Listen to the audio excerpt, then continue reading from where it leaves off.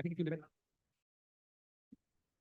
Very good morning, ladies and gentlemen. Before we begin, could I please encourage all our guests sitting at the back to kindly come forward? There are empty chairs and tables right here.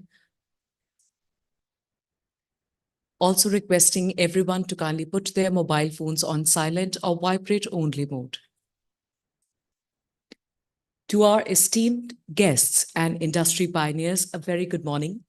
My name is Sahibjeet Kaur, and it is my pleasure to welcome you all to the second edition of BW, Recycling for a Greener Tomorrow, Conclave and Awards.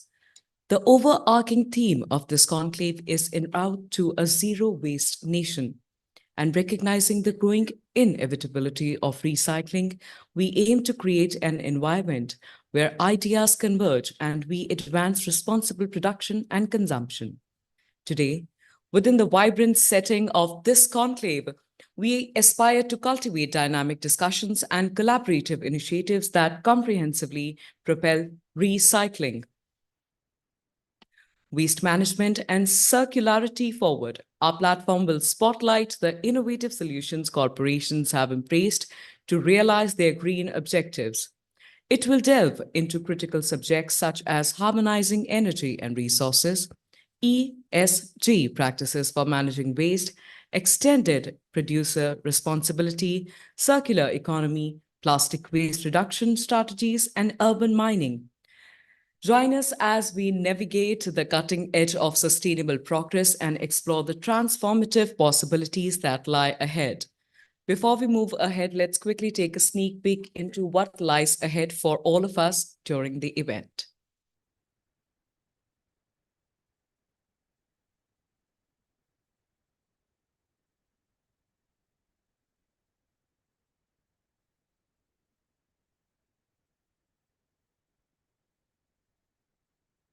I'd like to be a little bit more clearer. Let's quickly take a look at the AV. And once again, encouraging all our guests sitting at the back. Perhaps this is not a classroom. Let's not be backbenchers for the while. It's time we take the front seat.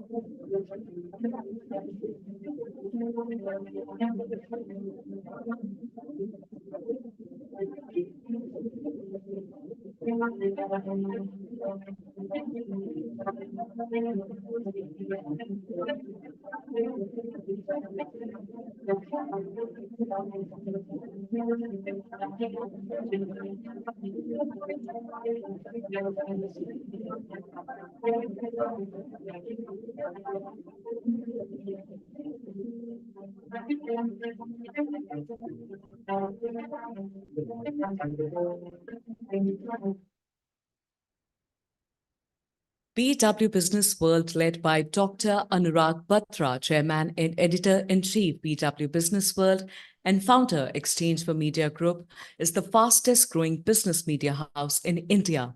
With a network across 24 niche business communities and 8 magazines, BW Businessworld is proud to be entrenched in various verticals in the domestic as well as global business ecosystem. With changing times, BW now has a massive readership in the digital space as well. BW in its portfolio has 24 niche B2B communities that organize conferences and forums to facilitate interaction between sectoral business leaders and create a conducive environment for collaboration. Stay updated on development by subscribing to the magazines within the Businessworld Group. Enhance your professional journey for knowledge and insights. Special offers are available for event attendees.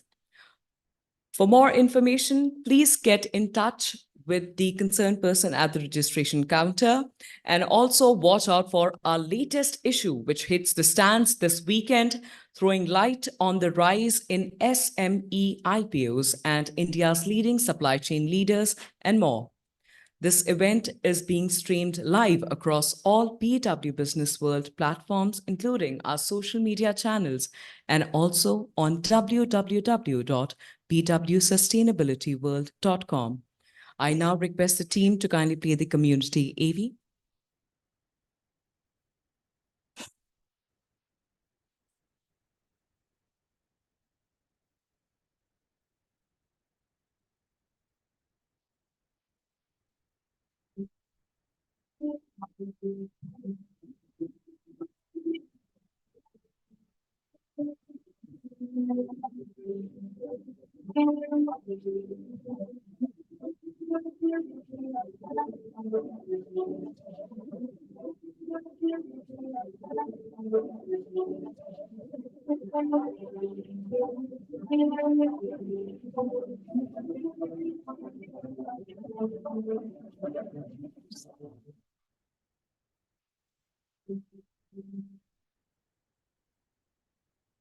As we commence today's event, I rather encourage everyone to actively participate in the discussions and share their insights throughout the day using the hashtag RFGT and hashtag #EcoChangemakers. Before we move forward with the conference, I would like to take a moment and express our deepest gratitude to our partners. Associate Partner, Signature Global. Event Partner, Joy Travels Private Limited.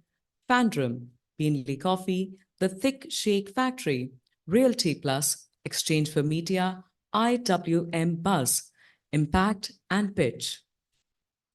And now, ladies and gentlemen, to talk about Vision to Action, a recycling revolution, please put your hands together as I invite to deliver the opening address, Dr. Anurag Batra, Chairman and Editor-in-Chief, BW Businessworld and founder, Exchange for Media.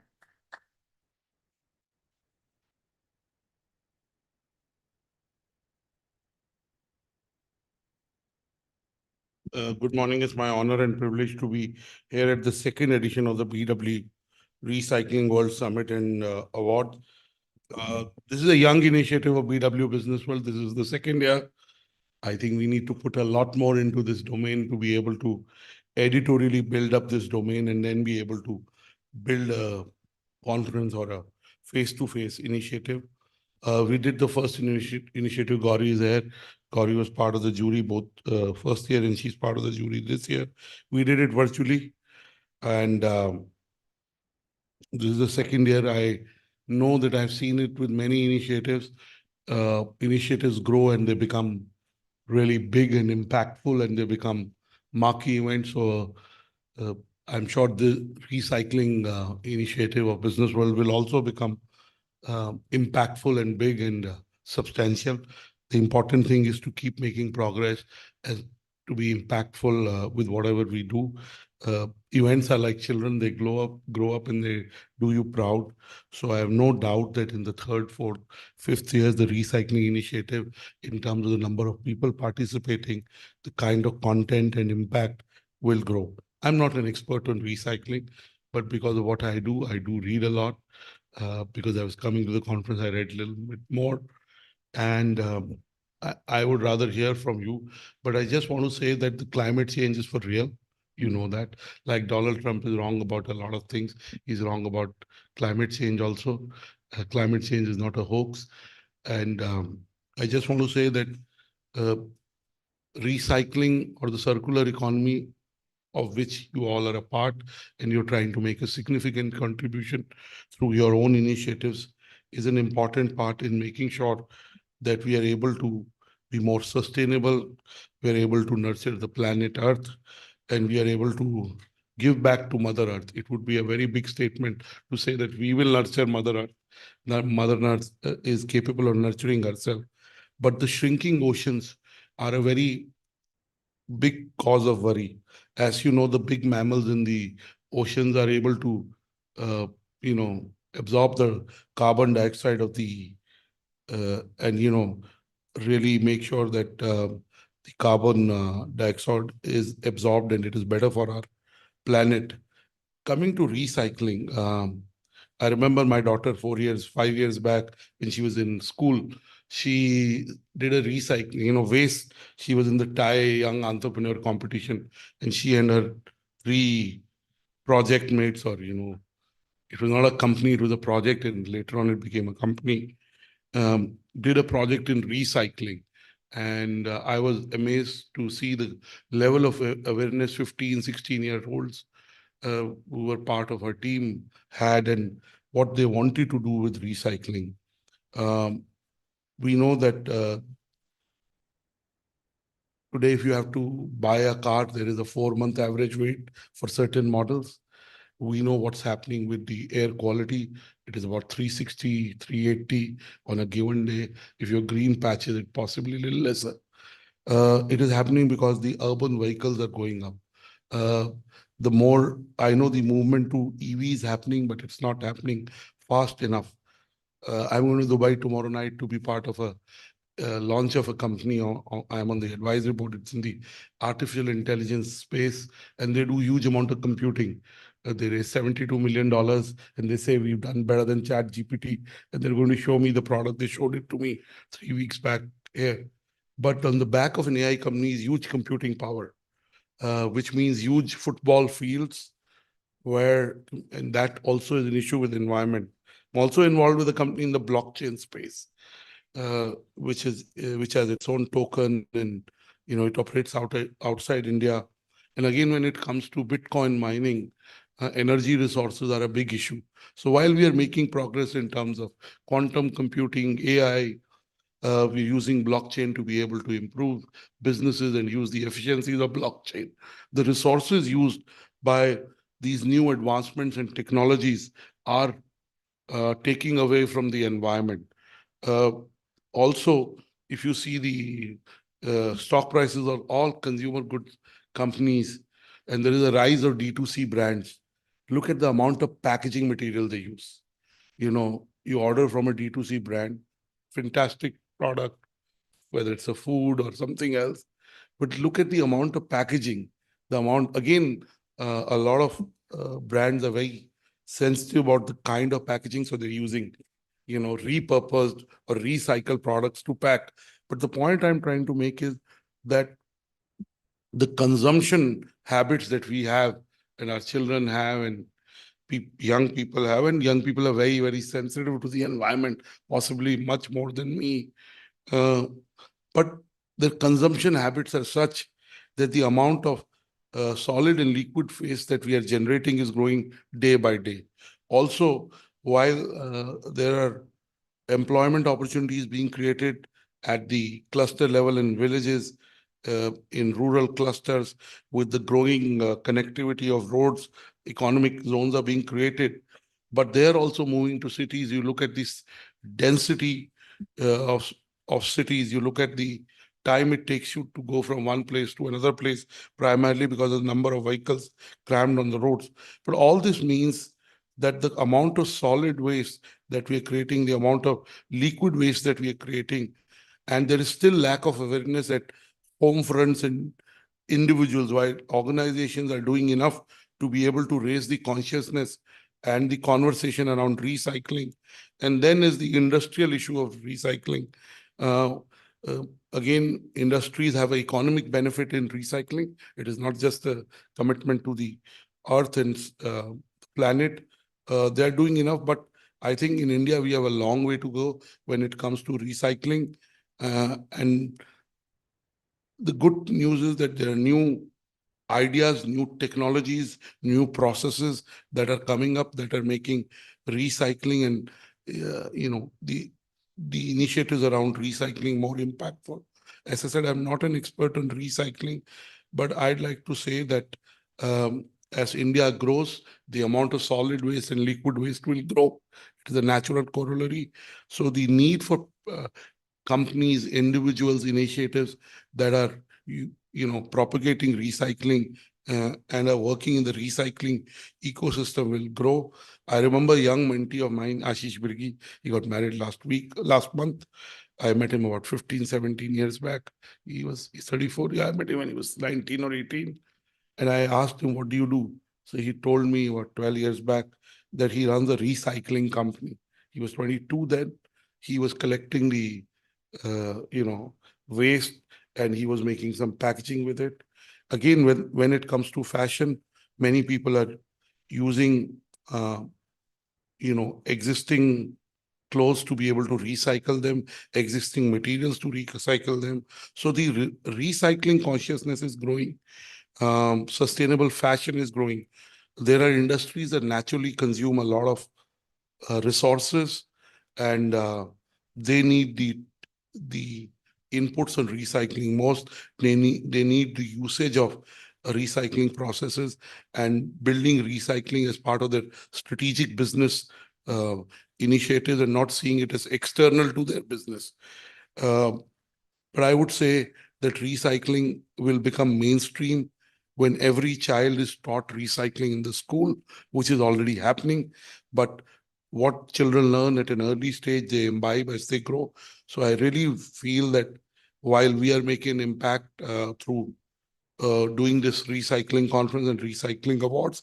And as I said, I've seen many initiatives that we've started, and they started small and they've grown, but really involving more chief sustainability officers, CEOs, founders of large corporations in the recycling movement would be an objective as we move forward to the third edition.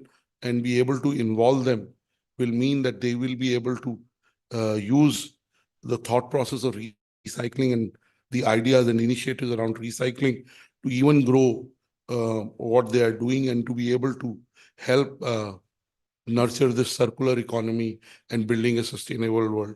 I want to end by saying and asking you two questions. One, how many of you sleep more than 8 hours? How many of you sleep less than 8 hours? All of you sleep less than 8. So I'm an exception. I sleep more than 8 hours every night. A lot of people ask me, "Well, how does my high energy come?" Because I don't compromise on my sleep, come what may. And I was 10 minutes late. I apologize for that. I live close by. I slept at about 11:40. I was woken up at 8, and I said I want to sleep for 20 more minutes. And I did sleep for maybe 40 more minutes. The reason I'm asking this is because as a country, we are low on sleep. Most Indians, a lot of Indians, sleep less than 6 hours. And that's not good for health. So wherever I'm talking about the importance of sleep. And I think, I can do better on movement. I completed my 11,000 steps yesterday. I went for my walk in the morning, and today I didn't go, but I sleep well. There's a book by Matthew Walker called Why We Sleep. There's a YouTube talk. You can watch it. If you watch it, you won't compromise on your sleep. I do my flights according to my sleep. Everything, my sleep has to be between 8 to 9 hours. And there are three fundamental pillars of health. You're all very accomplished individuals, run families, but in the whole hustle bustle of life, sometimes we'll forget to look after ourselves. Sleep is 60% of the foundational pillar of health. Then is nutrition, what you eat, and then is movement, whether it's exercise, yoga, walking, Pilates, whatever you do. But sleep is the most important. So really, I keep talking about this friend of mine who was the MD of SAP 12 years back. He was about 40. He's thin guy, really thin guy, short guy. Used to go to the gym for 2 hours, but used to sleep 4.5 hours on an average. He died one day of heart attack, right? Young guy. Nobody would call him unfit. Huh? Yes. Sad. Manu was still, he was less than 40. Mr. Ranjan Das was less than 40. So, all I'm trying to tell you is sleep more. It is very important. And the last thing is kindness. We all want to do well in life. We're compromising on some things to be able to contribute in some other area. But be kind to yourself. Uh, there is an Israeli, I have a presentation today. I'm not using that. Uh, who in 2012 was at the base camp of the Mount Everest. And then he started climbing up. He was very close to the Mount Everest. On the way, he encountered two of his friends who had started the climb with him, one dead, one almost in a bad condition. So he had a choice either to become the youngest Israeli to climb the Mount Everest or to be able to save his friend's life. Guess what he did? He saved his friend's life. He didn't become the youngest Israeli, eventually climbed Mount Annapurna and so on and so forth. But really, he chose to do the right thing by saving a life in a world where we all want to get ahead. And there's nothing wrong in getting ahead. If you do good work, you will get ahead. If you're focused, disciplined, you will get ahead. And getting ahead by the right means is not wrong. So being ambitious is not wrong. But the fact is that we become too me. Leaders have become too me. Everyone is too much of me. So in that me, be kind to others. You can only be kind to others if you're kind to yourself. Sleeping well is part of that. So really, while we discuss recycling and sustainability and the circular economy, the individuals and the leaders who are part of it have a responsibility to be able to look after others. I don't want to stand between you and the speakers, but all the best. It's a young initiative. It is the second year. First year we did it virtually in COVID, and we are doing it without sponsors, but that's okay. We are still doing, and I promise you, in the third year, it'll be much bigger. Avantika and Priyanshi have really done a good job. They passionately work at it. We've also launched BW Sustainability World last year in September. It's again a young site, but I'm sure as we put in more efforts, we put in a bigger team, and we set a higher goal. I'm sure when you come back next year for the recycling initiative, it'll be bigger, better, and more impactful. And this year also, the quality of content is good. The content gets beyond this room through our platforms. So really, whatever you're speaking here will go beyond this platform. So all the best. Thank you for being part of the inaugural cohort. In the evening, the awards are there. I'm on the jury, but I was not involved in the process. They just put my photo, but some of you have been on the jury. I know Gauri is on the jury, and you have decided it. So really, it's through an honest process. Our awards are absolutely jury driven, whether they're perfect or not, they're honest. Perfect are only two things in the world: Lord Shiva, second is my wife, except that everyone is imperfect. But the awards are absolutely honest. And again, as the body of work grows in the third, fourth year, more number of entries comes. We have a better understanding of the domain in a deep way. We also improve the process. So just want to express my gratitude to all the jury members. Some of them will be here in the evening. To be able to take out time and I think spend the whole day looking at the entries, maybe 2-3 hours before that to look at the entries and organize them. So my gratitude to you for taking out time. These are building blocks of the recycling initiative that we've started. So grateful. God bless you. I'm sure during the lunch break, we will catch up on time and catch up on conversations with each other. Thank you. God bless you.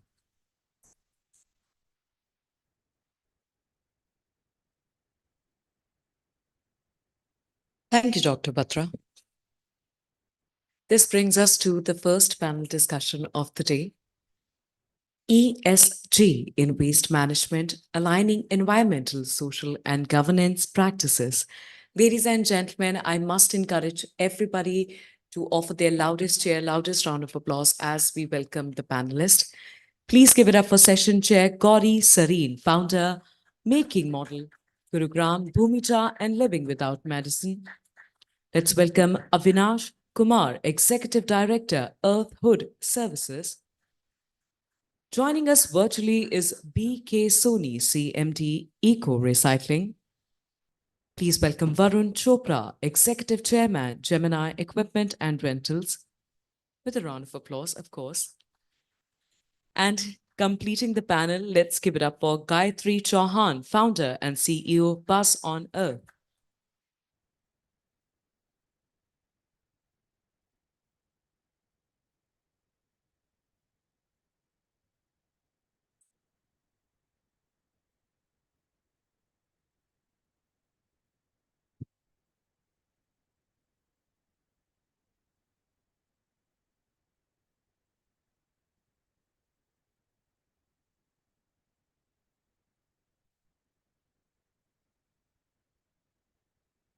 Allow me a moment as we get connected with Mr. BK Soni virtually.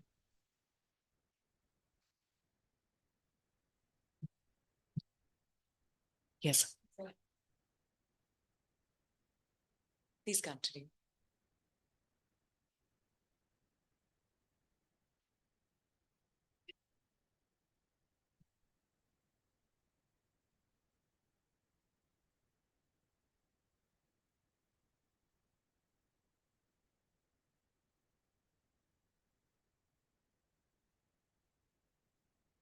Good morning, everyone. It's a pleasure and honor to be here. And it's especially a pleasure and honor because one is always so enthused about an area which is affecting each of us in a very significant way today. Anurag talked about sleep, and health does affect us. Health and wellness, last 4 years, I think it's really grown as a huge area. But when we start focusing on our internal health, we forget there is something outside us which is also affecting us in a huge way, and that's our environment.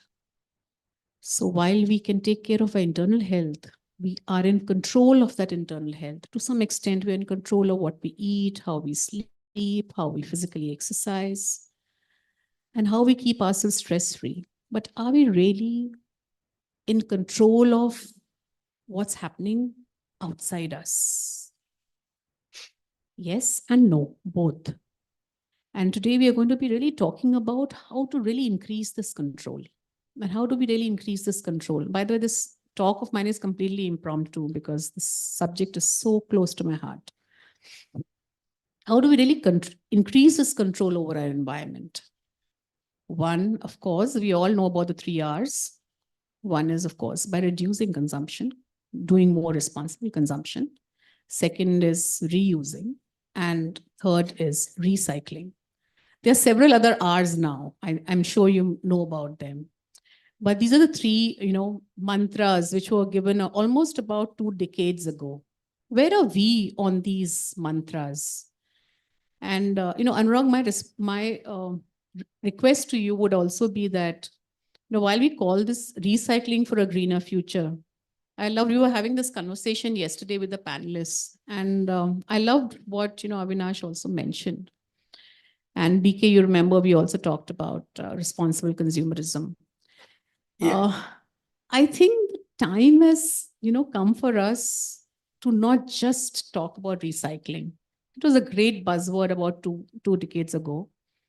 It still is extremely relevant and very important today. But we definitely need to keep emphasizing back into reduction and reuse. So somehow, I don't know how you're going to add the 2 R's here, but please do add those 2 R's because the world has started accepting that recycling is okay, right? And I loved again one sentence which was said yesterday, which is that there was a time when too much development led to climate change issues. And now it's climate change, which is, affecting development in a huge way. So till we really incorporate the first 2 R's, recycling itself is like a crippled, dog, if I may so. So just a couple of quotes which I felt, are relevant for us to share. And, every time I open Google, I keep getting shocked. So I thought it's good to always start with a shocker. 100 companies in the world today are responsible for more than 90% of all global plastic waste. According to a new research from the Plastic Waste Makers Index. And 20 of those companies are responsible for a whopping 55% of the world's plastic waste. And if this is not shocking us, then I'm not sure much more will. What it does to us, we all know already because it's all over the place. The good thing is that India is moving forward now. We are moving forward on our net zero goals. The first time we actually talked about was in 2013, when the Companies Act introduced one of the first ESG disclosure requirements for companies. Section 134M mandates companies to include a report by their board of directors on conservation of energy along with annual financial statement, right?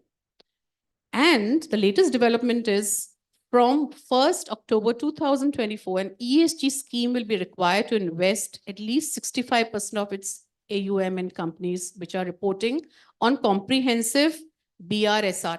Now, what is BRSR?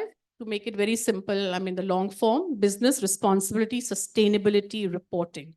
So we are now getting serious because this reporting framework for the top 1,000 listed companies in India is actually mandated. So we are now moving to a space where we're not only talking about individual responsibility, we are not talking about city responsibility. I'm already, very, very active in the city front. We have developed one of the first urban forests in Gurgaon, in the middle of the city, where the temperatures actually fall below 4 degrees. If you walk in, even in the middle of summer, and you are at 40 degrees, you actually experience not more than 35, 36 degrees there. So that's happened. I mean, you can see that happening in front of us. You see a lot of initiatives being taken at the residential level in terms of segregating of waste and all of that. Not enough, but yes, those initiatives are being taken. They're policy level initiatives being now considered. But what are we doing at the industry level, which are the real producers of all this waste? So are we introducing each of the speakers? Are we going to, you all are going to introduce yourselves? Okay, great. So I have 3 wonderful panelists here. One is Avinash, second is Varun Chopra, and Gayatri Chauhan. And then we also have online Mr. BK Soni. I think he's visible at the back right here. I'm going to, first of all, ask them to introduce about themselves. It's a very eclectic panel, very diverse, and what they're bringing to the table is really worth learning from.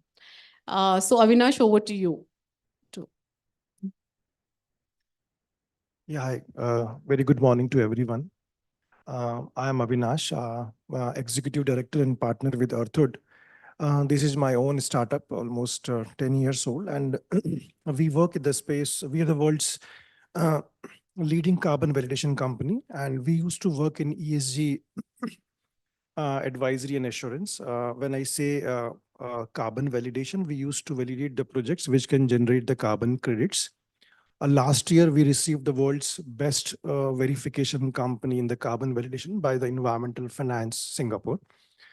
And we work in more than 65 plus countries. And in last 10 years, we have executed more than 2,800 projects, mostly in Europe and Latin America. Thanks to Gauri, and I think Dr. Batra also said, some very few critical points on climate change, sleep, and ESG. So the touching upon, should I continue?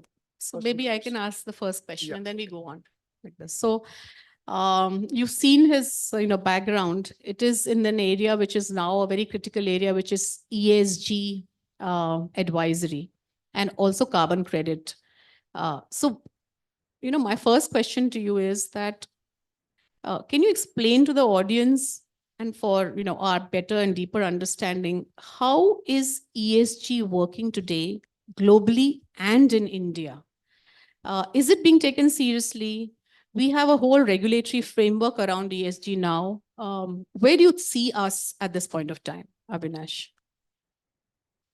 Okay, so ESG in recent years, it has gained a lot of momentum, especially I think post Paris Agreement. And when India made a commitment, not only India, but all the countries made a commitment in UN that they will set a net zero target to become 2050 or 2070 or 2060.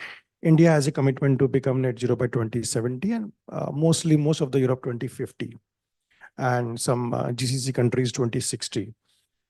Although it's not a new term.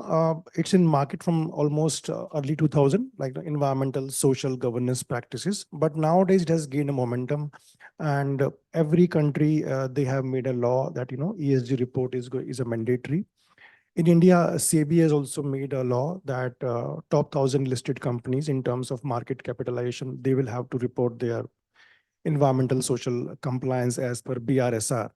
And now for 250, the assurance is also mandatory. Now, when we talk about this ESG, environment components talks about the greenhouse gases, biodiversity, climate change, water, waste. And social components touch upon social practices, health and safety, how inclusivity, diversity. Then governance about the transparency in reporting, top-down approach, the governance structure of a company. Now, in terms of a circular economy or in terms of waste management, ESG play a key role. Like nowadays, we are talking in terms of climate change, like, as you mentioned about the ESG and climate change. So let me give you a perspective of, how these are interrelated. India took a target of, becoming net zero by 2070, but that target is not going to happen unless we remove the carbon dioxide or we invest in projects which can avoid the carbon. So in last many years, a lot of projects has happened on the cook stove, forestry. Nowadays, the culture is coming about the carbon capture utilization, green hydrogen, shifting to different mode of transportation, solar, solars and wind.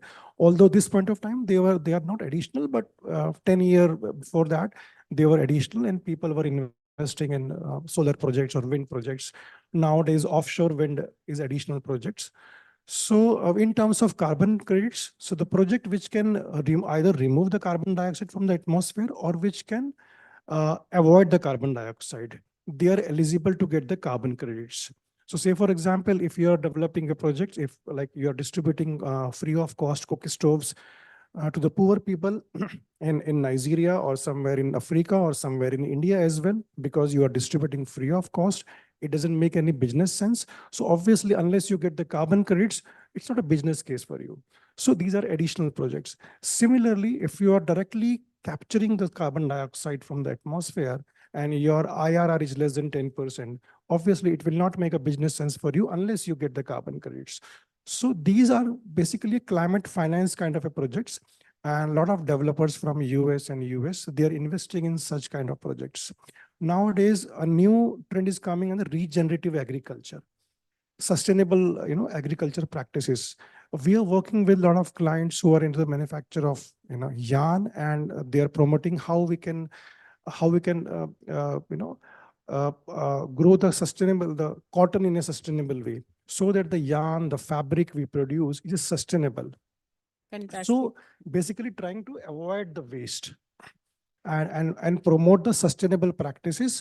And these sustainable practices touch upon E, S, and obviously without the involvement of governance, you cannot have these kind of practices. Fantastic. That's such a lovely overview, Avinash, which you've given. And, so regenerative farming is very close to my heart. Been doing it for almost now spreading it last 8 years practically.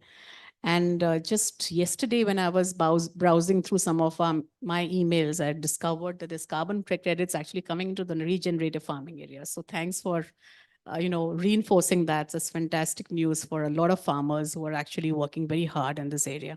So Varun, would you like to introduce yourself and speak about the very niche area that you're working in and how you are being able to bring in ESG for your customers? I thought that was a very fantastic way of extending ESG beyond your own organization.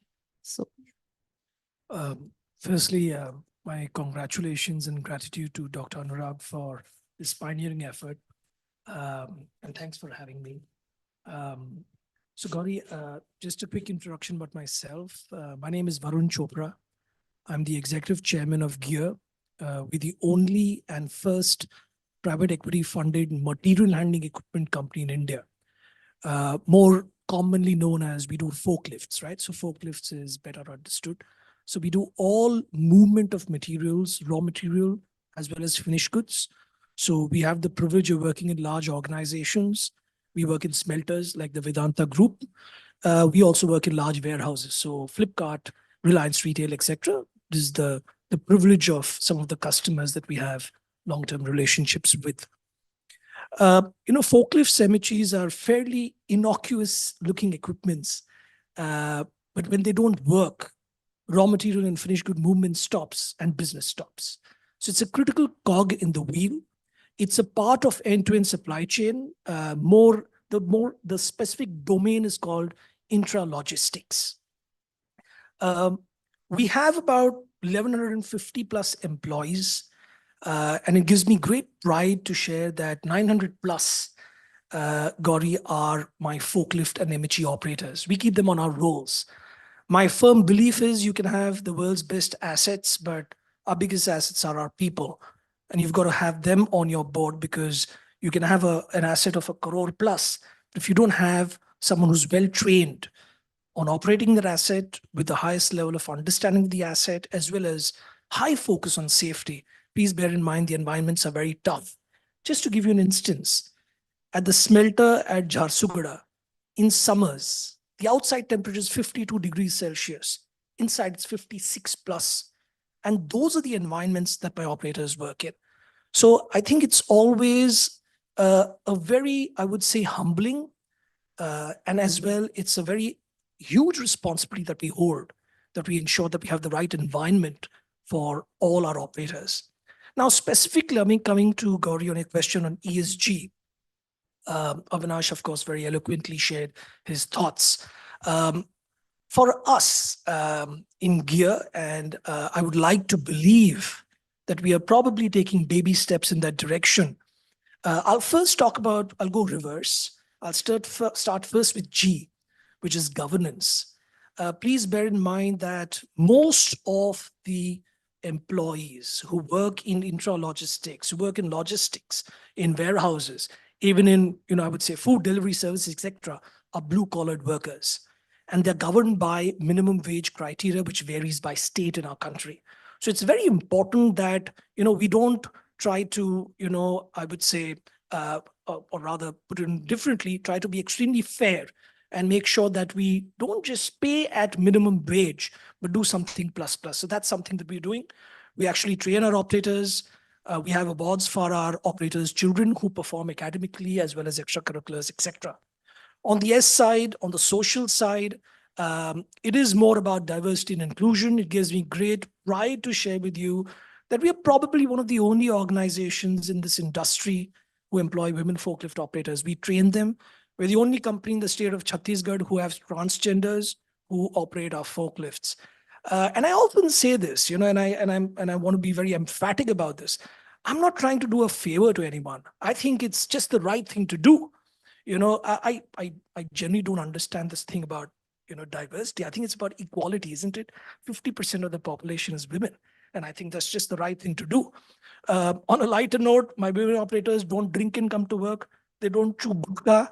They're a lot more disciplined. And they've got this hunger to prove themselves. And I think it's just good business sense, right? If you just look at it very, very emphatically and dispassionately. On the E side, we are the pioneers in zero-emission lithium-ion MHEs. We have the privilege of being number one.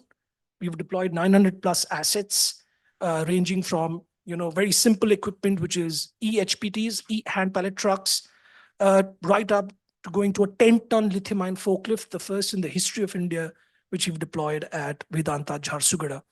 In the next 2 months, we'll be deploying the first kind of VNAs. These are the highest and most technologically advanced, very narrow aisle trucks at one of our leading automobile customers. Again, these are lithium-ion. So these are zero emission, and I think that's the key point. As to how do you drive the context, these are much more expensive assets, but we have a way of engaging with our customers to show how it makes economic sense to engage with these assets. That's fantastic. That's absolutely fantastic. You've really touched a different angle. We were talking about ESG advisory here, and then you're talking about actually bringing it to your customers in a sustainable manner. So I'm now going to turn to BK Soni here, who's online with us. And BK has the accomplishment of running one of the largest, please correct me, BK, BK Soni here, largest e-waste recycling company. And it is, if I'm not mistaken, again, the number one listed company in this space in the Bombay Stock Exchange. So first of all, congratulations. It's wonderful that recycling has really come of age, and what you're doing in terms of scalability is absolutely fantastic. So BK, over to you. Want to understand from you, what exactly are you doing in the e-waste space? What does your company do, which is a unique proposition for its customers? And how does what you're doing, yesterday we were having a conversation of mining versus recycling. And I think that's something which the audience may want to understand, that how do your organization use ESG to really redefine how recycling should be done versus mining, which is still being done in the unorganized sector. So over to you, VK. Thank you so much. It's a pleasure to be here, and good morning, everybody. Thanks, BW, for inviting me to speak on this occasion. One more feature you can add to me is that I can be safely blamed to start this industry in India. As simple as that. So we started the journey almost 19 years before, in 2005, as the first e-waste recycling company, and was first registered and authorized e-waste recycling company by the authorities. So it's a very long journey. We are a listed company, as you mentioned. Yes, we are the only listed company in the segment of e-waste management on the BSE. So what we do is we recycle the electrical and electronic equipment, medical equipment, lamps, fused lamps, all these items we recycle at our end to recover different commodities out of this, primarily metals, plastic, and glass, and which is being redeployed for the remanufacturing of the either the same product or the different products out of the same. So this is what we do. And as far as the industry is concerned, it is about 4 million metric ton of industry size today, which is 40 lakh tons. So that is the available material as an urban mine or on the surface. We need not to go deeper into the mines to get that 4 million metric ton of material into the mines to reproduce, versus we can utilize the recycled material to redeploy for the manufacturing purpose. As far as ESG is concerned, so in any case, recycling is environment friendly, more environment friendly than probably the mining. This is one significant difference between the two. As far as the social is concerned, obviously it is being done in an informal manner today. Before 2005, almost 100% was done by the informal sector. Gradually it is reducing, and thanks to the regulation as e-waste management rules, which is primarily around EPR, Extended Producer's Responsibility, which is based on the principle of environment protection responsibility. And today about 4 million metric ton, which is worth about $4 billion to $5 billion. And if the producers decides to spend just 1% of their sales value, which is about $375 billion worth of electronic they are selling in India every year, if they just decide to deploy 1%, that is $3.75 billion for collection to recycling and disposal of hazardous waste, believe me or not, we can achieve 100% success in this area over a period of time. With, of course, self-governance is one more important last element of the ESG. Thank you so much. Thank you, BK. That's very the kind of figures which you're talking about. They're phenomenal, and this is really the kind of scales we need to be focusing on in the years to come. We will come to the challenges later, because they are obviously challenges in making this happen, so to speak, but we'll come to that the next. So I have Gayatri Chauhan here from Buzz on Earth. And Buzz on Earth is a sustainability hub which looks at 4 broad areas. I will, of course, let her explain about Buzz on Earth. She's doing some really cutting edge work, again, in the space of ESG and sustainability across organizations and sectors. So Gayatri, over to you. She has a lot of accolades behind her. So do touch upon that too, Gayatri. Thank you, Gauri. A very warm welcome to everyone here, and thank you, Business World, for the invitation. It's my, privilege to be here among you all and share some of the work that we have done. And of course, recycling and waste management is one of the most important topics to be touched upon in today's day and age because of the rapid pace at which we are all growing and the urbanization which has become the talk of the town, and almost every single nation in the world wants to actually live the kind of life the America has. The same journey is being traversed all over again. So it's important for us to ensure that we do not repeat the same method of development which was taken up by the West. So it's important that we are really conscious of that, and we do write our own script of development. So just to give you a bit of introduction, I run these two organizations called Buzz on Earth and Gaia the Earth Foundation. Buzz on Earth is a sustainability hub, as Gauri mentioned, and we focus on helping corporates on converting their aspirations on sustainability into action. So we not only help them frame their sustainability goals and help them analyze and assess the aspects of sustainability that are material to them, but also help them realize those goals in a time-bound, effective manner in the given constraints of cost, strategy, and the business goals. And we try to ensure that the sustainability goals are not something out and beyond the business goals that the organization has. That is one thing we do. Apart from that, we also have specific programs under the realms of innovation, regeneration, and youth, which I personally really believe that these are the three areas that have not been tapped into much. And that's what Buzz on Earth is trying to do. So talking about innovation, I'll just give a little introduction on each of the three. So on innovation, we run a program called ACE, that is Accelerator for Climate Entrepreneurship. You all can check it out. And if you are yourself an innovator, you can even apply for the category that is suited to you. The website is aceindia.in. So this initiative is actually India's showcase and demonstration for the world that what kind of innovations do exist. And specifically on waste management, materiality, and sustainability related aspects of solid waste management in specific, there are some amazing ideas and solutions that we have been able to incubate, and they're part of the whole portfolio. Second, this initiative also focuses on ensuring that collaboration happens. Most of the work that is not happening in the field of sustainability is primarily because each and every entity is trying to work in silos. And we need to create platforms where collaboration happens between the governments, businesses, innovators, investors, and the right kind of opportunities are created. So that is what Buzz on Earth focuses on through ACE India. It's a program which is also in partnership with United Nations Global Innovation Hub.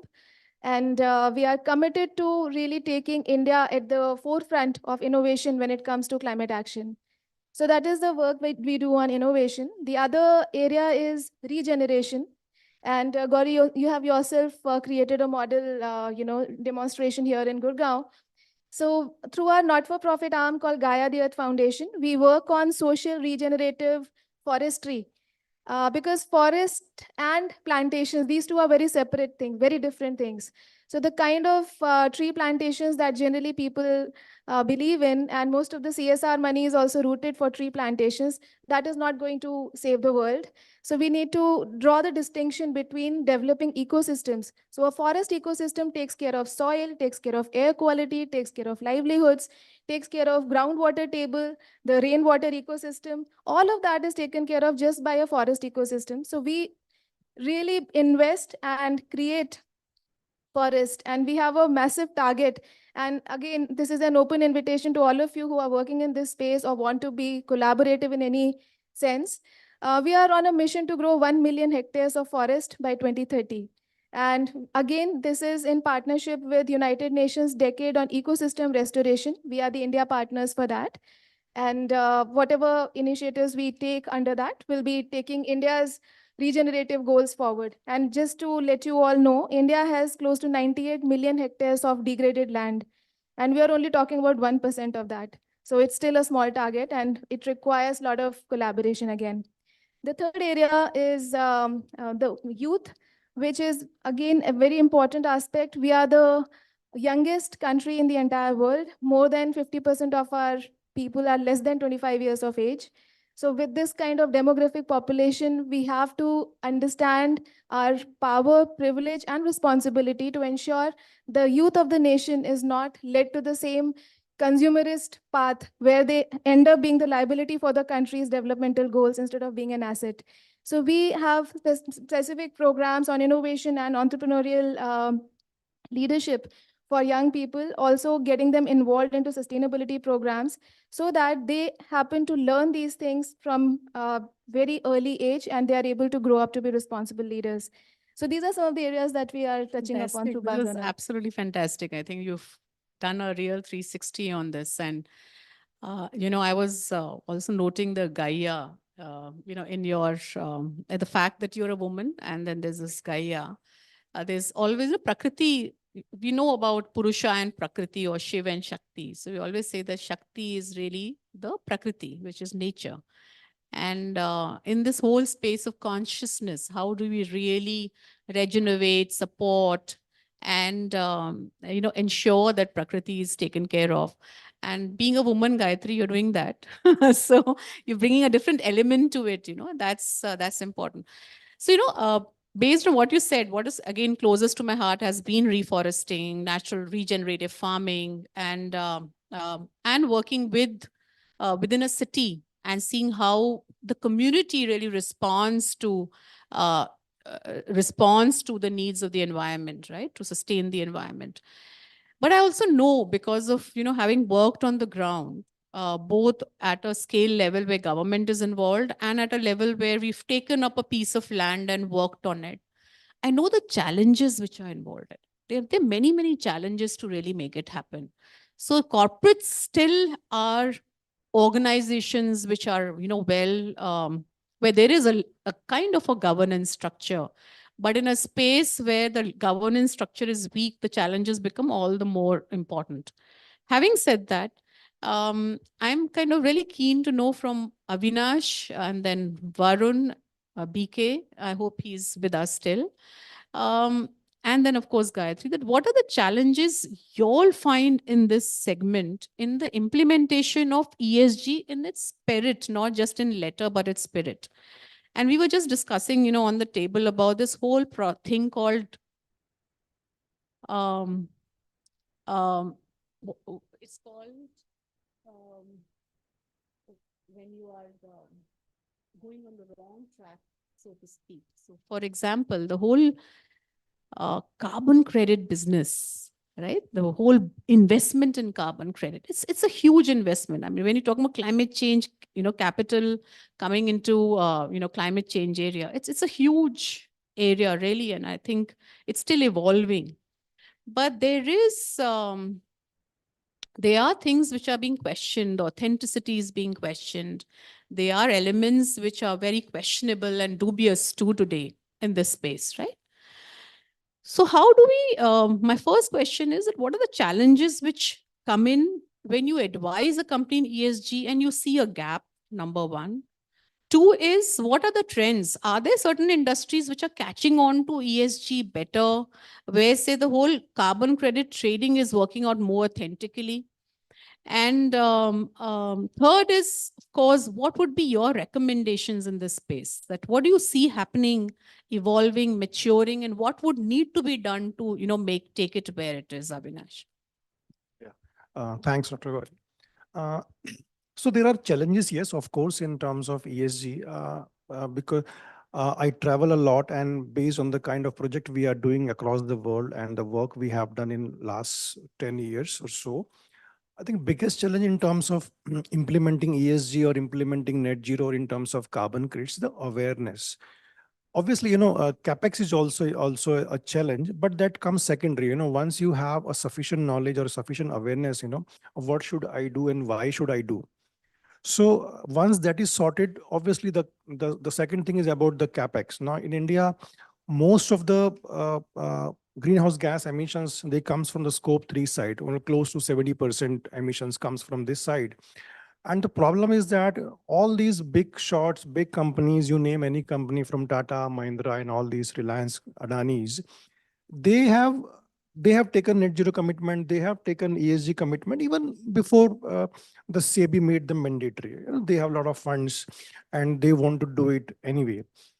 But their upstream side suppliers, they still hesitate to take the commitments because they according to them, because based on my experience and I have my discussion with them, they say that we struggle in paying GST. How can we think about decarbonization? Yes, we are happy to do that if the government can incentivize us, or our buyers, they can give us some sort of funds. They're happy to do that. Now, coming back to the carbon credits, there are a lot of sectors who are getting carbon credits, like in the waste, because the topic about the waste and circular economy, companies like Biofuels Private Limited, companies like Biogas Ramkey, they have diverted a lot of municipal solid waste from the landfill, and they are developing projects, waste to energy project. Even in Gazipur, ILFS has gained the carbon credits. So a lot of these, Ramkey, biogas, biofuels, they are getting a lot of carbon credits by developing a waste to energy projects. Similarly, I have seen a lot of awareness coming up nowadays. Almost last week, I was in Harda, a district in Bhopal, and there the community over there, they are doing a lot of plantation on the forestry side, and they have a commitment. They have made a commitment to grow almost 10 million trees, and now their project is registered with Vera as well. So there's a famous tagline over there. The name of the NGO, I'm just forgetting the name of the NGO, and their tagline is that "Tum mujhe bed do, main tumhe ped dunga." So farmers, Bhopal, Harda. So they have a community program, and the bed of the khet and farm. So every farmers, they are going to every farmers and they're saying that you please give us your bed, and we will plant a tree on that particular bed. The only purpose, the only role you will have to play is that just make sure that nobody destroy those beds. No animal, or just nurture them for 3-4 years, and once they achieve some momentum, then they will self-sustainable growth. So with that sort of efforts, they're going to plant on 10 million trees. So nowadays a lot of knowledge is coming up, but for a country like India, it will take some more time. On the other side of challenge, as I mentioned, the awareness. If the mainstream buyers, mainstream companies, they can take the onus on themselves, they can take the responsibility that we will fund our upstream side suppliers, we will give them some advance money so that they can set the decarbonization approach. They can, whether they achieve the carbon credits or not, that's a different thing altogether, but at least they play some role in the decarbonization, which is the important part of the E, S, and G.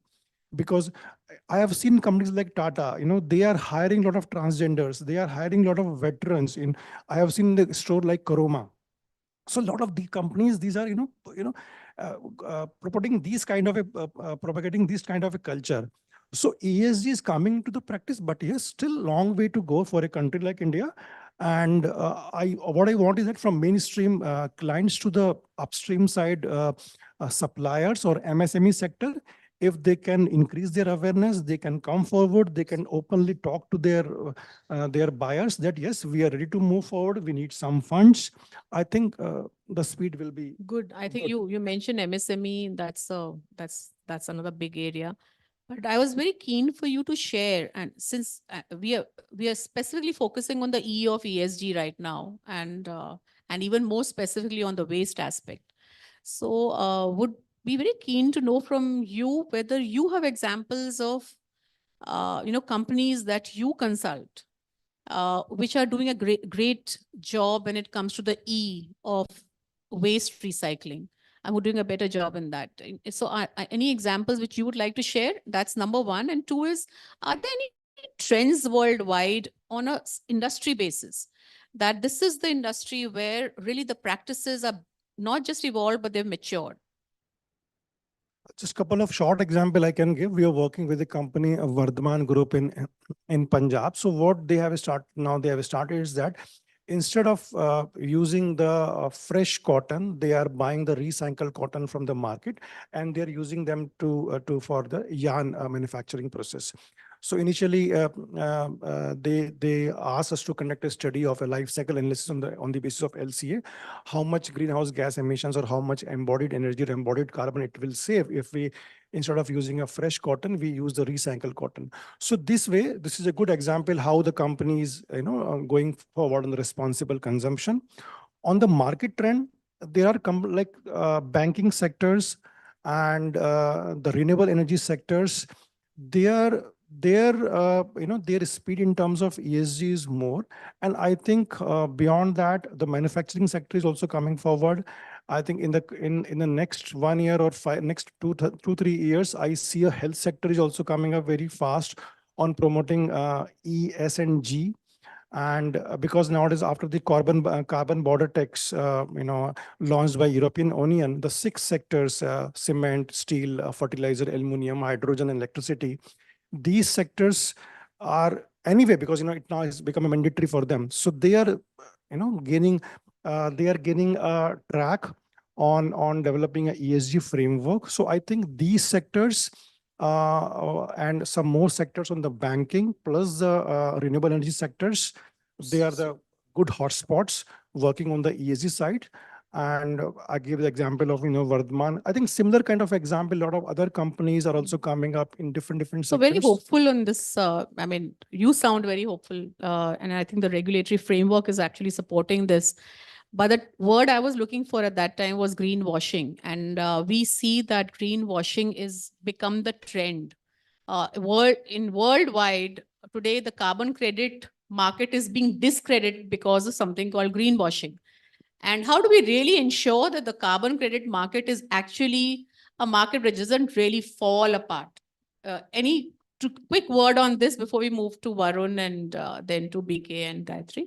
Yeah, so unfortunately, obviously, greenwashing is there because we do a lot of validation on carbon credits project. The problem comes when, in case of cook stove projects or RED Plus projects. RED Plus is basically you are preserving or conserving the already forest which is already existed. Sometimes what happens, because of the climate change, fires, and other issues related to animal harming them, or cook stoves are being distributed, but they are not being used by the actual users because they are their behavior that don't allow them to use something new. So because of that, there is no permanency. So because of that permanency, because of leakage issues, a lot of greenwashing is happening. And last year, Guardian also wrote a huge article on how the greenwashing is being done. Because when you estimate the carbon credits, and we have distributed 1 lakh cook stove or 1 million cook stove, but out of those 1 million cook stoves, how many are being utilized on the real-time basis? But now a new technology is coming up, DMRB. So companies are trying to put some electronic chip on these cook stoves so that real-time usage can be seen, whether after the distribution of 1 month they are still being utilized or they are being thrown away. So even the same is coming up in the forestry also. We will be putting a chip, and we can see the real-time growth of the forestry. Great. So Varun, in a very short, maybe in a minute or two, if you can just give one specific challenge that you face in implementing ESG for your clients, and E, of course, in particular. And 2 is, what would you recommend to any of the stakeholders? I think first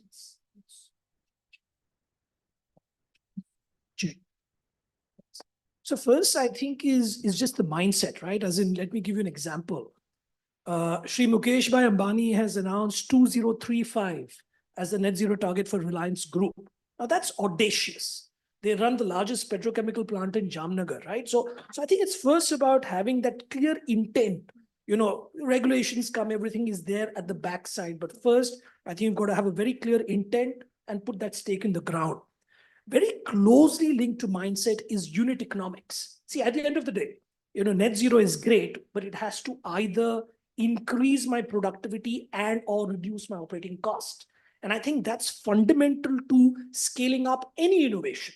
Now, if you just take a parallel example on EVs, right? So Tatas have currently crossed 100,000 units in 2023, which is just a drop in the ocean in the total ecosystem. But when you look at lithium ion prices over the last 3 years, there's been a significant decline. And that's coming because of various reasons. There are supply chain related as well as demand related points. But the key point is unit economics.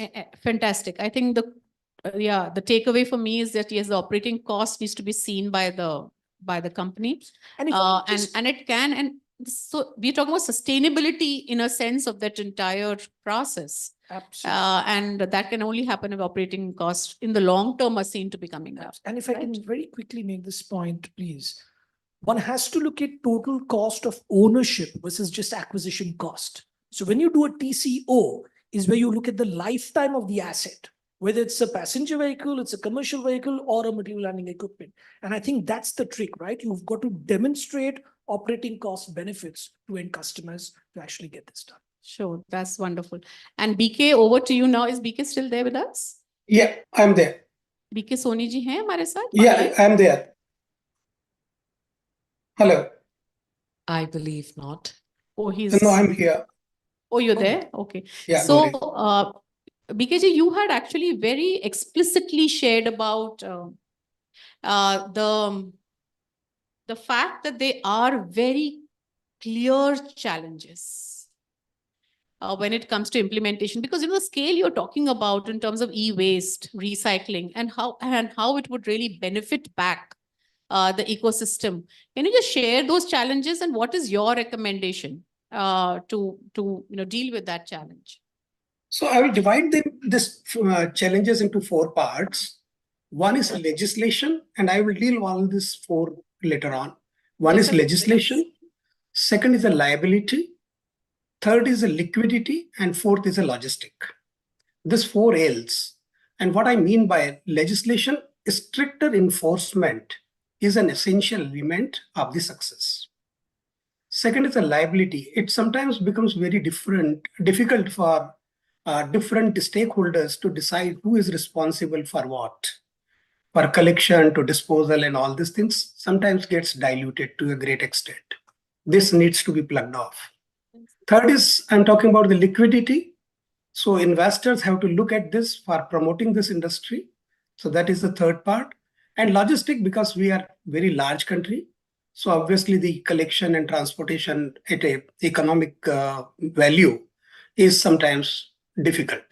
So legislation, liability, liquidity, and logistics are the 4 major challenges I see.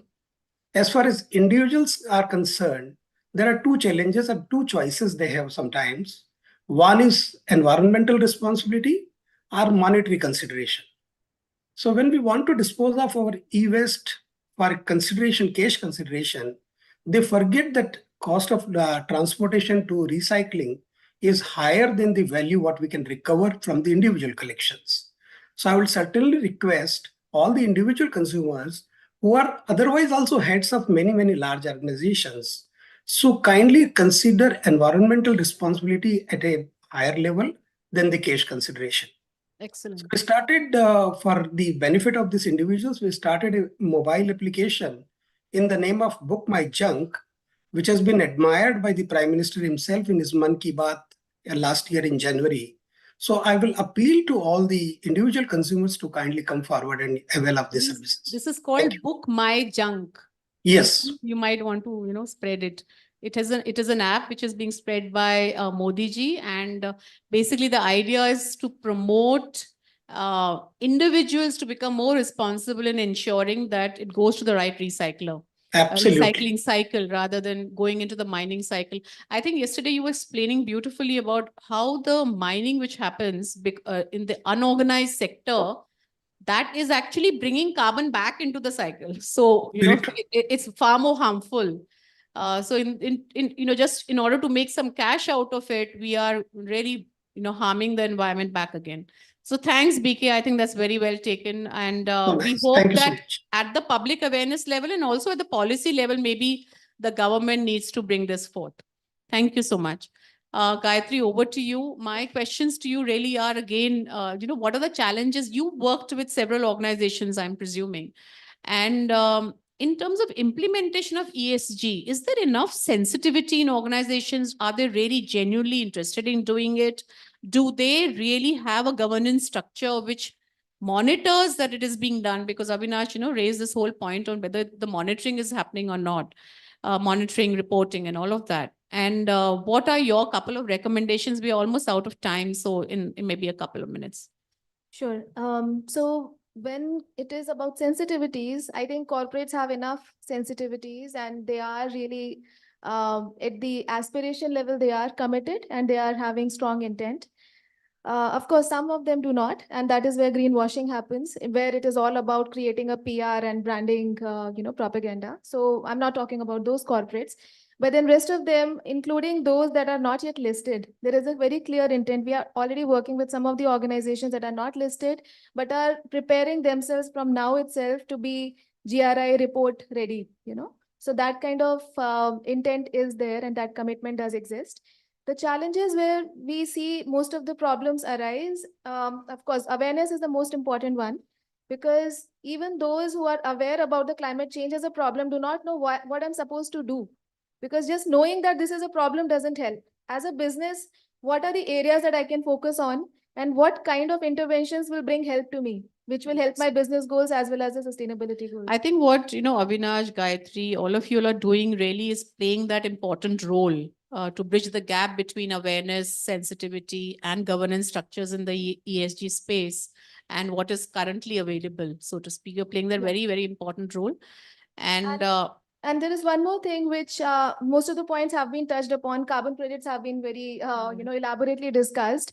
But there's one more element of plastic credits, which I think nobody spoke about. And so I just want to bring it to the knowledge of audience.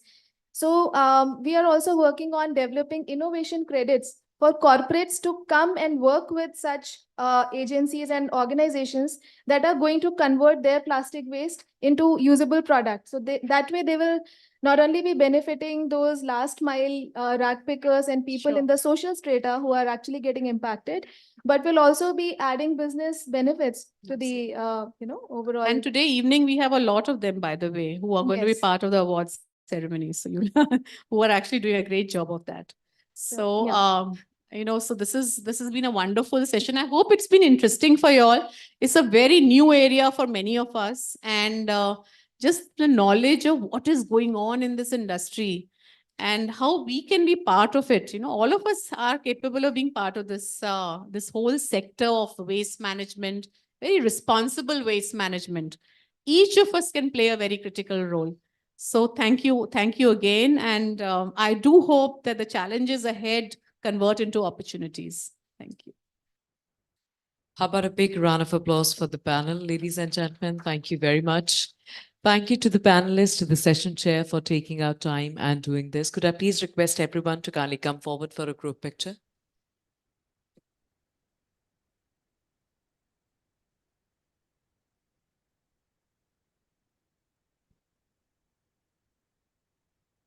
I think there's enough space. Yes.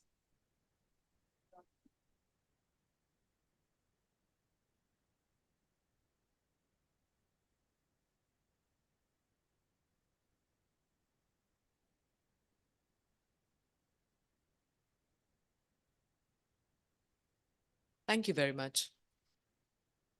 This brings us to the next panel discussion for the day: harmonizing energy and resources, a sustainable approach to waste. Ladies and gentlemen, I must encourage everyone to offer their loudest cheer as we welcome the panelist.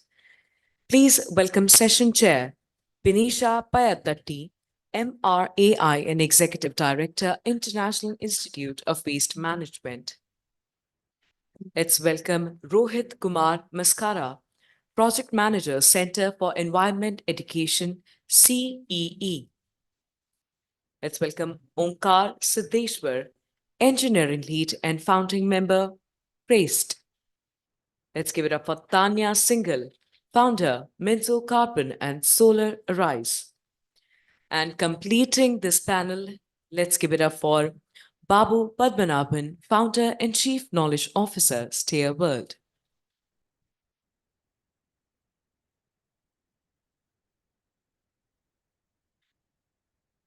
Now, before we start, there are two advantages of clapping. One is energy, and the second is it prompts blood circulation, helps you focus better. So how about a quick round of applause before we start with the next panel discussion? Thank you. Over to you.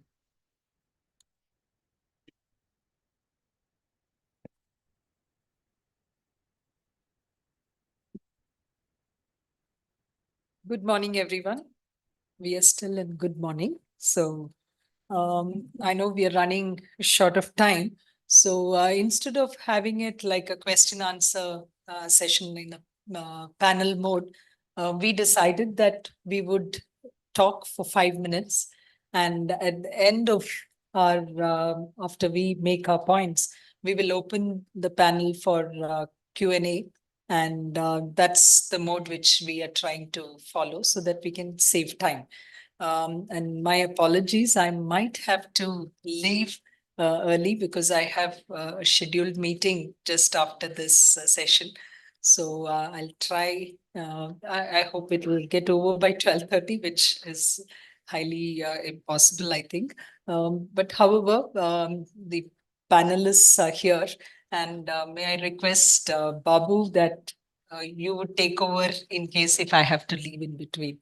So thank you. And I should thank the organizers here for this opportunity because we have some real stalwarts here in this field. I have been working in waste management for the past 28 years. So it's really nice to see that, you know, we have so many people in this field now. So with that note, let me get into the session, the topic. Namaste and good morning to all of you. I woke up today reading the headlines in the media. Garbage goes back to dustbin. A politician's quote. Many of you would have also read about it. It's regarding the latest development in one of our states. I don't want to name it, but I'm sure you know about it. What is the missing point here is the reference to recycling and circular economy. So I hope the party takes a cue on this. Anyway, politics aside, let me narrate two stories to all of you in the context of recycling world. The first one is of plastic recycling. So to make 1 ton of PET plastic bottle, energy expended is 30,000 megajoules, which includes calculations from the formation of enthalpy of polyethylene from naphtha, transportation, packaging, etc. Once it reaches the customer, that is you and me, and we discard it, then bringing it back to a PET bottle manufacturer, which we now call it as circular economy. The story is it saves 21,000 megajoules, which is 70% less energy. But this does not include, that is in the recycling sector, it does not include transportation, packaging, and other resources which are being spent. So that is the reason why in Western countries, the logistics and the manpower costs, which are very high there, recycling is not economically sustainable.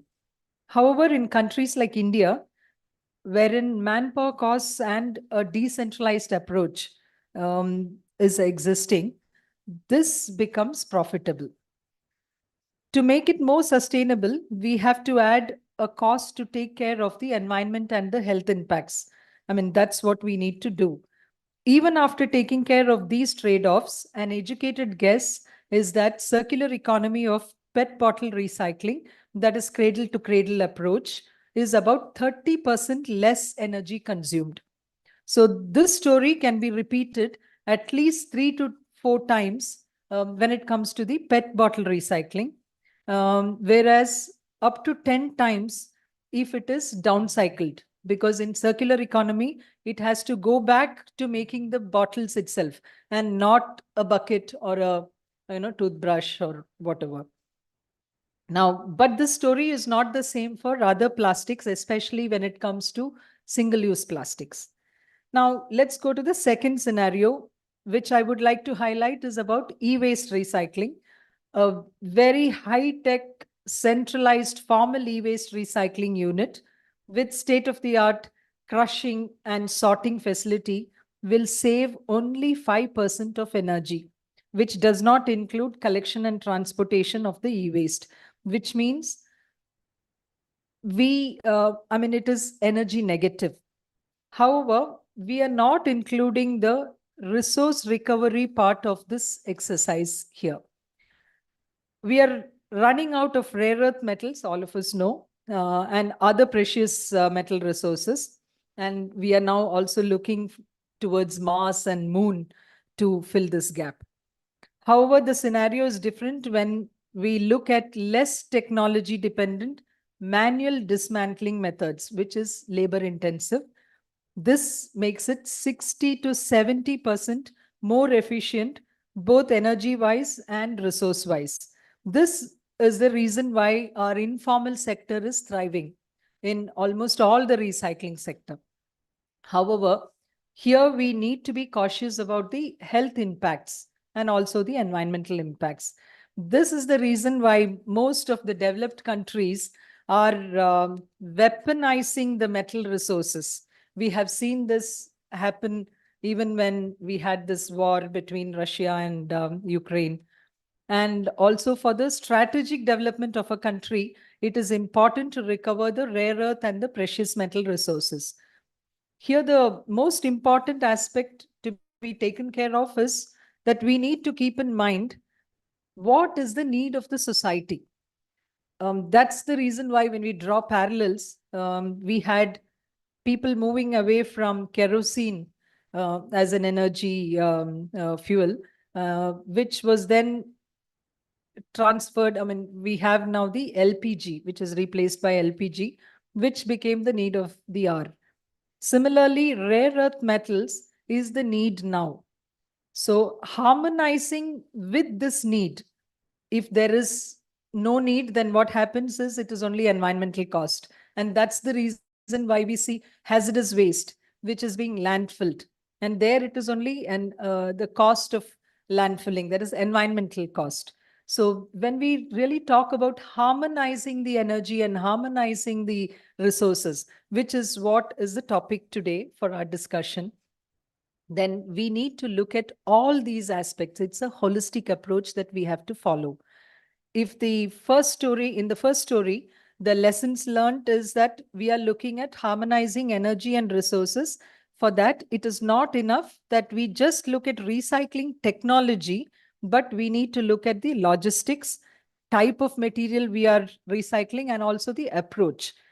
And in the second story, the lessons learned is that we need to be conscious about the fact that sophisticated technology or high tech is not always the sustainable aspect. We have to be aware about the process of recycling to recover maximum resources. So when we look at any technology or process of recycling, we need to have a holistic approach for it to be sustainable. So these are the 2 points which I wanted to make. Let me also draw your attention to our session title, which is a bit skewed. The management word is actually missing here. It should read a sustainable approach to waste management and not sustainable approach to waste. It actually gives a completely different meaning. I actually remember some of the people referring, even today, many of them refer to Pollution Control Board as Pollution Board. I leave it at that and open the floor to the panelists to present their technologies and approaches to make recycling a sustainable venture. Thank you very much and hope to hear from all of you. Thank you.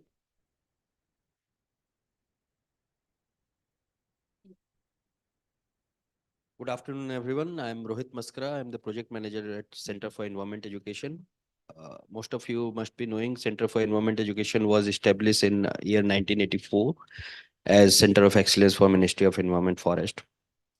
So don't get into much of the details of the organization. What we are currently doing with the support of HDFC Bank through their CSR, we are setting up MRFs and material recycling centers with the support of local ULBs, both in urban and rural areas. And in fact, first of its kind in India, you were talking about logistic and energy saving and others. So first of its kind in India, where MRF and MRC both are set up together with the support of local ULBs. In fact, just 2 days back on 25th of January, we had our first of such kind center inaugurated in Bastar, Chhattisgarh by the CM of Chhattisgarh. So this is what we are talking about, energy efficiency. You were talking about resource efficiency. There are much of the words we are talking about. So our tagline is reimagine the materials, the way we are using. First is producing, consuming, and disposing the materials. So on that theme, we are working. So our idea is not to set up any parallel system in the ULB or any location or any city what is there in the system. We try to strengthen the existing system. We try to integrate all the stakeholders, including the informal sectors. As we all are like learned people here, we know the informal sectors are the key players to work with the in the waste management stream. So this is what we are doing. You were talking about some data. So the per acre extraction of material in India is 1580 tons compared to world's per acre data is 450 tons. So this is what we need to work on. Our recycling rates are still lower. We are working on that. While you are extracting from the ore, the material extraction is lower compared to while you are extracting from the recycling process. So this is what we are supporting, and this is what we are doing across locations. Thank you. Yeah. You made a point saying that India's recycling rate is low, but that is in terms of the numbers which are out, because otherwise India's recycling is the highest. If you agree with that, I don't know what. Yeah, because we have most of it in the informal sector, and we don't have the numbers, and that's the bane of our country. Now there are issues there, but that's a different thing. So I think if all of you agree, or maybe later if you have some other views, you can actually come back with that. Thank you. Hi, good afternoon, everybody, and thank you for having CRAST in this esteemed panel today. My name is Onkar Siddheswar, and I am currently the engineering lead and founding member for CRAST. Now, CRAST is basically an amalgamation of crop and waste. So, because that is exactly what we're doing, we are trying to reduce crop waste burning and trying to save the carbon that is being released into the environment every day. Now, India is the second largest farming nation in the world and generates almost 500 million tons of crop waste every year, out of which 16% is being burned currently, which releases 160 million tons of carbon dioxide into the environment. And what we are doing is we are utilizing this so-called waste and making some value-added products out of it, namely pulp and paper for packaging applications and engineered green boards for furniture applications. Now, so I would like to highlight the source, basically. The source of raw material, that is agro residue, is quite bulky, right? That is the main challenge that entrepreneurs and people working in this field are facing. And ma'am mentioned the point about decentralized working and micro units like the Amul model. That is exactly what we're trying to do. And we have commissioned our first pilot plant in Murena in Madhya Pradesh, right? And so we take our factories to the source of raw material and that basically employ the local people there and try to make the pulp at the farm itself. Yeah. And the best thing about our boards is basically that they are formaldehyde free, right? E0 formaldehyde is basically a known carcinogen which is banned in the West already, and it is also going to be mandated in India. Now coming to the next point about circular economy. I mentioned the formaldehyde-free adhesive that we make. Basically, it is extracted from our pulping process. So pulping is basically a biomass fractionation process, if you No, there are three components basically: cellulose, hemicellulose, and lignin. And lignin is basically a natural binder which comes out in the form of black liquor when you make pulp, right? And conventionally, it is just a waste for the industry, and we extract that from the black liquor and use it as a bio binder in the engineered green boards. And yeah, that is all. We're trying to make an impact on the grassroots level. We're trying to make the farmers a part of our team, because that is where it all starts. They have to be enlightened. They have to be motivated to not burn the crop waste. Yeah. And that's all. Like we aim to have almost 100 decentralized facilities all over India. Right. Currently we have commissioned a 10-ton per day plant in Morena. And yeah, that's all. Thanks. Thank you.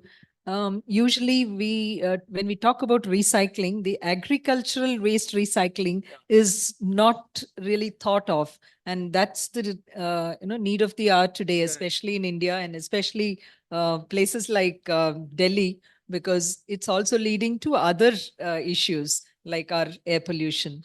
So I think very good that I know. Of Yeah. course, yes. So everybody knows about project Haryana of- because that is yeah, paddy. Paddy. Morena is basically a mustard belt. And it's been 2 years that we've been there, and I don't see mustard being burnt anymore. Like, Hmm. yeah, it's that good, you know. Yeah. We have plans to go to Haryana and Punjab, just setting up supply chains with the help of government there. Because I was also involved in several innovative projects where these stubbles were taken out and then you do certain recycling. But all that failed only because here what we require is in situ Correct. and decentralized. Yes. Because otherwise logistics is a big issue in this. So I think that is a good point what you are doing. Definitely. Next. Good afternoon, everyone. Good afternoon, everyone. Okay, perfect. So I'm Tanya. I'm an entrepreneur. I started my solar energy firm in 2010, where there wasn't even a solar sector in India. And with a vision of saying, will there be a day that solar power or clean power will be cheaper than conventional fuels? I'm very proud, and I don't know how many of you know, today we generate renewable power at sub coal prices, actually cheaper than coal. And almost 40% of the Indian electricity, this power that you're seeing here, the light that is running, actually comes from renewable sources, which includes both solar, wind, biomass, and stuff like that. I want to challenge and ask a few questions here before I start. How many of you actually measure your carbon footprint? How many of you measure your carbon footprint? Okay. Yeah, right. So in an evolved group of us, people who are genuinely concerned about sustainability, we're talking about it, we barely measure our carbon footprint. How can we reduce something we don't measure? जब हमें पता ही नहीं है problem कहाँ है तो हम उसको रिड्यूस कैसे करेंगे, right? That's my first argument that I ask people.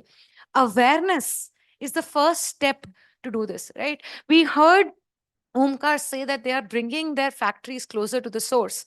We generate so much waste at home daily. How many of us actually sort it or, segregate it? India is very lucky in the sense that you have cheap labor who does a lot of this hard work for you. But sometimes we disregard the value of small actions, and sustainability is all about those small actions.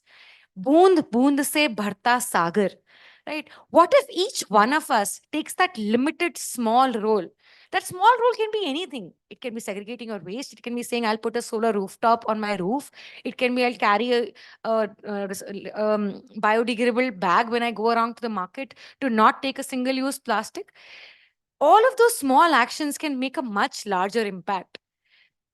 The second point I want to argue and ask is, there is a notion that sustainability is always expensive or cannot yield results or value. We just heard Benisha say that when you recycle, you actually consume 30% of the power you did, which means you saved the cost of 70% power. So you saved money. Circular economy is not just about CSR or saying that, how do you get something for free? It's about creating value. Sustainability can create value. Let's take solar as an example. There was an era when solar prices were 18, 19 rupees a unit. Today, it's 2.5, 3 rupees a unit. For your reference, coal generates power at 5 rupees. So you are not just generating price cheaper than coal, you are economically a viable solution. And for the sustainability to take off to the next level, we have to stop thinking about it as a CSR solution, but something that makes is an ROI solution. And that's where, very clear, cash drives everybody. And as a profitable solution for your businesses, it will drive you. The third and the last point that I want to raise about is how do you make these things mainstream in your life, right? Not just talk about it as a report that happens year end on ESG, or if I'm thinking of something good, but how do you make it a coffee conversation? And unless you do that, unless each one of us participate in it, educate a younger generation, make them more mindful, how can we have a sustainable approach to both waste management and energy? I'll pause here. We'll look forward to answer more questions. Thank you, Tanya, especially because you brought in this point of how aware we are. Let's, calculating the CO2 and the footprint is a little higher level. But if you're talking about how much waste do you generate, we don't have a number. And we are actually very bad in the number, crunching, or even at least finding out how much we generate. We claim ourselves to be mathematics genius of the world. But when it comes to, counting the numbers, we are so bad. And that is why we have all these problems in our country. And that's the reason why in recycling, we have been doing really well. We have not been able to showcase that to the world. And so data is a major issue. And when it comes to solar recycling, again, we have a good, saying that so many acres or this much is our solarizing and it's a sunrise sector and all that. But about the recycling aspect of it, we still don't have an answer. Yep. So, and Manisha, I'll add 18 gigawatts of power can be made out of just biomass. Exactly. But today we're not even generating 20% of it. So that's the stat. Yeah. Babu. Right. Yeah. So Babu has solutions. Let's hear. It's really good to be here again. Thank you for the opportunity. Yeah, I heard some really powerful thoughts. And continuing on that particular statement you made, a sustainable approach to waste management, I was also reinterpreting the title of the session, harmonizing energy versus harnessing energy and resources. And we heard here, I think it was Omkar who talked about harnessing a resource, not so much as recycling the resource, but it's a resource that's available as a plant resource, normally wasted or not used properly. So I come from talking about mathematical genius, a school started by a sage Apastamba. He comes from that Baudayana school. It's WhatsApp University knows that he squared the circle before Pythagoras. So fortunately, that kind of school existed in India. Those sages built the temples and created the geometry almost 300-400 years before the Greeks. Fortunately, I happen to come from that family, but the West has really helped human progress. I want to start by sharing what a kinematician like I transform energy into work. That's my primary undertaking. Like Archimedes created those 5 simple machines. How can we efficiently use energy and do useful work and not wasteful work? But before I start there, just on this harmonizing thought, it was Adam Smith who wrote this book, The Wealth of the Nations, which started this aspect of what we call the free market economy, as opposed to Das Kapital by Karl Marx, which is now written off. But the approach that Adam Smith proposed is still valid as per Western thought. And what that does is focus on one aspect called specialization. So if you want to make progress, you better specialize. And today, if you talk about what we do, somebody creates a product and for which you need something like a packaging perhaps. And who cares about disposal? It's a specialized job to dispose. And you don't have to worry because somebody else will do it. So this particular model that Adams has proposed, and it's been a recent progress, as a problem, it not only results in, which is the example I shared, that no one cares to look at fundamental problems the world faces, including human problems, but also overexploitation. So the consequence of high level of specialization is this. But to the point of defining recycling as circular economy, I also have a thought to share with this group and the audience, that Adam Smith's model not only creates this need for specialization, but again, which leads to alienation and overexploitation, but also there's a need for refining. And our entire education model is structured on it. And the entire allopathic medicine is structured on it. If I were to take a medicine for treating myself, I have to take that particular ingredient. It could be paracetamol, and that's what's going to fix me. And I need to know exactly how it works on an average. So if I had to do a clinical and it worked on 65% of the people, that's good. Now, what about the remaining 35%? I don't have to worry. It worked on 65% of the people. So the world of refining, which is the approach we take, is sometimes used in waste processing and waste recycling. Everything and anything has to be refined down to its original level to be able to be reused.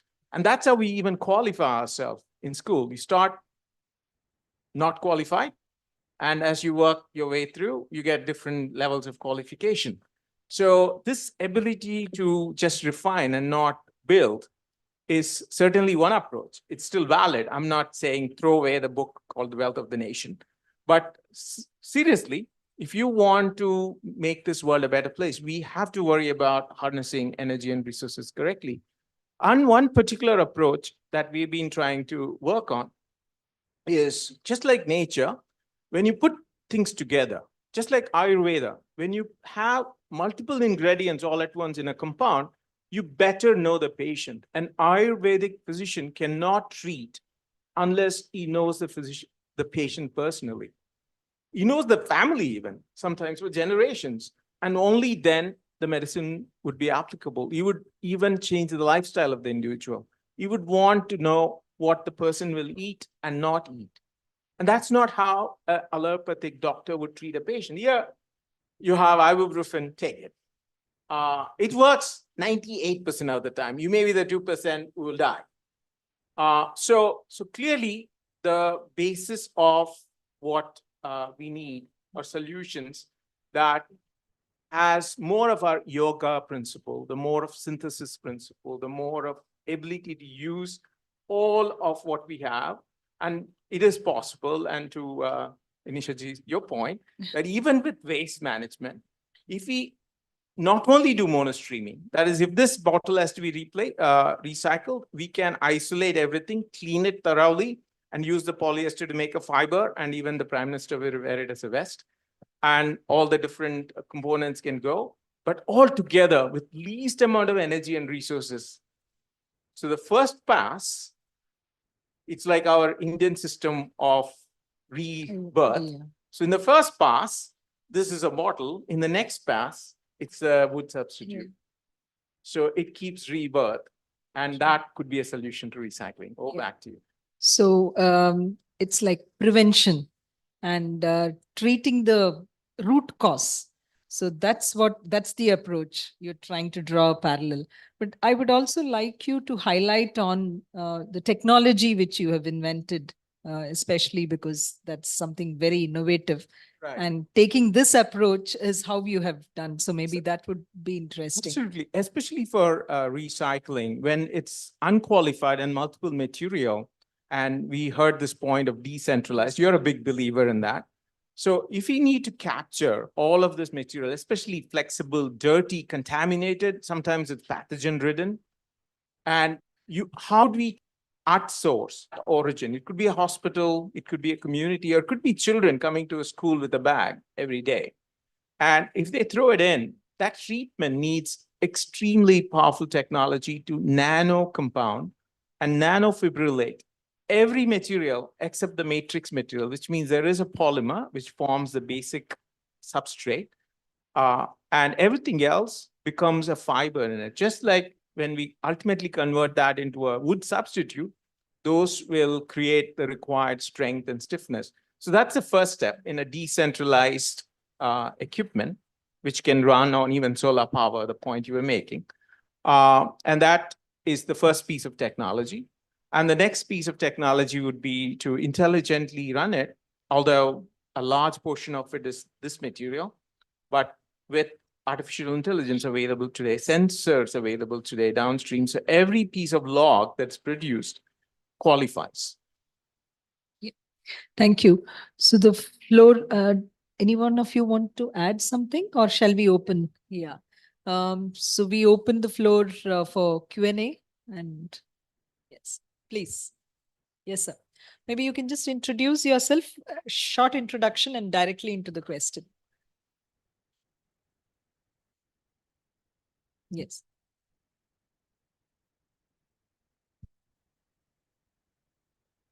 Yeah. So I will touch on these two aspects. The mustard husk is being used for generating the power. You know, I have associated with the around 4 or 5 projects where husk is being used, mustard husk or rice husk in Punjab. They are being used for generating the power, number one. But as you have very correctly said that the logistic is very, very difficult to handle those things because you need a large area for storage purpose and then carrying it to the boilers for burning. So this is one thing. This is how the waste is being carried for husk unit, and then for the solar and the waste you talked about that is generated at the house.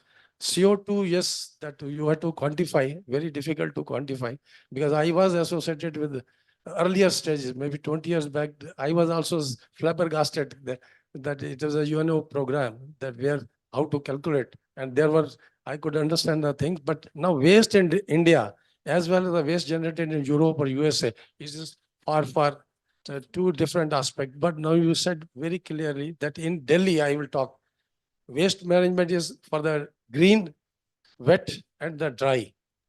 We are having been told by the municipality to have separate things, but the end product is goes all both are mixed together.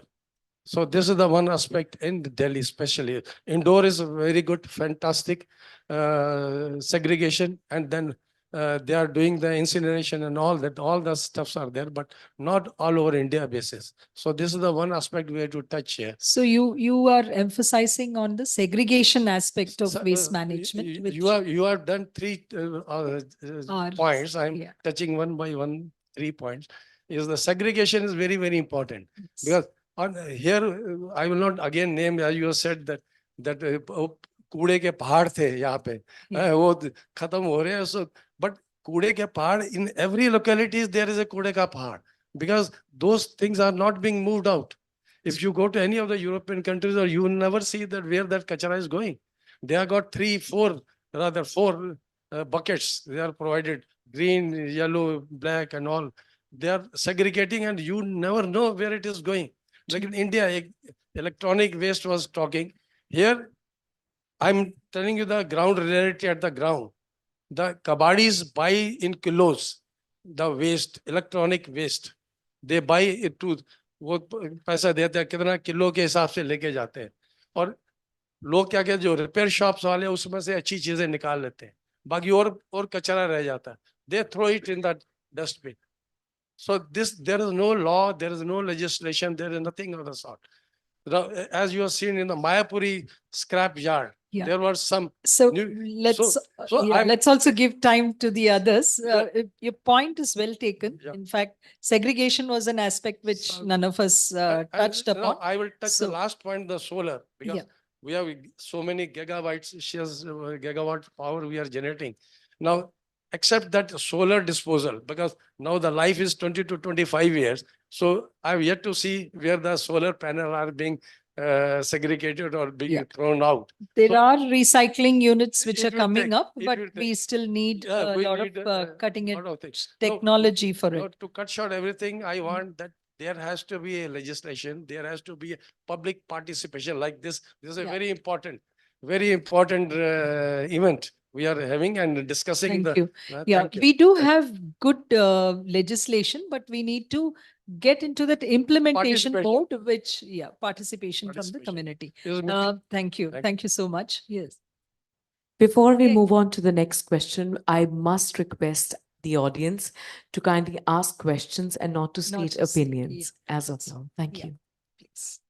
So, quick ones, in terms of stubble burning, I saw that he was, you were referring to, and you all talked about decentralized waste management. So there are technologies available, there are mobile technologies available, which take you right to the stubble and you can actually help, process it and make it happen. Why is that not happening enough?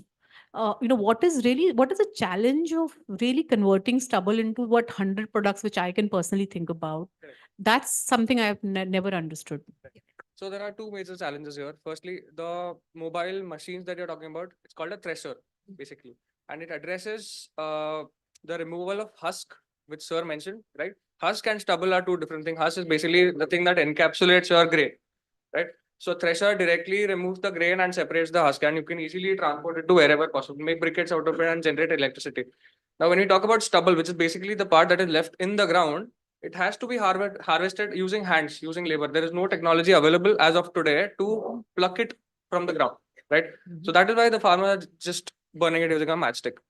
Second major problem is basically something called as the silica content, specifically in paddy. Right, silica basically makes it unfit for consumption for cattle, right? And it is also the reason why it is got a very low calorific value. It's got a calorific value of, I don't know, 14 megajoules per kg, which is quite less as compared to some other conventional materials like soya, right? So that is why pulping is an issue because of the silica. It cannot be used as cattle fodder again.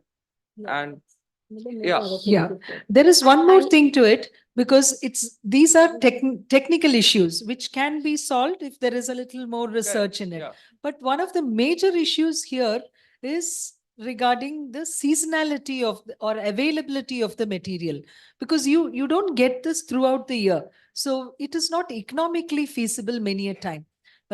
Even if you set up such mobile units, it will function only for maybe maximum 2 to 3 months. After that, it remains idle. And when any machinery remains idle, then it becomes very, very expensive. It's not only the operation cost, but by the time the next season comes, this machine cannot work because it's been idle. So this is one of the major issues on ground which we have been facing. So this is really a challenge, Sure. which we need to take care.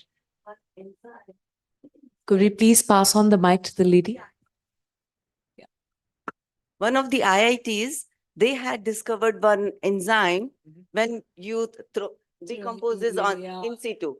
In situ. Yeah. So But what happened? Why can't that be promoted or used, or what is the challenge with that?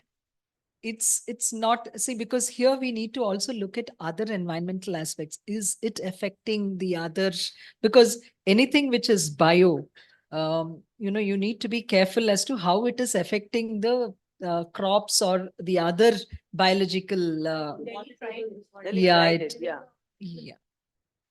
And whether it replicates on its own, whether it will attack the fresh crops. So there are a lot of other studies which needs to be But done. these studies have been done. Have they- not Are these very available, sure. published? I at least I haven't seen. I'm So not enzymes pretty sure. basically are they've been proven to work well with effluent treatment, because they basically consume the sludge and the impurities before you can safely discharge impurities. But if you want to extract something, it is very difficult to do that as of today. Like, there is no technology that can extract it from the enzymes again or from the microorganisms. I don't think field level studies in that. The limited point I'll try to bring here is that it's the amount of labor it takes to bring the stubble out, right? It's very, Yeah, very the amount of expensive. labor it takes to get the stubble out vis-a-vis the simple matchstick to burn it is that if you can compensate that there is enough policy support that your stubble will be bought, which does happen a lot in the southern Indian states though, right? There is a hidden incentive for the farmer to buy it, to actually put the effort to take that stubble out. So here everything boils back to the ROI, the economics. You cannot think about sustainability as a good to do only. You have to compensate that farmer who's putting, because for him usko roti kapda makan nahi mil raha hai, right? What will he think about sustainability in that moment? You pay him for his stubble, and then he will do the wonders of taking the effort and taking it out.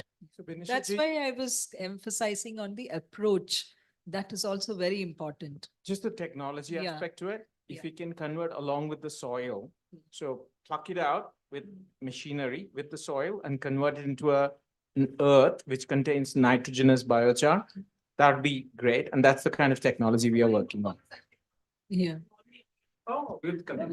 I believe- You do not need to that, what do you call it, stubble to be plugged out. In it's situ you want. itself there only. Not as. Due to the paucity of time, I believe we Yeah. can squeeze in one more question from the Yeah. gentleman. Yes. My name is Anil Seth, scientist. I have a question about greener tomorrow, not about recycling exactly. We can't give some incentive to needy people to use electric incinerator instead of using the wooden incinerator. Have anybody of us has used of family member? Is this particular question befitting to the panel that we have here? Could you please repeat the question? We should give some incentive. Should we give them incentive to the needy people, 5,000 rupees, 10,000 rupees to use the electric crematorium? For what? Electric crematorium? Funeral. For funeral. It is being practiced, especially like big cities. I'm sure I know about Bangalore. We are mainly going for so many of them, and it is working very well. So, yeah. Unfortunately, the time is up. Yeah. The last question maybe. Yeah. And then we close. I want to move a little away from the stubble burning. So something like, going on to the electric vehicles, something like the end of life of a lithium ion battery. How at the policy level are we ensuring? Because nobody is thinking about how are we going to sustainably dispose of the lithium ion batteries at their end of life. No, So we how- do have policies now in place, and there is also an EPR to it. So it's the extended producer responsibility. In fact, it's a very recent regulation, and the government is thinking and the battery rules exactly also very because of clearly the- comes out with it. So both are there. Yeah, so I think this Yeah, would be just better adding to that, discussed. exactly because of the disposal issue, the cost has gone up because they have to factor that in, and the large scale adoption isn't happening to that degree. And you're thinking of alternatives which are more degradable, easy to dispose of. So there is a lot of work happening on that. And the EPR will definitely ensure this. So I think it's. Yeah.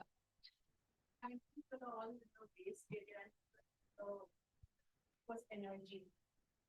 And it was touched in my session, so, but we couldn't address it. Thought I should really be taken up. There is this whole lot of debate upon waste to energy and waste to energy plants. And I think Avinash or someone mentioned about Ramki and ILFS and XYZ. There is an Enviro plant in Indore, which is really touted as a model, which is a bio CNG plant. It is not a waste to energy plant in terms of inert waste. There is enough and more data, and I really wanted to share this, openly. There's more than enough data to share that waste to energy is actually throwing back carbon emissions in this thing. And even in Delhi, there is data showing that it is actually polluting the environment rather than helping the solution. So we really need to be very conscious about what solutions we are talking about when we are talking about this. Yeah, that's all. Yeah. See, here it's not the technology which is bad.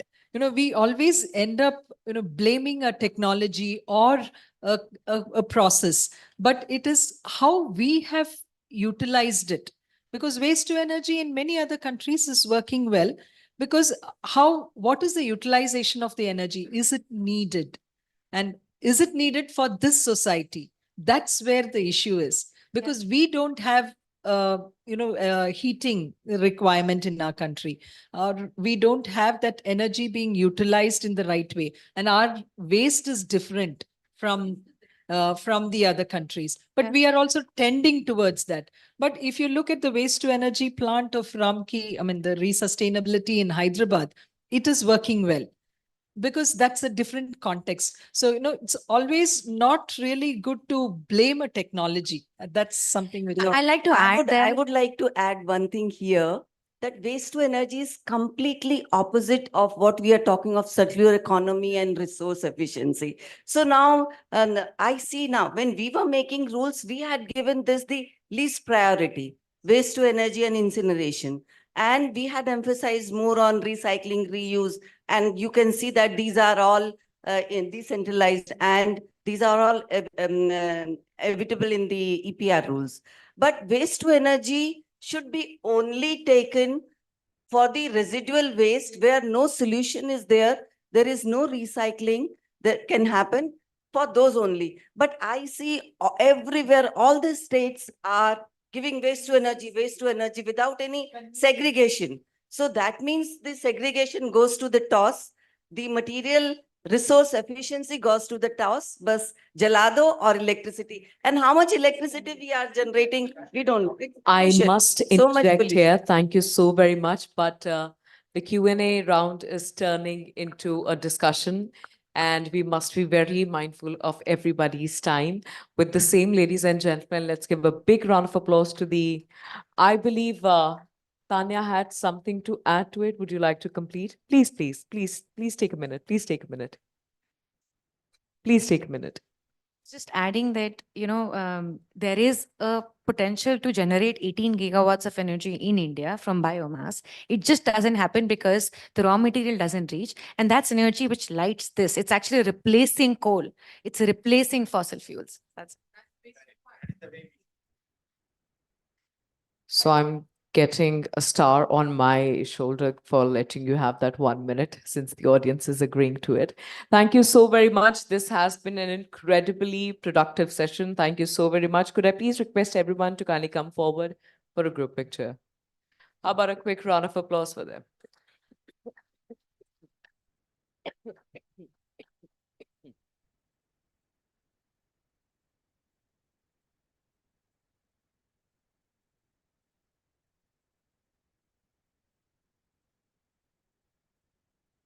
Now, I don't know how many of you follow Big Bang Theory. It's a sitcom, American sitcom. Now, there was this episode wherein the three scientists were asked to influence women to pursue a career in science.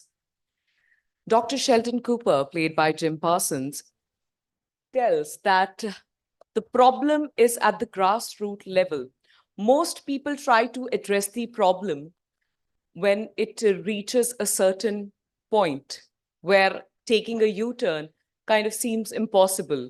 So we have to start taking steps or taking cautionary steps at the grassroots level.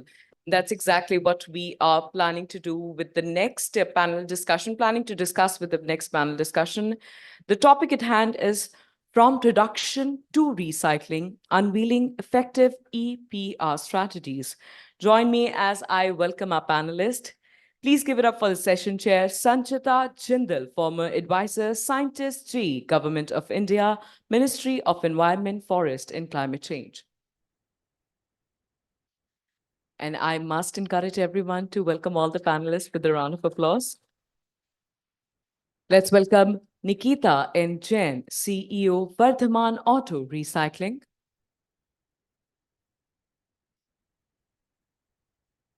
Hitesh Sharma, South Asia Lead, Sustainable Impact and Compliance, APJ Region Domain Lead, Circular Economy, HP Inc. And completing the panel, please welcome Ashish Jain, Director, Indian Pollution Control Association.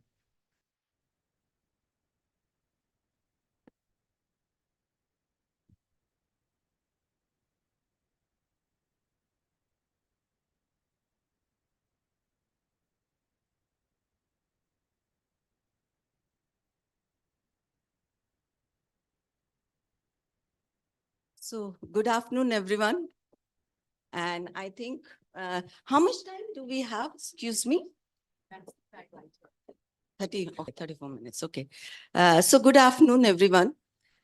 Before getting into, because this panel, I think, is the most contentious panel, because so far we had been talking about the ESG and reporting and climate change and all those. But here we are coming to the EPR, which is the very, very ground level work, and quite an, what do you call, since it has been introduced, it has been having quite a number of problems. But before going ahead with that, I would like to give certain, what do you call, mind-blowing figures. We all know that our means, I think you all agree that our whole environmental problem is because of our consumption patterns. That's true. Don't you agree, everyone? So basically everything, whatever we are discussing revolves around that. But before that, I would like to give you the mind-blowing waste generation figures. So you know that waste in India, I will talk only about India, because so in India, we produce 68 million tons of waste. This figure has been going on since we started making rules. So yeah, first let me introduce myself. I'm Sanchita Jindal, as she told, and I was with the Ministry of Environment and Forest for 28 years. And I was involved with quite a number of areas, basically environmental impact assessment, where I give the environmental clearances to quite a projects. But before that means whatever rules you come across on the hazardous waste and chemicals, I was involved in those. And all the 6 waste management rules of 2016, I was involved in making those. In fact, solid waste management rules, we have written every line of that. We have written, me and my colleague, we have written by ourselves. And thanks to Ashish, that time he helped us in compiling the comments which we received. So waste we generate is 68 million tons of waste, which we had been saying since ages.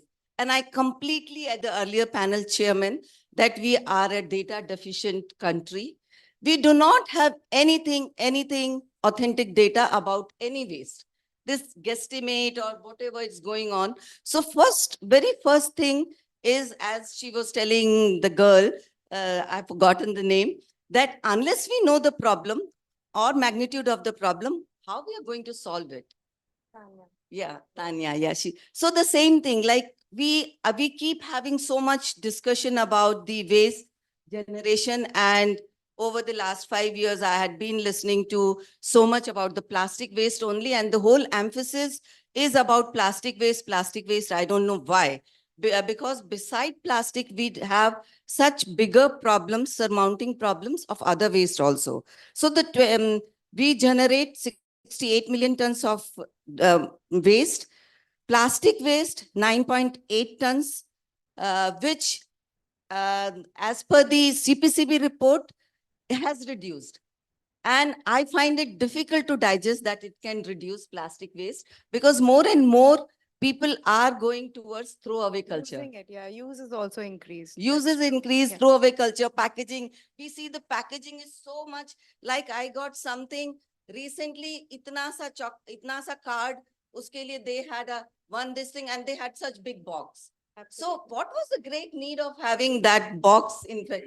Place of carry bag also. Everything. I don't see, despite rules, I don't see that we are really reducing the waste. Plus the increasing number of People and Yeah, everything. food deliveries and home deliveries. Exactly. So plastic waste is increasing, and 9.8 tons when we were considering is way beyond.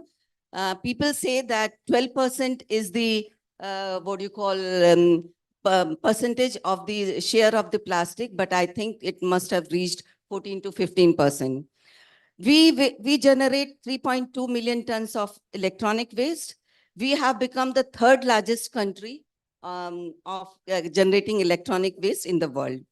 Tire, we discard roughly 275,000 tires each year, and 3 million tires are being imported. Solar panel, we are the fourth largest producer of solar panel waste. About 4.5 to 7.5 million tons is generating every day.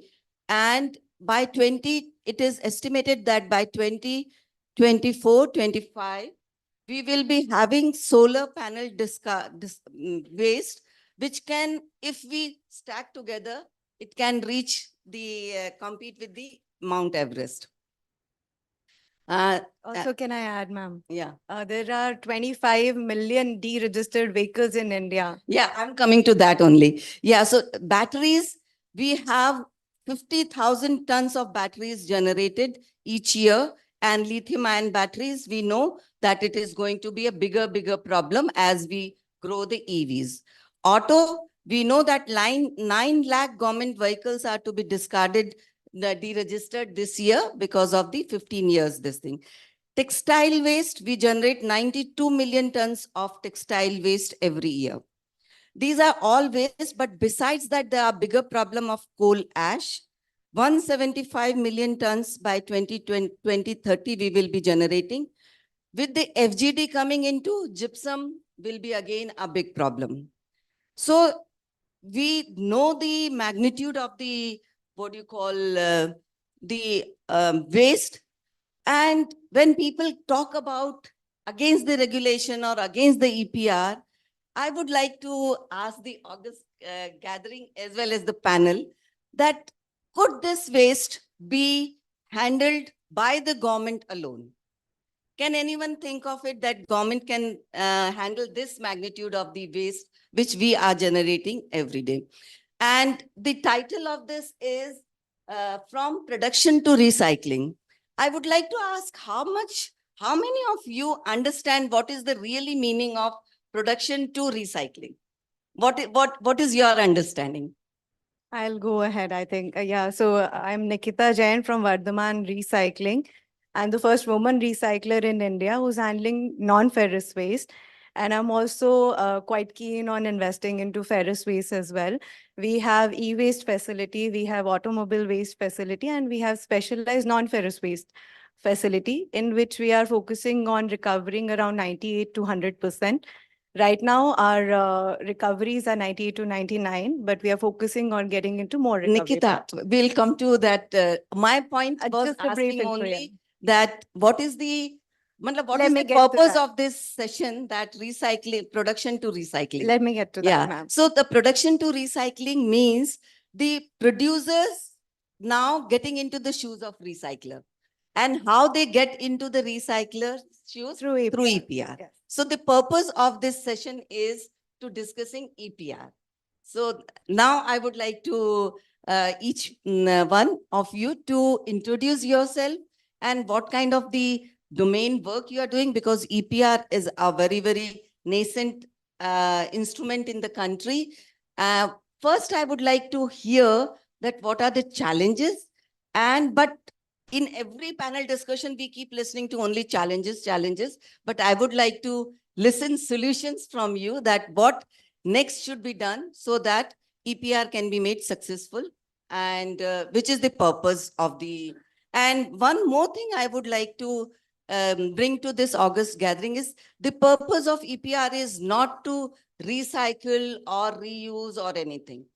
Purpose of EPR was to make the product environmentally designed for the environment. So if the producer is responsible for his own product, he would definitely work towards that lesser and lesser waste is generated through his product, and the more and more it becomes recyclable. So that is the purpose of EPR, not to give the targets to recycling, reuse, and this. I think the main purpose was to close the loop of circular economy and to create a generic ecosystem in India wherein people are responsible from where it is originated. Like we've had certain laws where the producer has been responsible for the way they've been earning out of the products that they are generating. So they are the ones who become responsible for the waste generated out of those products. I think it's a very good way of coming up, and each and every product, say e-waste, battery, or Tyres has a very different way EPR has to go. And I think we are coming up with very enhanced and very developed laws wherein ground material is also kept in mind. But we need to improvise and work around more according to the geographical needs of India, more than reciprocating what has been there around the world, say Europe or US, because they are more developed economies. And I think they have a better understanding of waste according to penalties and incentives that is added. But in India, incentivizing is helping, but I think now penalizing should be introduced.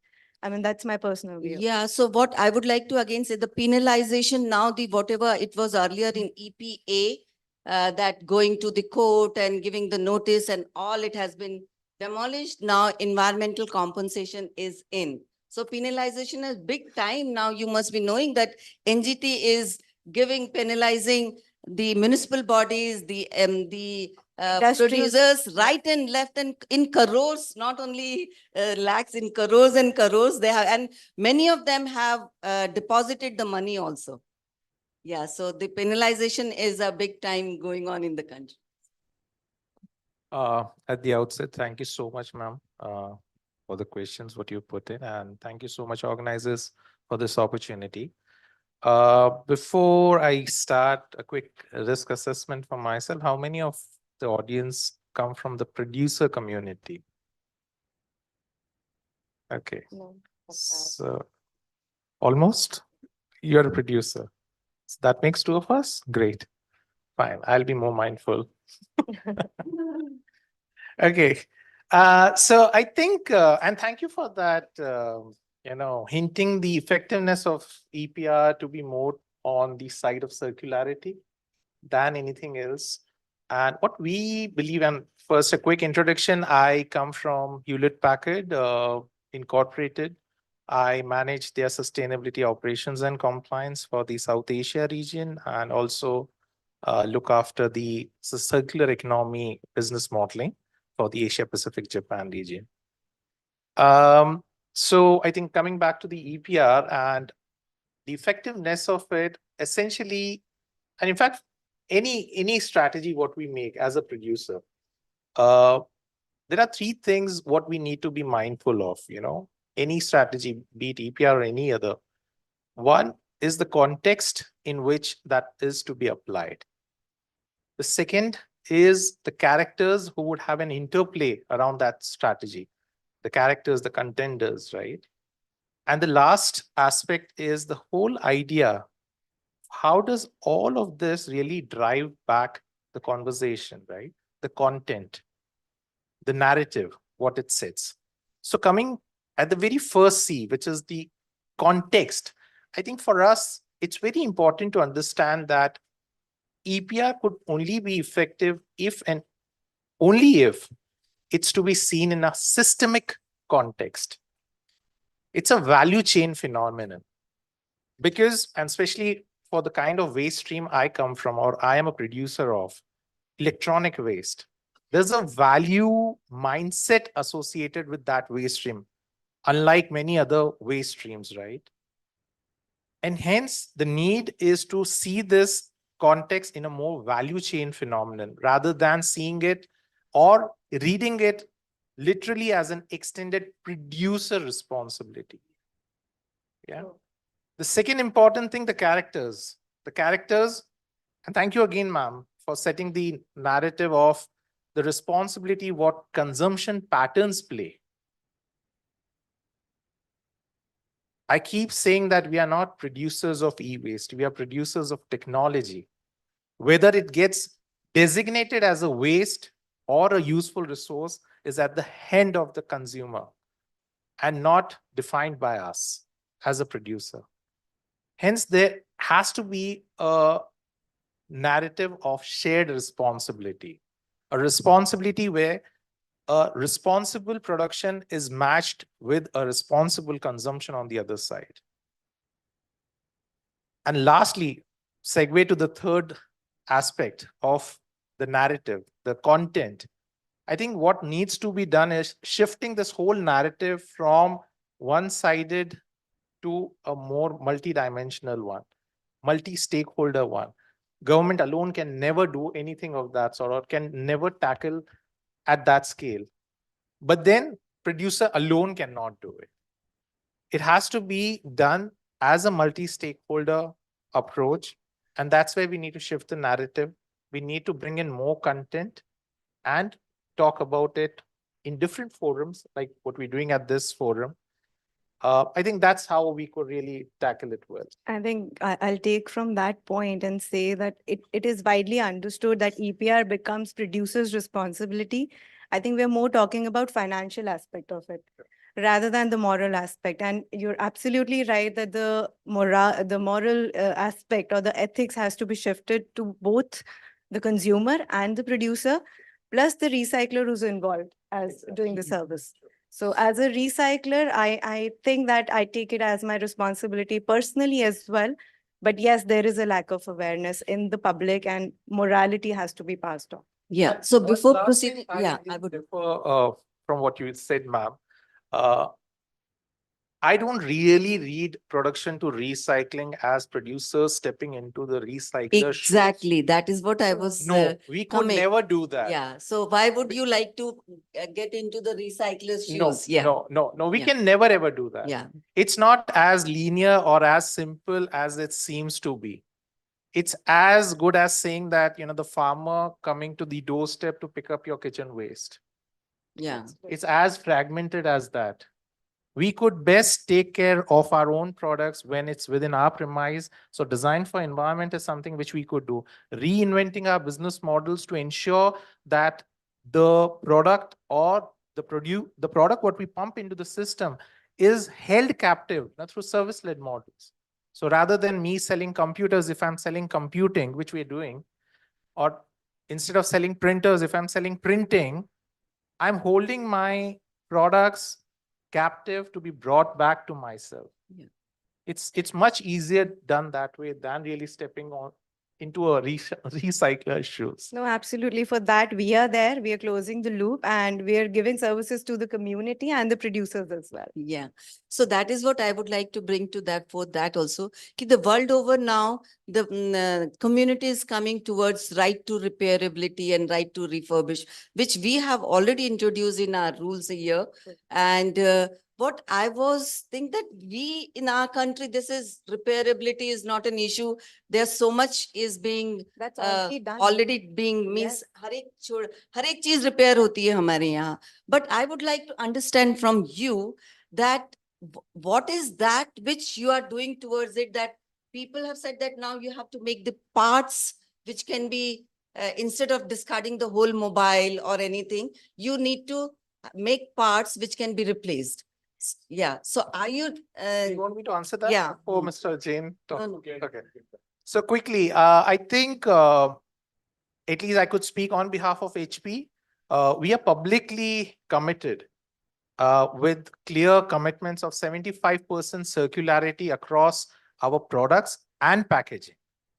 Now, when we say 75% circularity, this is impossible until unless we have embedded repairability, modularity across our value chain. Not just our product portfolio, but across our value chain. What would that mean? That when we give to a recycler any product of ours, we need to ensure that the recycler ends up becoming a material provider to our part supplier. So that's the kind of, we call it the cycle, the HP cycle, that everything actually has to be within the community, within this closed loop. So across stakeholders, in fact, we are now reinventing these supply chains where we are bringing in used cooking oil, waste cooking oil, creating biopolymers and bringing into our product portfolio. So that's a very different supply chain. We are trying to reinvent a new supply chain. Yeah, so EPR has brought down quite a new innovation in every field. So that is the success I would say that the EPR has. So now I would like to ask Ashish, to introduce yourself, the kind of work you are doing, and what are your views towards EPR challenges and maybe solution we will come here. Thank you very much. Good afternoon, everyone. And So since I'm representing Indian Pollution Control Association, which is working in the field of waste management since 2001, when the first rule came, first rule notified by the ministry. And we are also the pioneer in executing first EPR action plan for plastic waste for few brands.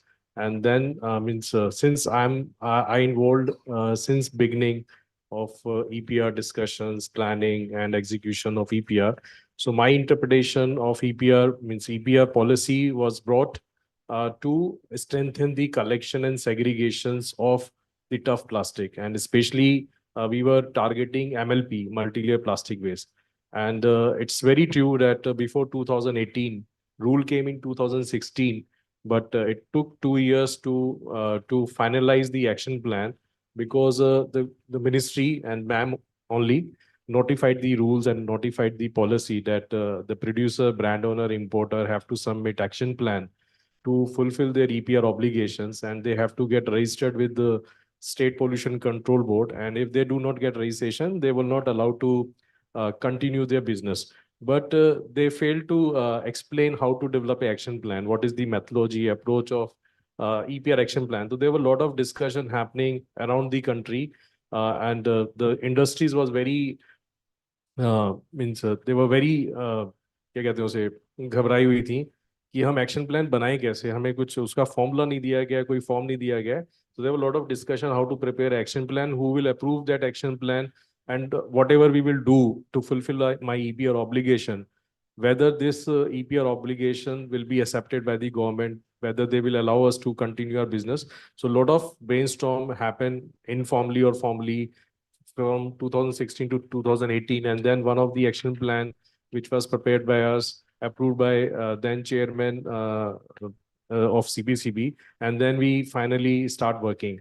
So when we started working on EPR, we thought that it would be very difficult to collect MLP waste, because there was no recycler at that time, and there were no consumer means who will buy this MLP.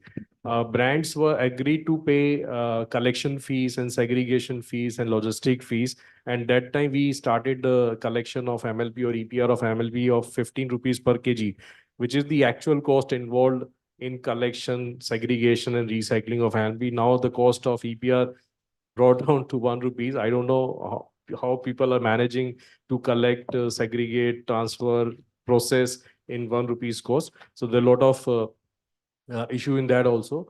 So we actually, I'm also working with the community, waste picker community, and I know their mentality, why these people are working in these sectors. They are working only for one reason, to earn money, because waste pickers can collect anything. They can collect this, they can sell to kabadiwala, and they will get money. I got the feeling that the waste pickers is also segregating hairs, because they know the price value of hairs. The price of hair is 3,000 rupees per kg. तो वो check quantity उसका बहुत ज्यादा नहीं है, but उसके दिमाग में ये पॉइंट है कि ये 3,000 किलो का आइटम है, मैं इसको वेस्ट नहीं जाने दूंगा. So I have never come across any waste picker who is not collecting hairs, and the monthly collection of hair is only 50 gram 40 grams. तो उसको वैल्यू ज्यादा नहीं मिलता है. Revenue is hardly 300 rupees 400 rupees in a month for waste picker, but the value for hair is very big. तो वो hair को बिल्कुल नहीं छोड़ता है, सारी चीजें छोड़ देगा, हेयर जरूर कलेक्ट करेगा. So we noticed this thing, and then we reached to the waste picker and told them that if you collect MLP, I will pay you 9 rupees or 10 rupees. And that 9 rupees, 10 rupees were very big amount for waste pickers to collect MLP. And we did some study how EPR policy impact the per capita income of waste picker. So we studied through this EPR policy, we have increased the per capita income of waste picker from 2,000 to 3,000 rupees per month, which is good amount for them. Earlier they were earning 18,000, 20,000 rupees, but once they involved in the supply chain of MLP, they started earning 25,000. So my first project of EPR, I was given target from 5 brands to collect 430 metric tons of as a pilot project in 5 cities. But we ended with 650 metric tons of MLP. And then we ask brand owner to provide additional funds to accommodate this additional quantity. And then we came to know that collection of MLP is not a big challenge. It can be collected. Only thing is the right approach, and if the right value of material can given to the waste pickers. So my important stakeholders, the waste workers, who are involved in who has direct reach to the waste. They are the people who are collecting waste from different sources: household, factories, industries, educational institute. If we can incentivize these people, they can segregate any waste item. They can segregate food item also. They can segregate MLP. They can segregate electronics. What they were not segregating, they were not segregating only those commodities for which they are not getting any value. So we developed the entire supply chain from waste workers to scrap dealers, aggregators, and recycler. We approach to cement co-processor, waste to energy, and we have also set up our own recycling facility for MLP. And one thing I learned that if we want to have a sustainable supply chain, and I would also like to comment on production to recycling title of this. If we really want to have a sustainable supply chain, it should be production to consumer. Recycling will not solve the problem. The consumption of recycled product will actually solve the problem. And there is a challenge, and I'm thankful to the ministry who made this mandate from 1st April 2024 that all the brands, producers, and importer have to use minimum percentage of recycled granules in their packaging, which is started with 25%. And I think this kind of policy will increase the consumption of recycled products. And if there is an increase in recycled products, there will be a demand from recycler for different waste categories. And if there is a demand for recycler from the recycler for the raw material, then the waste collector will start collecting, segregating. The recycler has to fulfill their operational capacity through creating demands. So EPR has created a very important role in development of sustainable supply chain of various waste items. Earlier, only PET bottles were collected very efficiently, effectively. And the reason is because it is controlled or managed by the big groups like Reliance and Ganesha, who are maintaining all the data. They're purchasing plastic through bills. But ऐसा नहीं है कि other waste items were not purchased or not recycled. They were also recycled. But the recycling of other plastic items like LD, SD, PP, PVC, there were a lot of informal sector and unregistered recycler involved. But through this EPR, we have seen transition of informal sector to formal sector. जब brand हमें पैसा देता है कि हमें 100 ton का EPR करना है, तो he needs all the documents. He need all the documents from purchase to recycling, logistic, ER bill. तो इसमें I would like to I just calculating the economic impact of EPR policy. Brands को फायदा हुआ है या नहीं हुआ है, वेस्ट मैनेजमेंट एजेंसी को फायदा हुआ है, मुझे नहीं पता है, बट सेंट्रल गवर्नमेंट को, स्टेट गवर्नमेंट को बहुत ज्यादा फायदा हुआ है. They have earned more than 400 crores through taxation in this supply chain. जितना भी पहले वेस्ट था, ये शायद नया सब्जेक्ट होगा स्टडी करने के लिए. More than 400 crore as a tax deposited to central government and state government through this EPR policy. Earlier, waste was collected through informal system. Waste collector ने वेस्ट उठाया, स्क्रैप डीलर को बिना invoice के भेज दिया, रीसाइक्लर ने बिना invoice के माल खरीद लिया, रीसाइक्लर ने बिना इनवॉइस के माल भेज दिया, कच्चे में सारा काम होता था. But through the intervention of EPR policy there was a pressure from the brands, producer, importer कि उन्हें EPR क्रेडिट चाहिए. अभी GST पोर्टल जो CPCB का पोर्टल है, they have to upload all the GST. जब तक आप GST इनवॉइस नहीं करेंगे, recycler can not issue EPR credit. तो उसका जो 100% परचेज था वो GST में कन्वर्ट हो गया. इनकम टैक्स में बढ़ोतरी हो गई, बिकॉज अभी रिसाइक्लर जो पहले 5 करोड़ का टर्नओवर दिखाता था, वो 100 करोड़ का टर्नओवर दिखाता है. पहले 5 करोड़ के ऊपर इनकम टैक्स देता था, ये 100 करोड़ पे इनकम टैक्स देता है. और 18% हर एक ट्रेड पे वो इनकम टैक्स जमा कर रहा है. Not only recycler submitting the GST and income tax, the waste management agency who are involved or appointed by the producer brands, they're also issuing service invoices to the brand. और जितने करोड़ का वो invoice submit करते हैं उस पर 18% जो है टैक्स जाता है. तो ये थोड़े से हिडन फैक्ट थे EPR के. एनवायरमेंट क्लीन हो रहा है, वी ऑल नो, बट सरकारों की जेबें भी भरी जा रही है इस EPR से. No, सरकारों की जेबें भरी जा रही है, but that it would be used for नहीं, for it's us good only. अगर सरकार But के पास yeah, maybe so that's in so good. future, In fact, future so what I would like to understand from you, all three of you, is, or for the knowledge of the gathering, that what now you know that we have been now going on for quite some time, and we had been resolving the teething issues, but still, what is the main problem of EPR as a producer, as a recycler, as a waste agency, waste management frequent agency? change in the policy is, I think, the most challenging job for all these stakeholders involved in EPR policy. And it's good also. In one way, it's good that we are evolving our policy, and the government is taking feedback from different stakeholders seriously. And based on the feedback submitted by different stakeholders, they are bringing amendment. So it shows a very positive progress in terms of policy, doable policy.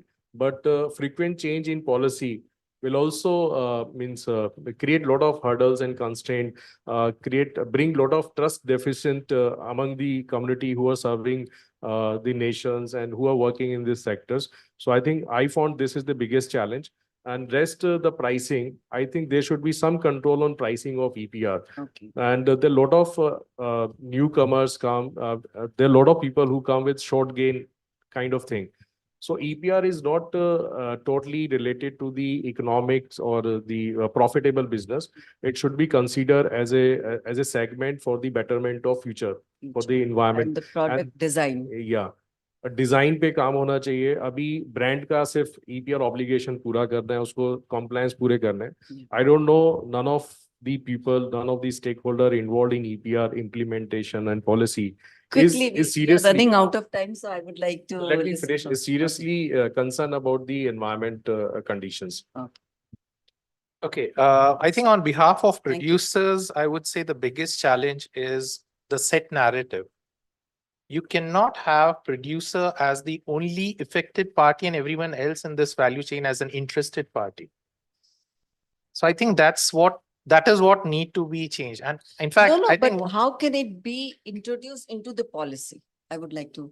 I think the biggest leakage in the existing policy is that while a producer is targeted to reverse channelize their respective products, the bulk consumers, primarily the bulk consumers, are at their free will to give it to anyone and not go back to the same producer or producer-led agencies.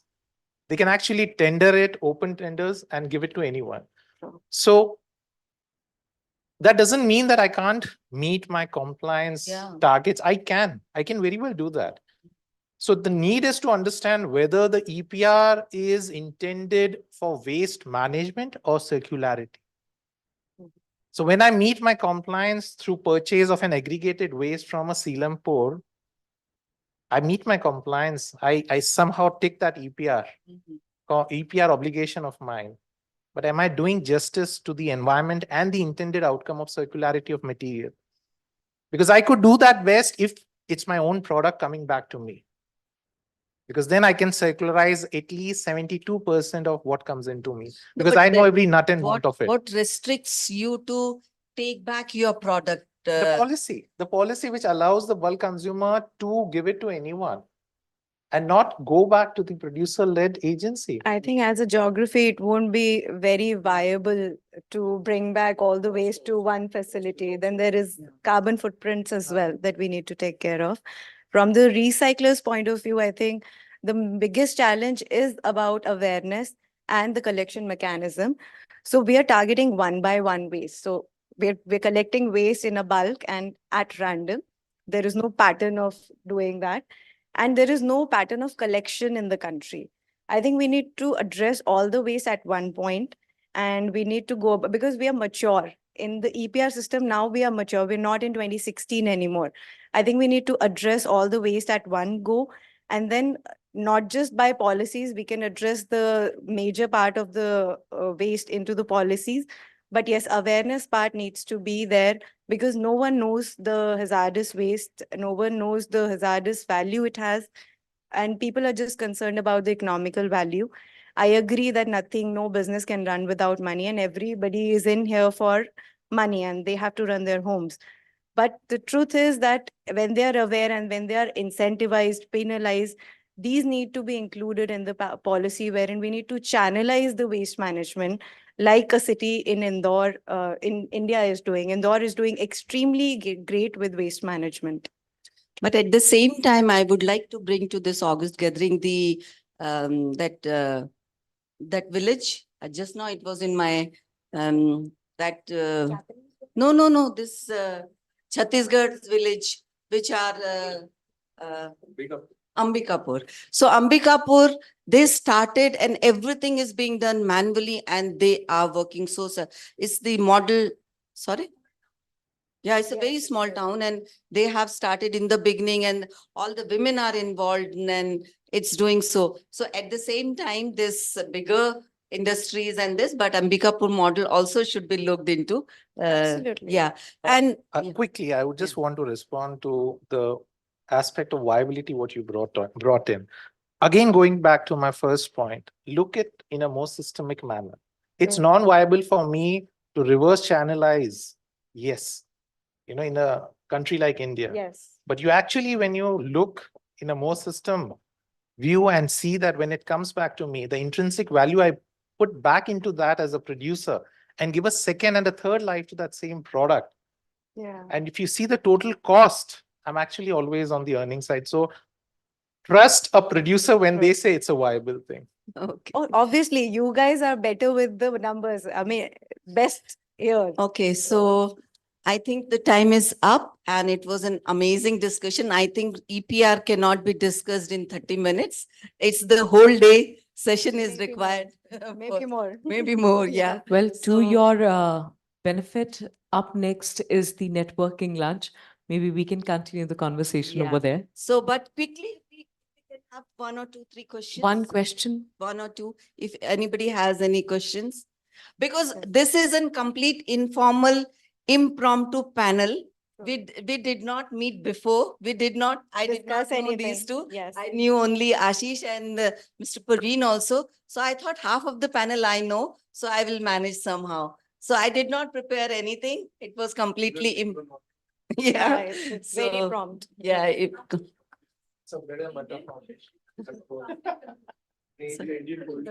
Yeah. So Hi. this Hi, sir. This is Rohit here. I represent Recycle. We've been doing some work in Uttarakhand. question, Chardha please, huh? Yes. Yeah. My question is to Mr. Ashish, and my question would be: should we not explore robust collection mechanism for waste recovery, such as deposit refund system, which just not just heighten the accountability with producers, but also put in a charge or penalizes the consumer as well? So models which are existing, there are rules, there are PWM 2016 rules suggest that, models like deposit refund system can be accommodated within the EPR mechanism. So how should we explore to make EPR more robust and put accountability with producers as well as consumers?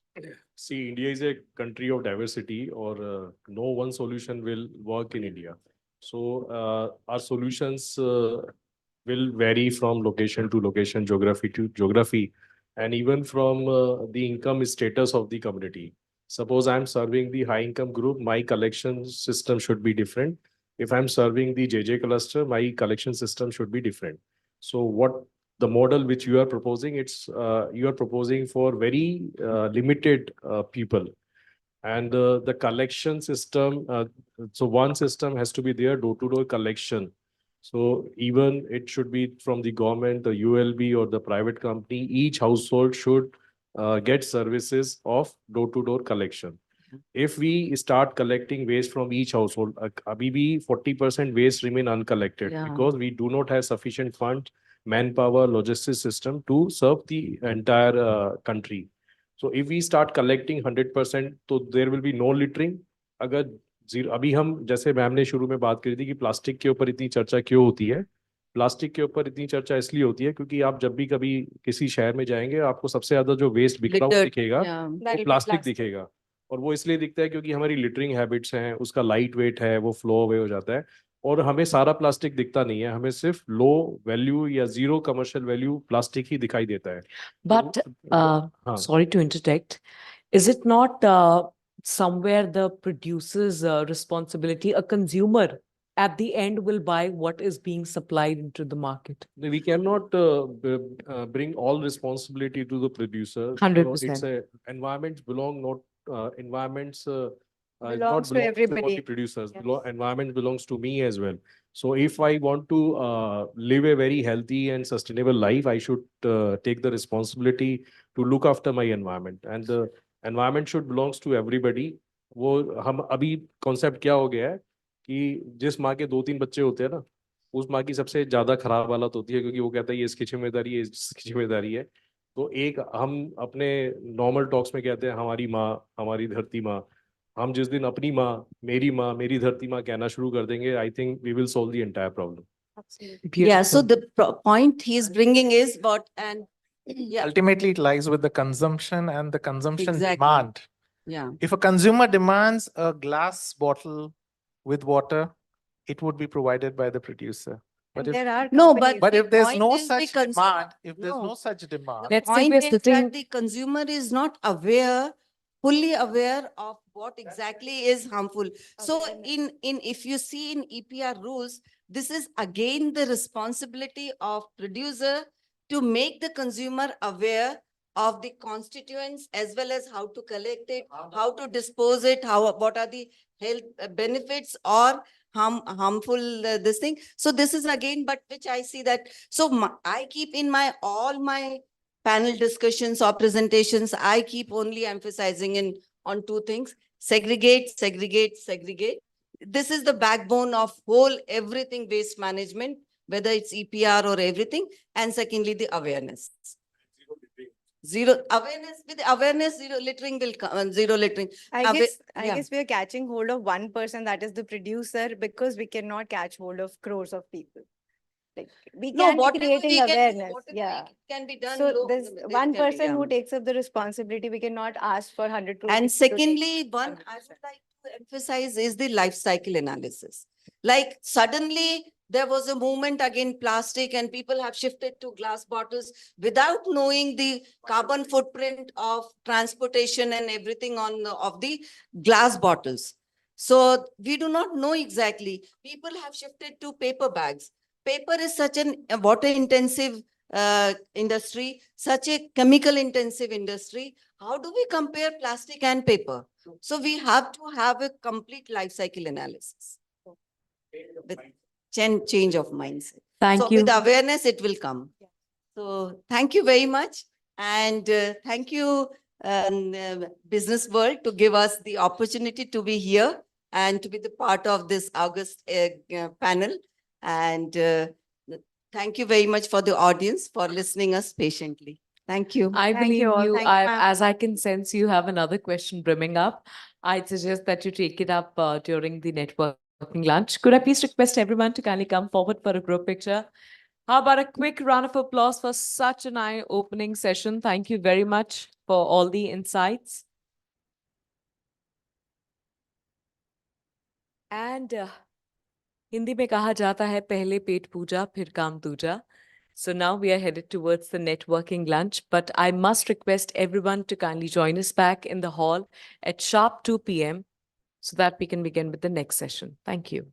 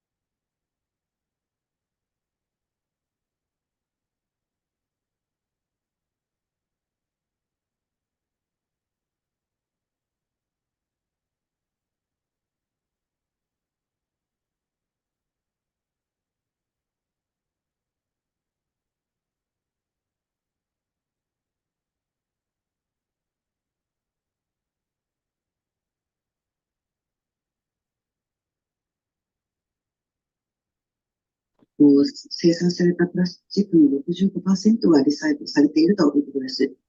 そして、管理が不適切な廃棄物に関しては 1.4%、そして、分離されているプラスチック廃棄物のうちの8%から28%ぐらいが、環境中に放出されているということです。Right. So, in addition to the above problems, we have a bigger problem, which is the reports claims that the companies exploit the misuse of the laws and skipping the laws, dumping the waste across the world into the Myanmar. それから、それに加えまして、非常に一つ大きな問題があります。グローバルな企業というのが、法律をかいくぐって、そして、この国境を越えてミャンマーに、このような廃棄物を投棄しているという問題があります。Right. So this is the background picture shows the huge dumping sites, which is suburban area of Yangon, the most American developed city, and you can see some labels, the label of some brands, which are not even used.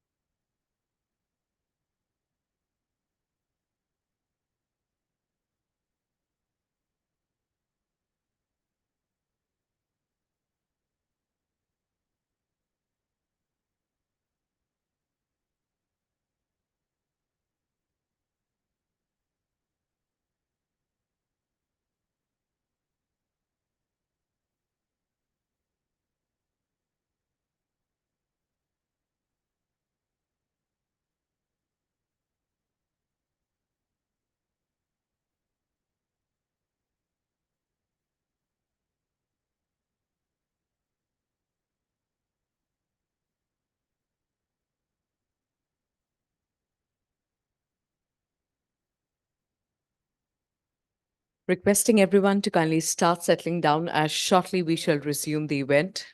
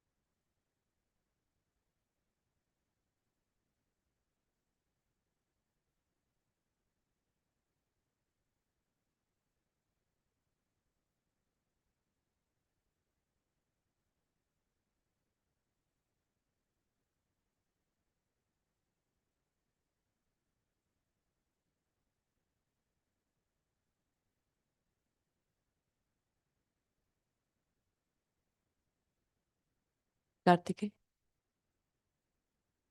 Thank you.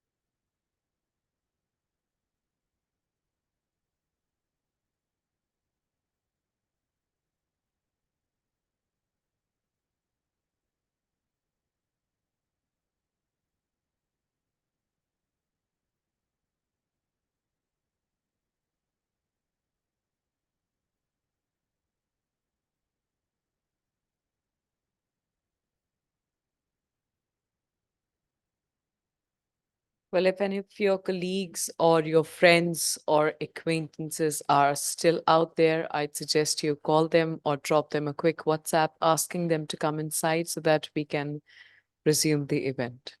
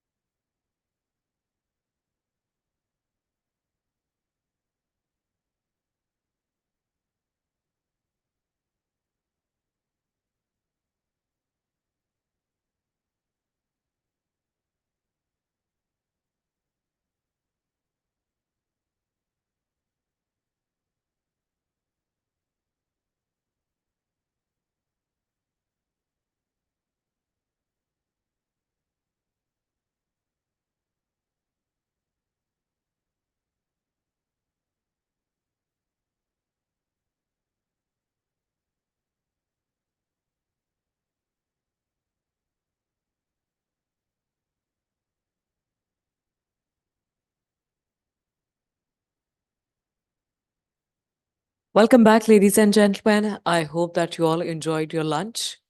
Could I please request everyone to kindly stand for the next 30 seconds? Please make sure that your hands are empty.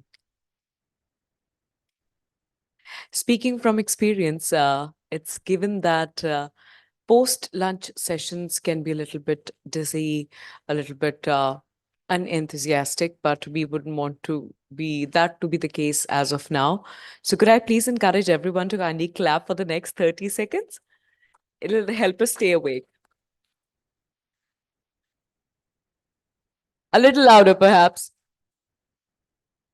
That is for your benefit. I mean, as loud as you can be.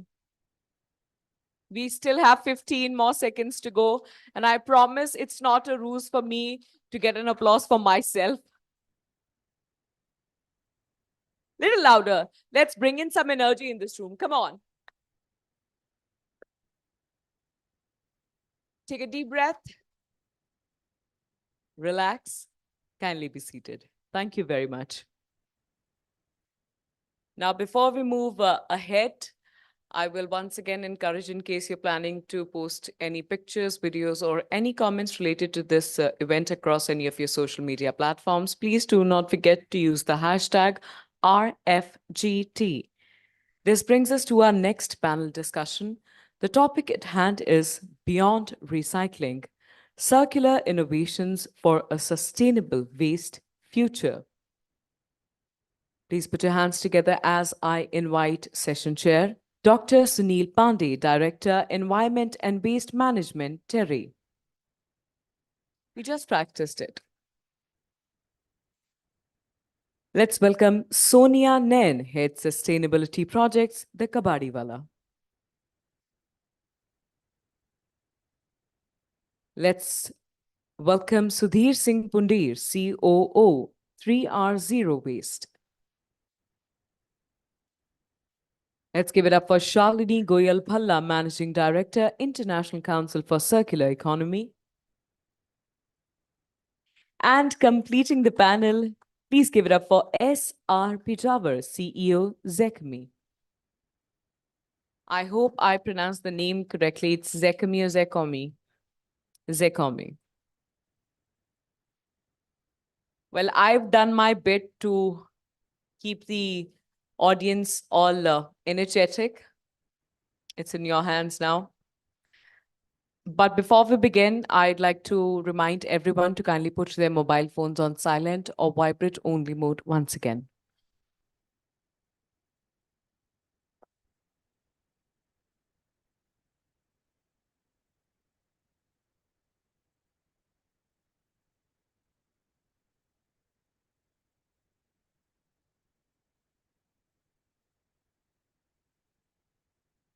And good afternoon. I hope you had good lunch as also expected by MC. And a little context, since we are looking at circular economy. It's coming now? Since we are looking at circular economy, and circular economy is essentially about designing out waste. So one element of that is basically material recovery and recycling, but that's not all. It looks at designs, it looks at products, it looks at packaging, how they can be minimized, how they can be reduced, how they can use less and less resources, which is also linked to resource efficiency, and with the same kind of quality output. And also, in the longer run, looking at if you want to link it with SDGs, it's about adopting sustainable consumption and production, which is SDG 12 in the SDG list.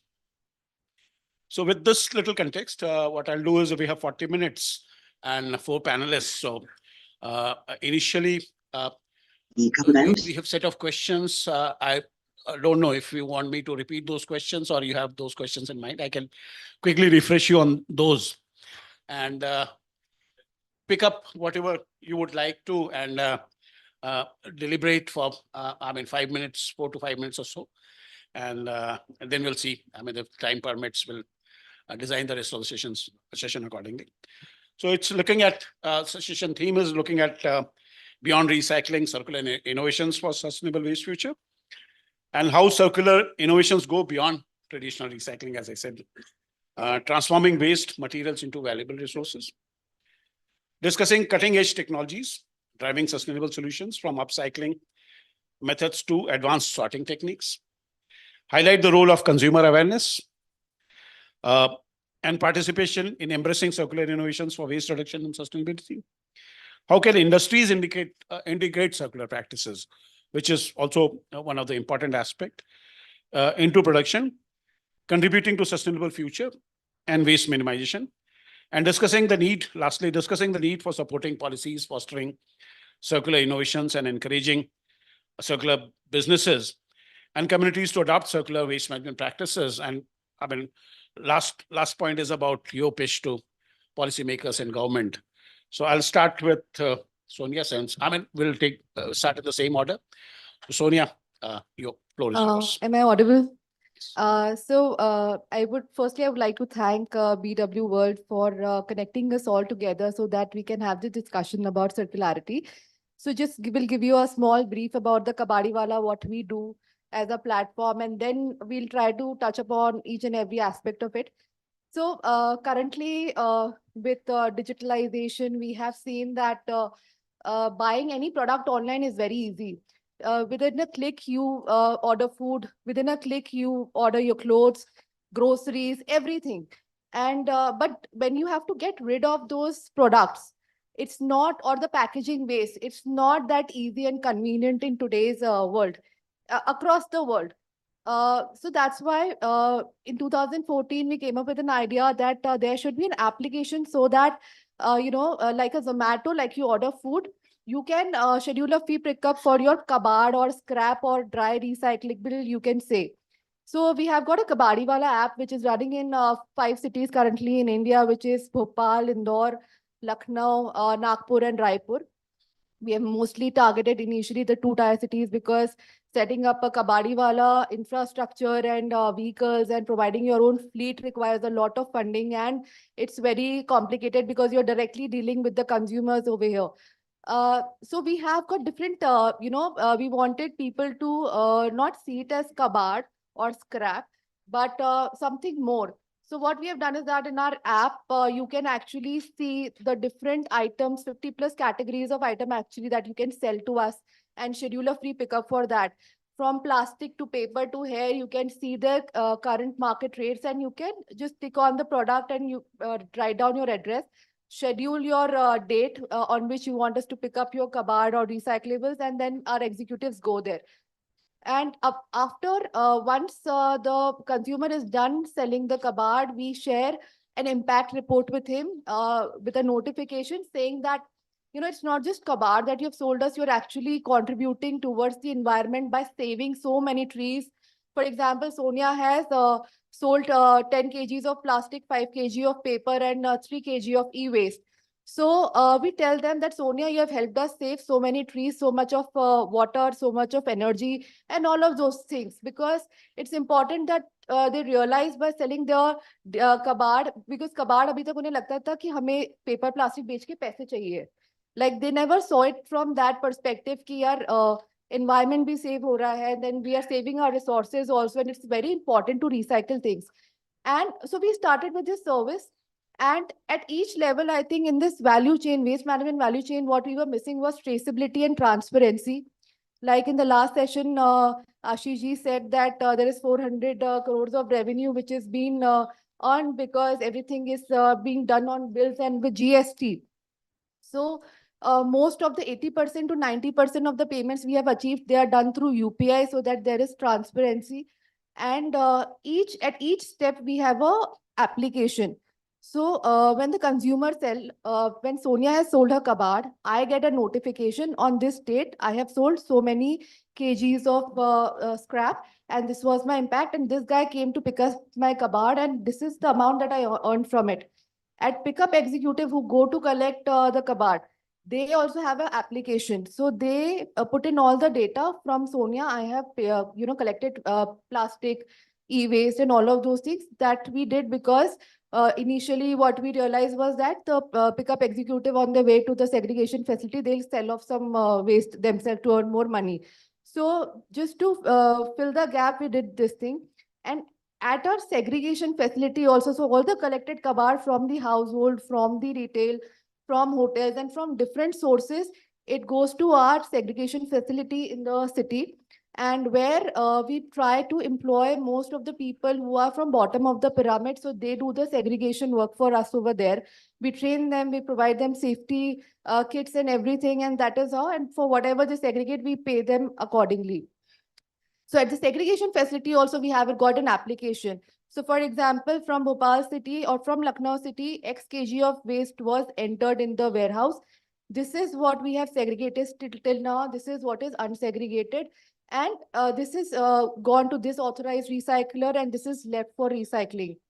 Now, this is how we maintain the transparency and traceability in the value chain. Apart from that, what we noticed that in the last 3 years, circularity has become a hot topic everywhere. Everybody is talking about circularity and all of those things. But unfortunately, I just read 3 days back, I read a report from Circle Foundation that we are actually going reverse in circularity, because in last 6 years, our circularity rates across the globe has dropped from 9% to 7%. Maybe because there is more need of funding, there is more need of actions. So a lot of brands who are actually worried about sustainability and waste management practices and are involved into the take back or reverse logistics system, they do approach us with the brief that you are a kabadiwala, you have got resources to collect back particular waste from consumers directly. So why not do this take back program? So we tell them that we need to start with identifying the sources from to awareness campaigns. So for example, we recently started a DRS campaign in Ayodhya, which was launched on 22nd January. It's in the very niche stage, but I mean, we made sure that we market it so well, because I think awareness के लिए marketing करना बहुत ज़रूरी है. I mean, brands do sell their your USPs, like say, after COVID, especially, that this will make you healthy, this will make you increase your immunity, and they publish it very in bold and on your face. But similarly, I feel brands should also use catchy slogans and publish all these data on their packaging, on the newspaper, maybe with a QR code, so that consumer can dispose it off. Come back to you. And regarding circularity trends, we'll do again fact check with Shalini when we come to her. Mr. Shivrao, what would be your take for next 4 to 5 minutes? First of all, let me give you thanks for Businessworld put us in such a wonderful gathering and give us an opportunity to address this wonderful subject. As regard to 3R is concerned, we address how to reduce the waste, and then how to reuse the waste, and how to recycle. Basically, our focus goes on reducing the waste, because let's eliminate the cause and optimize it to the extent we can, with the respect of our knowledge or our awareness. And I mean, the last of it is that whatever we are using, we should be aware of what is going to be the future of this particular I mean the item we are using. Unless we are very clear that unless we close the loop, when we start using an item, unless we close the loop, then I think we are lost. I mean, in case I'm using plastic, I must know what is going to be the future of this, where I'm supposed to dispose it of, and how in case I'm able to complete my usage with this, and what can be the reuse of this particular thing. And after that, in case everything is exhausted, then we need to think of recycling it. And apart from that, even in recycling, we are talking about that how to do the value addition. Value addition in the sense, whatever the waste we are having, we are talking of upcycling. Upcycling, like one example, like we made a sofa, out of some waste. We made some hangings or some very good decorative pieces.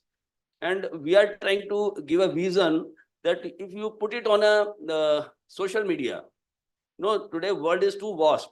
If you put it on a social media, somebody is going to pick it up, same taste people.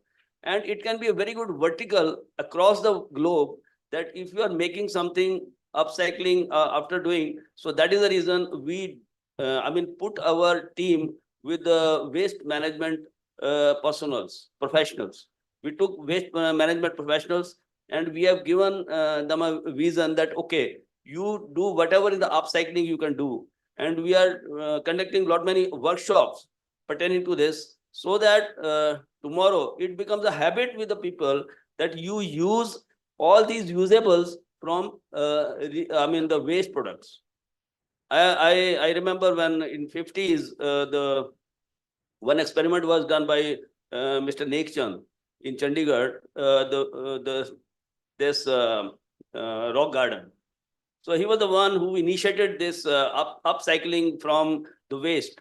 And it was a wonderful experience when we go over there and see that particular thing. But today the technology has come. Now many other things have come into in our minds that we can make this, we can make this, we can make this. You must have seen a lot of small leather goods. People are making key rings. People are making some very good useful things. So that is the vision we are trying to induce, that it is not waste, it is a resource. So we are trying to put the whole this particular concept into this stream. So and as far as the industry is concerned, I am from an industry. So in industry particularly, we need to understand how we can make the industry green. Green in the sense, how to use the biodiesel. In one of my plants, I started using the biodiesel and fossil fuel instead of fossil fuel. So it was another direction we can go ahead. And recirculation of the packing material. And even from the recycled plastics, we started making pellets, which is a wonderful innovation, because otherwise wooden pellets, metallic pellets, it is a crime if we still use this type of product even for export purposes or even for domestic applications. So with this concept, I'm very sure that the type of awareness we are trying to give to the society, we are going to hit the targets. Thank you. Yeah, welcome.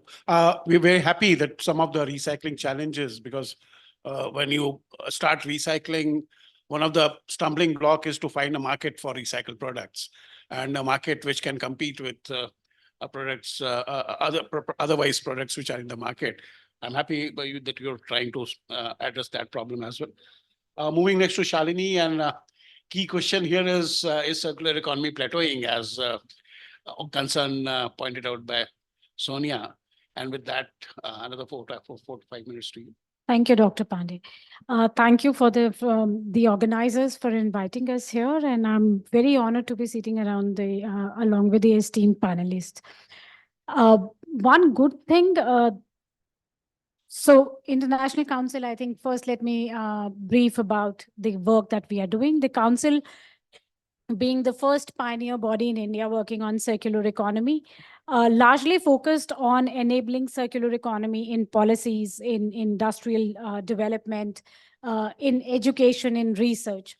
But 3 years down the line, we do understand that we have a huge responsibility now to see how the dialogue move forwards with action.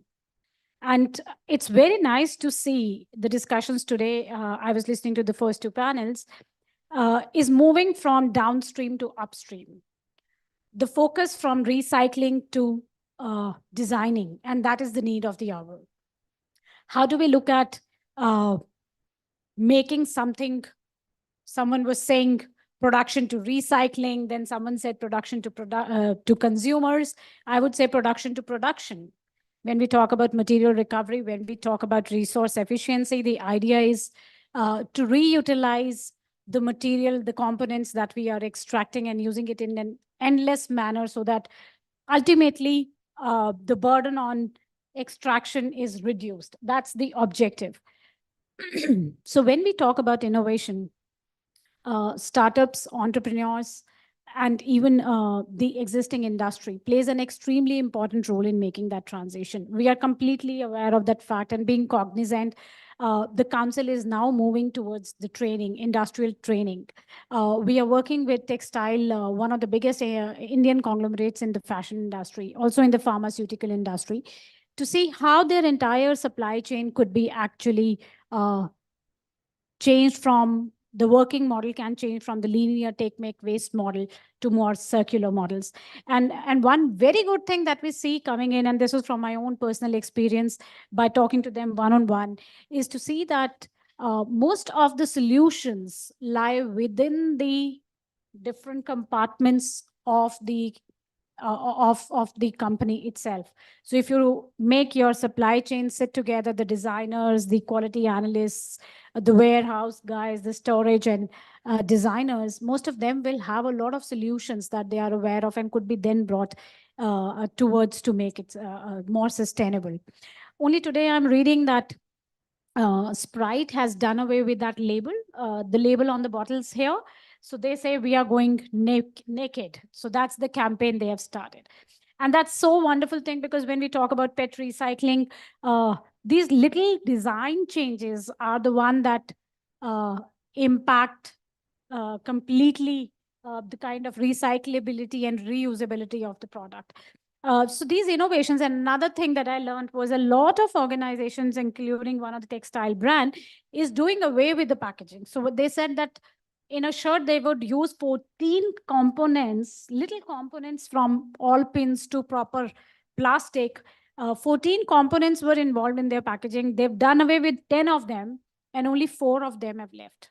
So a very important aspect of looking at circularity is reduction, which is now gaining importance, is now gaining at least some attention. And while our policies mostly, we were discussing about the EPR in the morning, look at end of waste management, I think equal focus is required, if not more, towards the production and the design cycles. As I write my second book, which is on circular design again, concentrating on the fact that now the industry needs to look at circular designing, I give a 3 mantra for the industry, and it's called MAD, going mad, I would say. So first is modularity. How do we include modules? How can we modularize the components, the entire production? The second is assessment, assessing through the life cycle assessments, data analytics, collection of the right data at the right time to come to the conclusions that are more sustainable. And D is the design. So focus on the design phase, which would then look at making your entire production cycles more sustainable. I think that's all for now. I'll continue in the next question. Thanks very much, Shalini. And it's heartening to know that industry is started to look at circularity as a business option, as a business opportunity. I'll come back again, a common question on the same issue to all of you after Mr. Pajawar. And it's a coincidence that on a sustainability subject, all the panelists, including moderator, their name starts with S. So Mr. Pajawar, your take on transparency in businesses. And first name is Sarvottam. Sarvottam is a better way to address you. Yes. Your take on transparency and Yes. traceability. At the outset, again, as everyone saying, this is a commending, platform. Again, we have guru like Sanchita and, everyone here, like Shalini is driving the fostering education awareness and driving the principles. We are interconnected again, connected with Sunil again many times in these conferences where they bring all this research. I'm very interesting to connect with the 3R because they are again driving what you call research and development and upcycle, as Miss Shalini also spoke about, and Kabadiwala, where Sonia, am I right? Sonia is talking about how make a click of the button, picking up the waste. So again, if you go date back around 3 decades, because I started my journey around 3 decades back compared to all the young people here, When I was driving the business, we are all talking about ESG, but that time it is called economic social governance. So because whenever you look at the profit comes in the top. So I was told by my chief executives, Rana Talwar has just expired around 3-4 days back. I was with Standard Chartered, so I was the CIO there. So that is where I want that, the top line to be done, beating Citibank, HSBC, but go local. Local means do some CSR. That is the mantra. It's just to show, do this, that. It doesn't mean that we are talking about the brand, but that is what everyone was talking about. Governance is the key, because otherwise you can't. But if I look at it, if I came out of this corporate world around a decade back now, this is where I was looking at just a big transformation for 5 to 6 years. E has changed it to environment. So that means everyone has a respect. You have to give respect every stakeholder. It is not just human beings, everything. It's a green planet here. So that is the mantra today. We have to call it as a major shift. Again, if you look at from the perspective, there is no change in economics. You are still looking at the top line, but how you improve your business, that itself will bring your top line and as the bottom line. This is how, as Ms. Salini talked about, very nice, production to production. We call it as economics is there. You improve your production. You improve how your product gets into the market. So, by the way, I'm Pejawar. I floated my company called Zikomi. It stands for Zero Waste Economy around 6 years back. It's a clearly like what Sonia talked about, click of the button of Ola or whatever. We are a Make My Trip. We are now operating in a B2B space, providing a complete AI and blockchain-based technology for B2B clients across India. We have more than 100 B2B, 90% of them are blue chip. We drive all type of waste, whether it's a e-waste or a battery or a plastic or oil, any type, through our partnered recyclers, because we have handpicked around 600 recyclers or co-processors across India who are gone through our compliance, due diligence, and intelligent tool, and they are onboarded, and they are now partnering through us with these MNCs to provide a one-stop solution where anywhere in India, if you want to dispose, the client will initiate through our SaaS product, where the recycler will understand what is coming up, and then they will pick it up. There is a complete transparency and traceability throughout the value chain. Not only that, we keep human, what you call regulation, respect for social value, where without PF, ESI, it will never be allowed.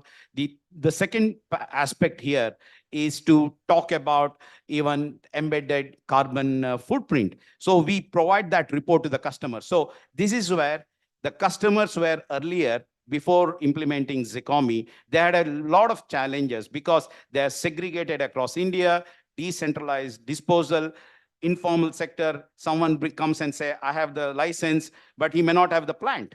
So this is where now everything is going through a compliant way, sustainable way. At the end of the day, price discovery is also a very key part of that, because resource efficiency is another mantra. We are not reducing the resource efficiency. So this is where we do a waste mapping and making sure that the right buyer comes and gives the price discovery to the client. So this is the way we bring the complete production and consumption, the life cycle to the client, who can really go into the zero waste landfill certification journey or including net zero journey. Just to touch upon this, why we look at this aspect, we are integrating our product to their design, their complete operation. What we call it, there are two models. One is called, the configuring or redesigning their operating model. That is nothing but our hierarchies, from reuse to reduce to, which is all part of the design design longevity or design out waste or resource optimization. We look at that hierarchy as part of the solutioning. And then we also work with them, something called configuring the business model, which is, it can be a lifespan increase through our product, where it can go as a reuse. it can be recycled, it can be refurbished. So we have various type of buyers who can pick it up and really, adopt that R in the hierarchy. So that's what I would like to conclude before we continue with our case studies, which I can share with some of the case studies, how industry are now able to adopt the sustainable business practices. Thanks. I'm not sure if we'll have time for case studies, but interestingly, around resource efficiency, some of you might know that CSR has had a DG called Dr. Mashalkar, and once on a foundation day, he said that production mantra should be that creating more and more from less and less. How you can do that? So, any quick question from our panelists? Any comments which you would like to have? So I thought in a second round, what I'll do is I'll give you 1 or 2 minutes, 2 minutes each. Circular economy is something which industries need to embrace, not only industries, but everyone, even other service providers in a social spectrum or any spectrum. So how do you suppose we measure circularity, that a particular entity is 100% circular or 50% circular or 25% circular, or compare them, who is more circular, who is less circular? So quick 1 or 2 minutes on that, and keep looking at the time which we have in hand. So I'll take upon from Sonia what she talked about the circular index, that gap report, which talks about gone from 9.2 to 7.1%. If I look at it, there is an encouraging perspective of that, which is nothing but a lot of technology disruptors are coming and businesses are ready for it. They have to collaborate. That's a very key for us, because previously it was greenwashing, ticking the box, saying that I've given him, done. And now when we are entering, there is a lot of surprises. This is where I think one way of looking at is how they can get into a zero waste landfill certifications, or which can be a enabler for net zero. Second, upstream. As Shalini also talked about, how can we look at the decarbonization of their supplier, whether they bring the virgin or whether they bring the recycled product. Just to quickly, I'm not bringing a big case study. Let me tell you, when we entered into an auto component manufacturer, one of the biggest challenge for them, they are not getting a better price for metal, which is boring chips. What we found when we look at their design, we did a pilot with them. We clearly look at actually the cutting oil. What happens is in the metal, that is where it gets into the machining as well as boring chips, which the foundries will give a less price. Now, if you look at, there is oil, we worked with their team only to get that squeeze out, which means that oil can be recycled again within their organization. At the same time, material will go with a better price, where foundries will pick it up in a better price, and then they can directly get back to the steel as a production. So if you see, this is a simple one where they have not even looked at, but through a lot of research, they were able to increase the price by almost 15 to 20%, but the same oil can be used back in the organization. Again, ETP sludge, that's something which we started working with pharmaceutical. It's a clear waste to energy. Again, when we talk about, there is a concept, but there are a lot of energy can be generated through this. So this is something which we all need to think. It's all available there. Why can't we reuse it, regenerate, rather than use the virgin supply? Thank you.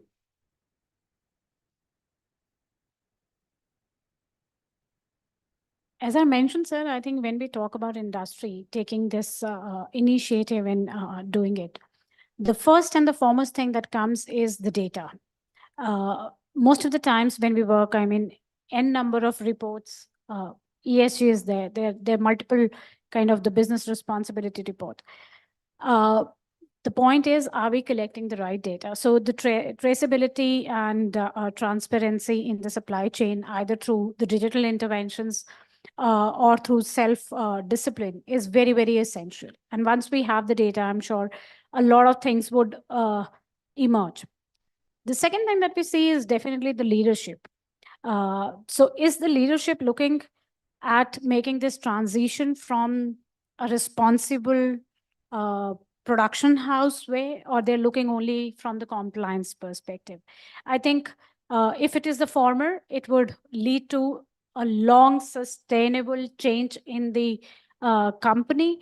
But if it is only the compliances, then it will be a very short-term benefit that we are looking at. The third is the consumer awareness and the consumer demand, and we all have a very important role to play here. What are we asking for? What are we wanting? Are we aware? A lot of discussion on that, but I believe metros are more educated. People here would talk about environment and understand, but what about the rural India? And since India lies in the rural areas, are we taking this awareness to them is equally important. And then comes the understanding. So it could be the circularity gap report. It could be any number of circularity indices. The important thing is to understand that we collect the relevant information and convey the relevant information to the one who's consuming it. With this, I think the entrepreneurship, the budding startups and entrepreneurs, the digital intervention has a very, very important role to play in the transition. They bring companies like Zecomi, Kabadiwala will bring a lot of transparency in the entire chain, and will also, I see, gradually will help in making and creating an impact, not only for the production houses, also for the consumers. Like they said, that we are telling them what impact have you made in terms of trees, in terms of water, in terms of reducing the greenhouse gas emissions is extremely important. And last but not least, I think one parameter that none of these indices cover is the green jobs. How much jobs, how much skilling are we doing to enable just transition? None of these reports I see, they do lack this. So if that is included, it's extremely important. If we start doing that, I think all the developing countries will have a very upper hand on the indices, saying that yes, we have the green jobs. And incidentally, any of the indices which I go through does not cover the green jobs. So I think that must be included. There was a report at the FICCI Circular Economy Symposium that talks about the FMCG reporting. Even that lacks this employability and the green job thing. So I think that one point from this panel I would like to raise and bring to the notice that that's a very, very important thing that we have lagged in that matrix as well. I'm glad that you raised that point. Mr. Shiv? Yeah, actually, I'm representing Mr. Shiv. I'm Sudhir Singh. I'm looking after operations. So just a small clarification. I'm taking you to a different platform altogether, thinking how green we are. See, in our organization, in corporates, people cannot buy anything without an approval. Finance fellow is sitting there, administrator is sitting there. You can't buy anything unless it is approved. But we keep buying for ourselves. Nobody approves our buyings. And a small thing I'm telling you, I was sitting with a MD of a big company, and we were talking of an inventory control, and he was saying, I got 7 suits with me. Every year I discard 2, and every year I add 2, but the total remains 7. And you know, as far as the discard is concerned, my wife takes a decision. And if 2 more are to be added, then I also participate, because sometimes it becomes very odd. So we are talking, whenever we are buying something, let's plan. If I have to buy a shoe, which brand I have to buy, which color I have to buy, which price bracket I have to buy. And then another aspect of it, which is a takeaway from this particular evening, is a feeling of gratitude. You know, when we buy a shoe with a lot of efforts, I mean, lot of planning, and it is admiring us everywhere, wherever we go. It is protecting us wherever we go from a mud or from a different odd things. And it cannot be a one-way traffic. If we are getting services, we must reciprocate. So if we take a principle of reciprocation from this evening, but I mean, if I'm wearing a coat, if I'm wearing a tie, it is giving me a service. So I cannot throw it off once I put off, and I'm not supposed to throw it off. With a feeling of gratitude, I must put it in a wardrobe properly. And let me put it this way: if I'm sitting here, I'm trying to implement how green I am, how, gratitude, feeling of gratitude I am. See, if I take off my shoes, I always clean them before putting into the wardrobe, the shoe robe, and not at the time of wearing it next day, because that is the time when you really feel obliged, and you feel have a feeling of gratitude. Yes, you have really served me. Now, what is going to happen in the waste? When you are going to do all these things, the life of the things are going to increase, and you are, with the planning, you are going to buy the best things suitable to you, and hence you are going to reduce the wastage in the long term. And whenever you are giving to that particular thing to somebody, you are going to give in, yeah, very favorite hai, please sambhal ke rakhna, for a reuse. Very, very important, Mr. Sudhir. And it's important also to realize that if you can increase the life of the product, certainly. Yeah, because that is eliminating the cost. Once it is scrap, it is scrap. 1 minute for Sonia. Thank you. Most of the points Shalini ma'am has already covered, but coming from the collection and sorting point of view, being a kabadi wala, I would just like to add on few points. Like I feel for any action around circularity to take place, it's very important that we have PPP partnership between public and private enterprises, stakeholder, consumer, and we all are working towards one same goal.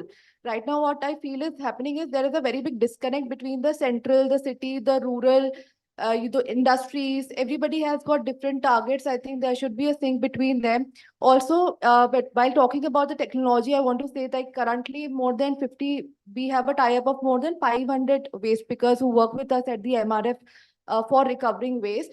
Now these AI sorters and all of these things are coming. But how many of there are 40 lakh waste picker and small scrap dealers in India. How many of them can afford these sorters? So we need to come up with technology which is scalable, which can be easily be used by these small scrap dealers. And so that it increases their efficiency, we will do the work of upskilling them. So that's how we can manage the gap. And thirdly, I just want to share an example. Like I feel those enterprises are more circular, that without taking the burden of policy, they want to do something of their own self. We started the first mattress recycling campaign in India because Indian Steel Product Federation, they approached us. They said that, we have got foam and we are worried that, foam is non-biodegradable. And the quality which you get, because people use it for 10 years altogether. So we want you to take the mattress back, and we want you to do something upcycling or recycling of the available material. So I did some research. I got to know that in US, these programs are already running because the landfills are not accepting the mattresses anymore. But what happened there is that people pay for the collectors that, these many dollars I'll pay you, just come and collect my old mattress. But I know in India, coming from a kabadiwala, this thing that for old mattress also doesn't matter. It has got 1 kg of material left into it, it's burned or it's wet or whatever condition, people will expect some value to it. So we gave them few suggestions, like give them an incentive ki, theek hai, for double mattress, you will get 1200 rupees ka voucher, which they can redeem on your brand, on the purchase of new mattress. For single bed, you will get 600 rupees. So they'll redeem on your brand. So initially we need to give them, the consumer, some motivation so that they start following these disposal practices. And then we found out recyclers coir can be used in compost, they can be used in making ropes or something like that. Textile ka to waste ka kuch nahi ho sakta, because that kind of textile waste is not accepted by any of the recyclers currently in India. So foam, a lot of foam can be recycled, though again used as a filler for carpet underlays or something like that. So I think more and more research and enterprises and organizations and brands should come up and initiate such, initiative, irrespective of what actually you're getting out of it. Ek baar start karke dheere dheere we can, modify it. We can learn from the learning. We can gather the data and then maybe implement it more nicely later on. Thank you, Sonia. Very interesting aspects. And in zipped form, because we had very limited time, and I'm happy that we almost finished on time. Let's give them a loud round of applause. Excellent remarks by our panelists. So I'll close it formally here. I must congratulate you. Thank you for keeping in mind the paucity of time and being very mindful of everybody else's time. Could I please request everyone to kindly come forward for a group picture?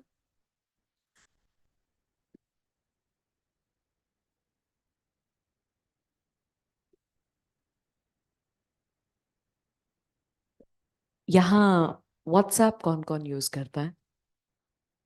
By show of hands, who uses WhatsApp? You don't use WhatsApp? You do? Right. Now, this WhatsApp has a very funny thing. I believe everybody has one. It's called the family WhatsApp group, right? What's the name of your family WhatsApp group? Guru Maya. Oh, lovely. What's the name of your family WhatsApp group? Family group. Lovely. I don't know why, but my family decided to name it Family 420. And on this particular group, बहुत सारी अजीब सी photos आती हैं. For some reason, there is a glass, there's tea in the glass, not a cup, I shall mention. A flower blooms from the glass and it says, Suprabhat, aapka din shubh ho. And for some reason, there's a goat, there's a lamp, there's a tree, and behind the tree, there's a baby's face, and the baby's face is saying, Kaise hain aap? I immediately called my mama ji and asked him, please stop sending me these kind of pictures. मैं क्या करूँ इन photos का? ये बच्चे के मुंह से निकल रहा है, ये फूल निकल रहा है, mama ji, please stop sending me these kind of pictures. He said, I'm sorry, I won't. But one fine day, he sends me a picture. और उस पिक्चर में जो लिखा था वो मेरे हर सुबह उठने का कारण बन गया. I would like to share that with each and every one of you since I've been here since the morning and I've been listening to all the speakers talk about all the efforts they've been making. कि जीत मिले ना मिले ये अलग बात है. जीत मिले ना मिले ये अलग बात है, पर मैं कोशिश भी ना करूं ये तो गलत बात है. So this one goes out to efforts. And talking about effort, this brings us to our next topic to talk about transforming e-waste, India's digital revolution sustainability drive. Please welcome Dr. Sandeep Chatterjee, Scientist and Senior Director, Ministry of Electronics and Information Technology, Government of India.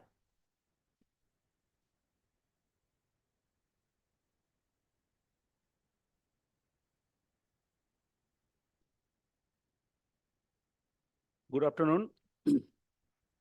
I'm glad that BW Business World has initiated dialogue on this very important topic.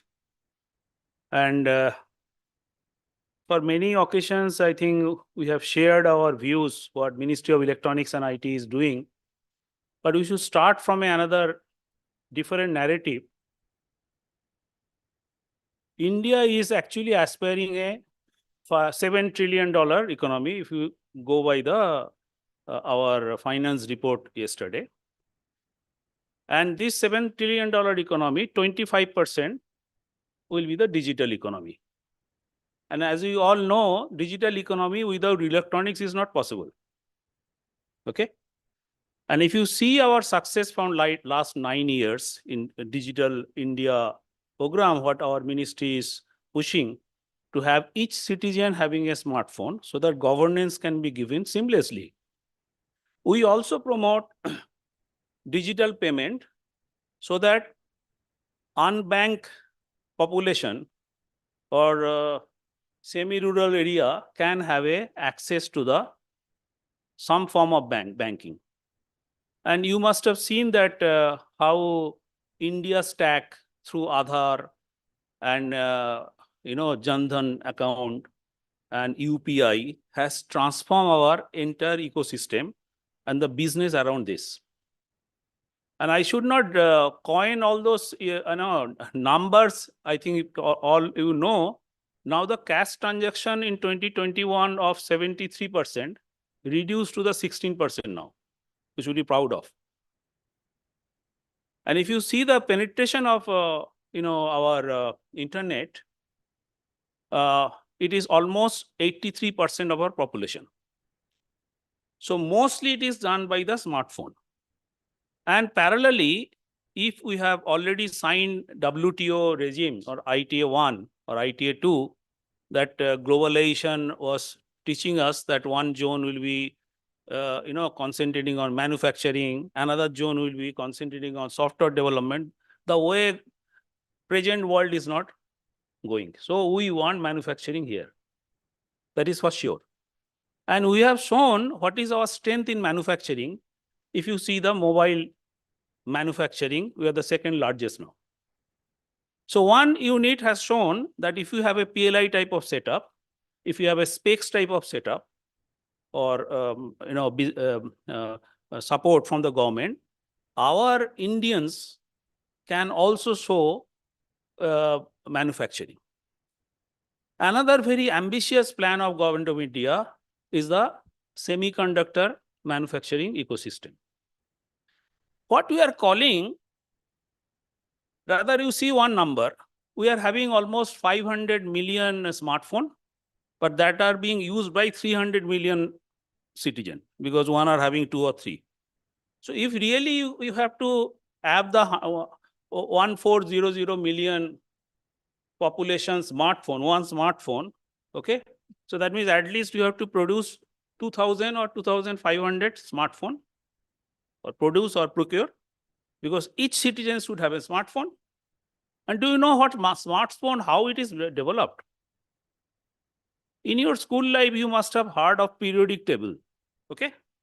69 elements of the periodic tables are used to function a smartphone.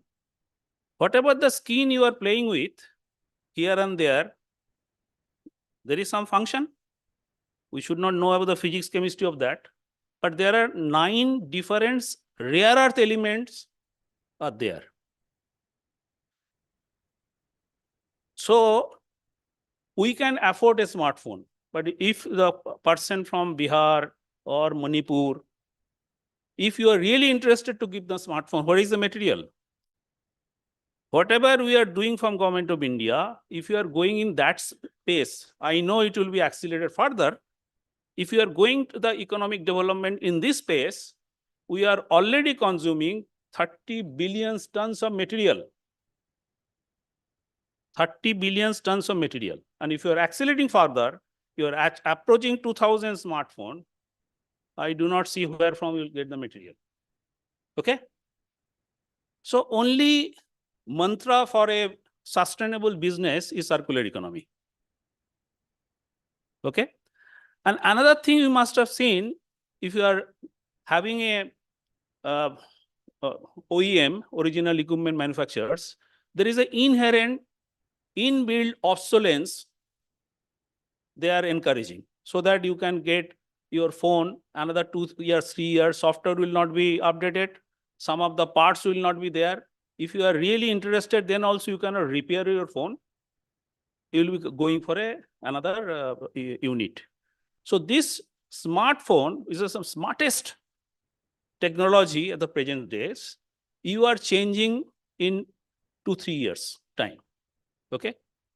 And another thing I should mention, in developed country, how it has been done, there is a legal provision which is called right to repair. If you are not having that legal provision here, you cannot ensure that OEM will be providing you the spare parts or the different type of design, so that you can repair your material. Though in electronic waste rule, refurbishment is encouraging. So we are in a very difficult situation. So if you are enhancing the electronic waste by means of not providing a good service, because servicing from a authorized center is costlier. They're putting this costlier because you should be encouraged to go for a new phone or new tab. So this is one issue. And if you see some data, 2021, 3,000 tons of gold was extracted from Mother Earth. 10% is used in electronics product. That is, 300 tons. Our market share in electronics is 5.2% globally. So that means you are having at least 17 tons of gold. And that is costing around, or rather market is around billion. So if you see in that way, there are 69 elements. So what we require, we have to be placed, because e-waste management earlier thought that if you are producing, then end of the life management will be sufficient. Now it is not going like that. You have to take the upstream as well. Your design should be so that your recyclability or the refurbishability can be done easily. So these things needs a attention. So thinking all those, Niti Aayog 2021 come out with 11 different verticals where circular economy action plan has been come out. So action plan for e-waste, our ministry has drafted. So we are talking about sustainable product. In our country, we have no definition of circular economy index because we are giving PLI. We are supporting specs. Can you fix the C index so that if you have a C index, you will be getting a 26% of the subsidy. If you do not have a C index, you will get 25%. Okay? And we do not have really, can you do the semiconductor manufacturing in the country? We require a different type of skill set of manpower. So then only this is possible. So why it is not coming to India? There are many reasons. It is not only the government, subsidy or some different type of duty structure. These small things will not help. So we should have an entire ecosystem. And also the material. If you see the semiconductor chip making, lot of materials are required. We are depending on the different supply chain from the different countries. And due to the global scenario, war between the Ukraine and Russia and other parts, we are facing really a challenge. So the circular economy is the only mantra for addressing this. Our ministry, because as you all know, the rules, implementation, it is a job of Ministry of Environment and Forest. So they are framing a rule. There are 3 versions of the rule. One was in 2012, then 16, now it is 2023, there is a 3rd version of the rule. They are now ensuring, in 2016, they are ensuring there should be a collection target. We are happy, now they are talking about recycling target. And now they are doing a digital by design, everything should be online. So in online, we will be at least accumulating some figure at this stage. What is the secondary raw material? What is the gold? What is the plastics available through CPCB website? It's a good move. Now, what is required? 3 things are required, which our ministry is doing. One is affordable technology. Entire, developed countries' technology may not work in our country. We have enough manpower, so the dismantling can be manually. But when you are coming to the printed circuit board, when you are coming to the lithium-ion battery, when you are talking about spent magnet, when you are talking about engineering plastics, when you are talking about solar panel, each and every product or component requires a different technology, which we have developed. We have developed when the countries was not having any rule also. From 2007 till date, we have developed those technology and handed over 20 to 30 companies. But you can say this is not sufficient.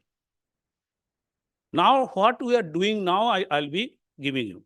First of all, in 2019, with those knowledge base, we have created a center of excellence in Hyderabad, CMED Hyderabad, and that was co-supported by Telangana government and one of the big company, Greenco. This is a participative model where you are creating startup companies. We have an engagement with IIT Hyderabad. So first time in the world, MTech in e-waste management and engineering have been started. I am also taking I'm also a faculty there.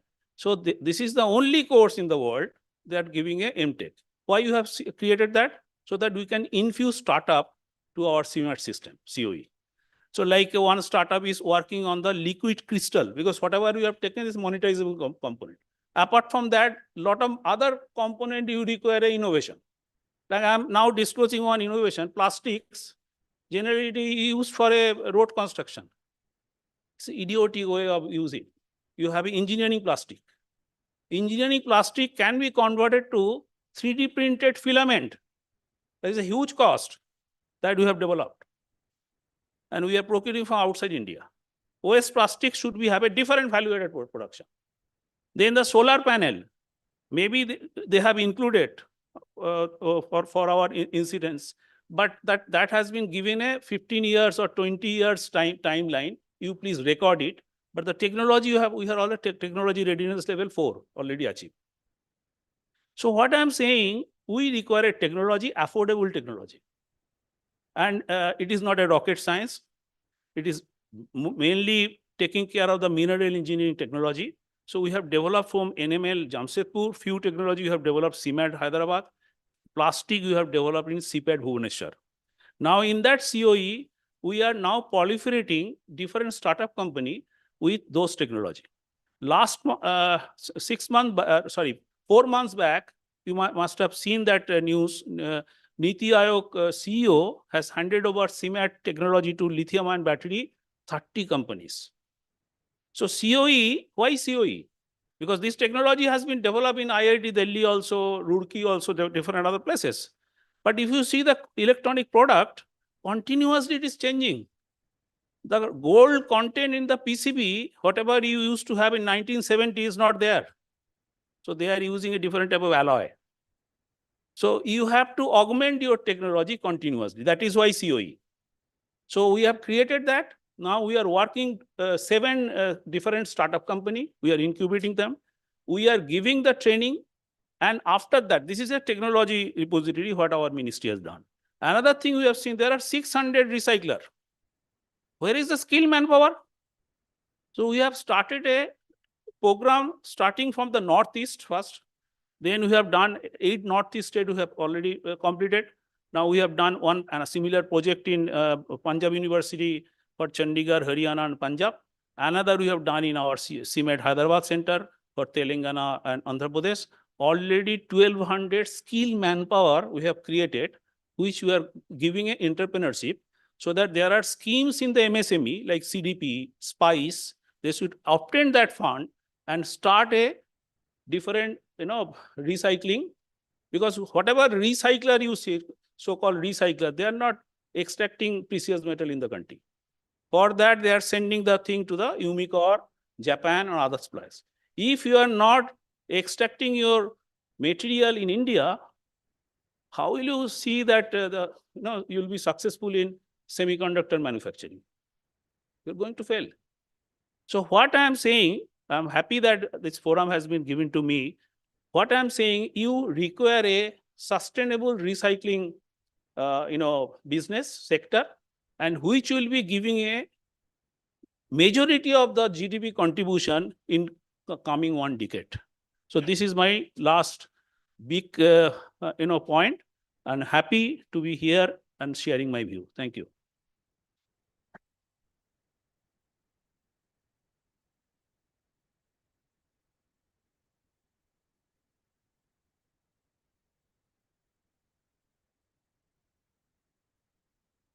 Thank you, Dr. Chatterjee. Everybody has mobile phones, I'm pretty sure. Let's quickly open our Instagrams.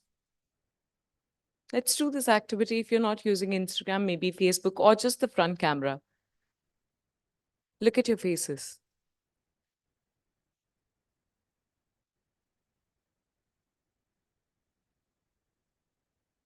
Take a picture. Don't worry, I'm not going to ask you to post it. Some might want to use a filter, so I'm not going to be interjecting on that part. After a couple of months, maybe if some day, some night, when you're lying on your bed and you're getting bored and you scroll through, just if you ever come across this picture, take pride that you were here, that you were at the turn of making a big change in the society. So congratulations to each and every one of you. This brings us to our next panel discussion, plastic waste reduction strategies from packaging to consumer behavior. Ladies and gentlemen, joining us, session chair, please give it up for Sudhir Mishra, founder and managing partner, Trust Legal, noted environment lawyer.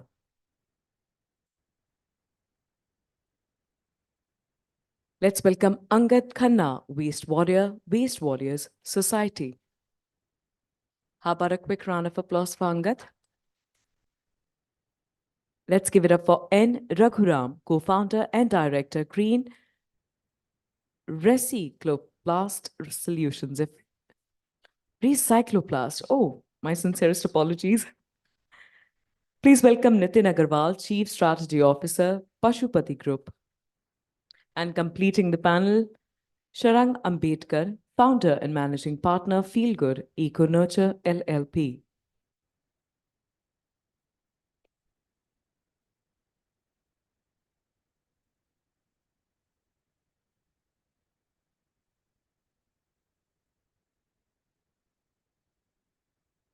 Before we begin, I must say I love the energy that this particular panel has just brought onto the stage. I'm hoping that this is infectious enough to warm up the audience as well. Yeah. Good afternoon, everybody. And it's a very small audience, but yes, my panelists look all geared up for a very high octane half an hour, which we'll have. So this is a very important topic, plastic waste reduction, dramatic topic, I would say. And why I'm saying this, because for last almost 5 years, I have been working on this issue as a lawyer. Most of the petitions which are going before National Green Tribunal or even in the Supreme Court, where the packaging is a major issue, I'm handling it on behalf of a lot of multinationals. I can name one, Tetra Pak. So I'm the lawyer who is representing them in NGT, Uttarakhand, NGT, Delhi, then Chennai, then high courts, various high courts, and even in Supreme Court. So I'm aware about this entire thing. And it was 2019 when this became a movement kind of thing. And we were also advising a lot of e-commerce companies, how they package, how they reduce the packaging. And I'll tell you, I had the fortune of going to a World Sustainability Conclave. And coupled with that, there was a packaging conference which was happening in Bologna in Italy in 2020, just before the pandemic. And there I realized that India is doing much better on plastic waste reduction, packaging, what we have told through the court interventions, through pollution control boards, through the responsible companies which are going to speak here.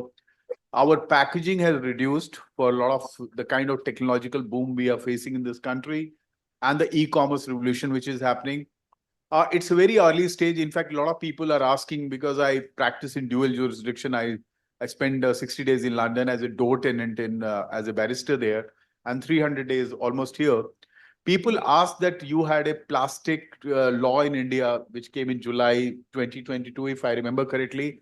And how this transition happened so fast that your sabji wala, ready wala, all these people don't give you plastic anymore. So for a country of 140 million, this is a question which people are asking. I think it's a success how we have handled our plastic. I'm an optimist, so I'll start with this approach. I'll tell you the background. For 23 years, I've been practicing environmental law, climate change. I run a firm, Trust Legal, which is the only firm where even law firms come for advice to us. I've been part of most of the laws which have been made on forest, wildlife, biodiversity in this country. And I take a special effort to come and participate in these conferences, because I thought that this will give me some idea. I can contribute something. So I have a very august panel, very working panel. And I'll start with Anga. You can start and share your observation. Where are we on this strategy on the plastic waste reduction? Yeah, thank you, Businessworld, for inviting me to this panel. I represent Waste Warriors. Just a small little brief for those who don't know who Waste Warriors is.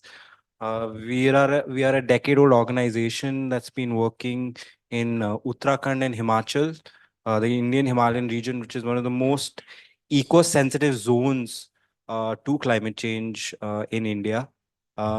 And we have been actually working with local communities on inclusive, participatory, and sustainable solutions to waste management. There's a lot of talk when we come to plastic waste reduction on who is to blame. Is it the consumer? Is it the producer?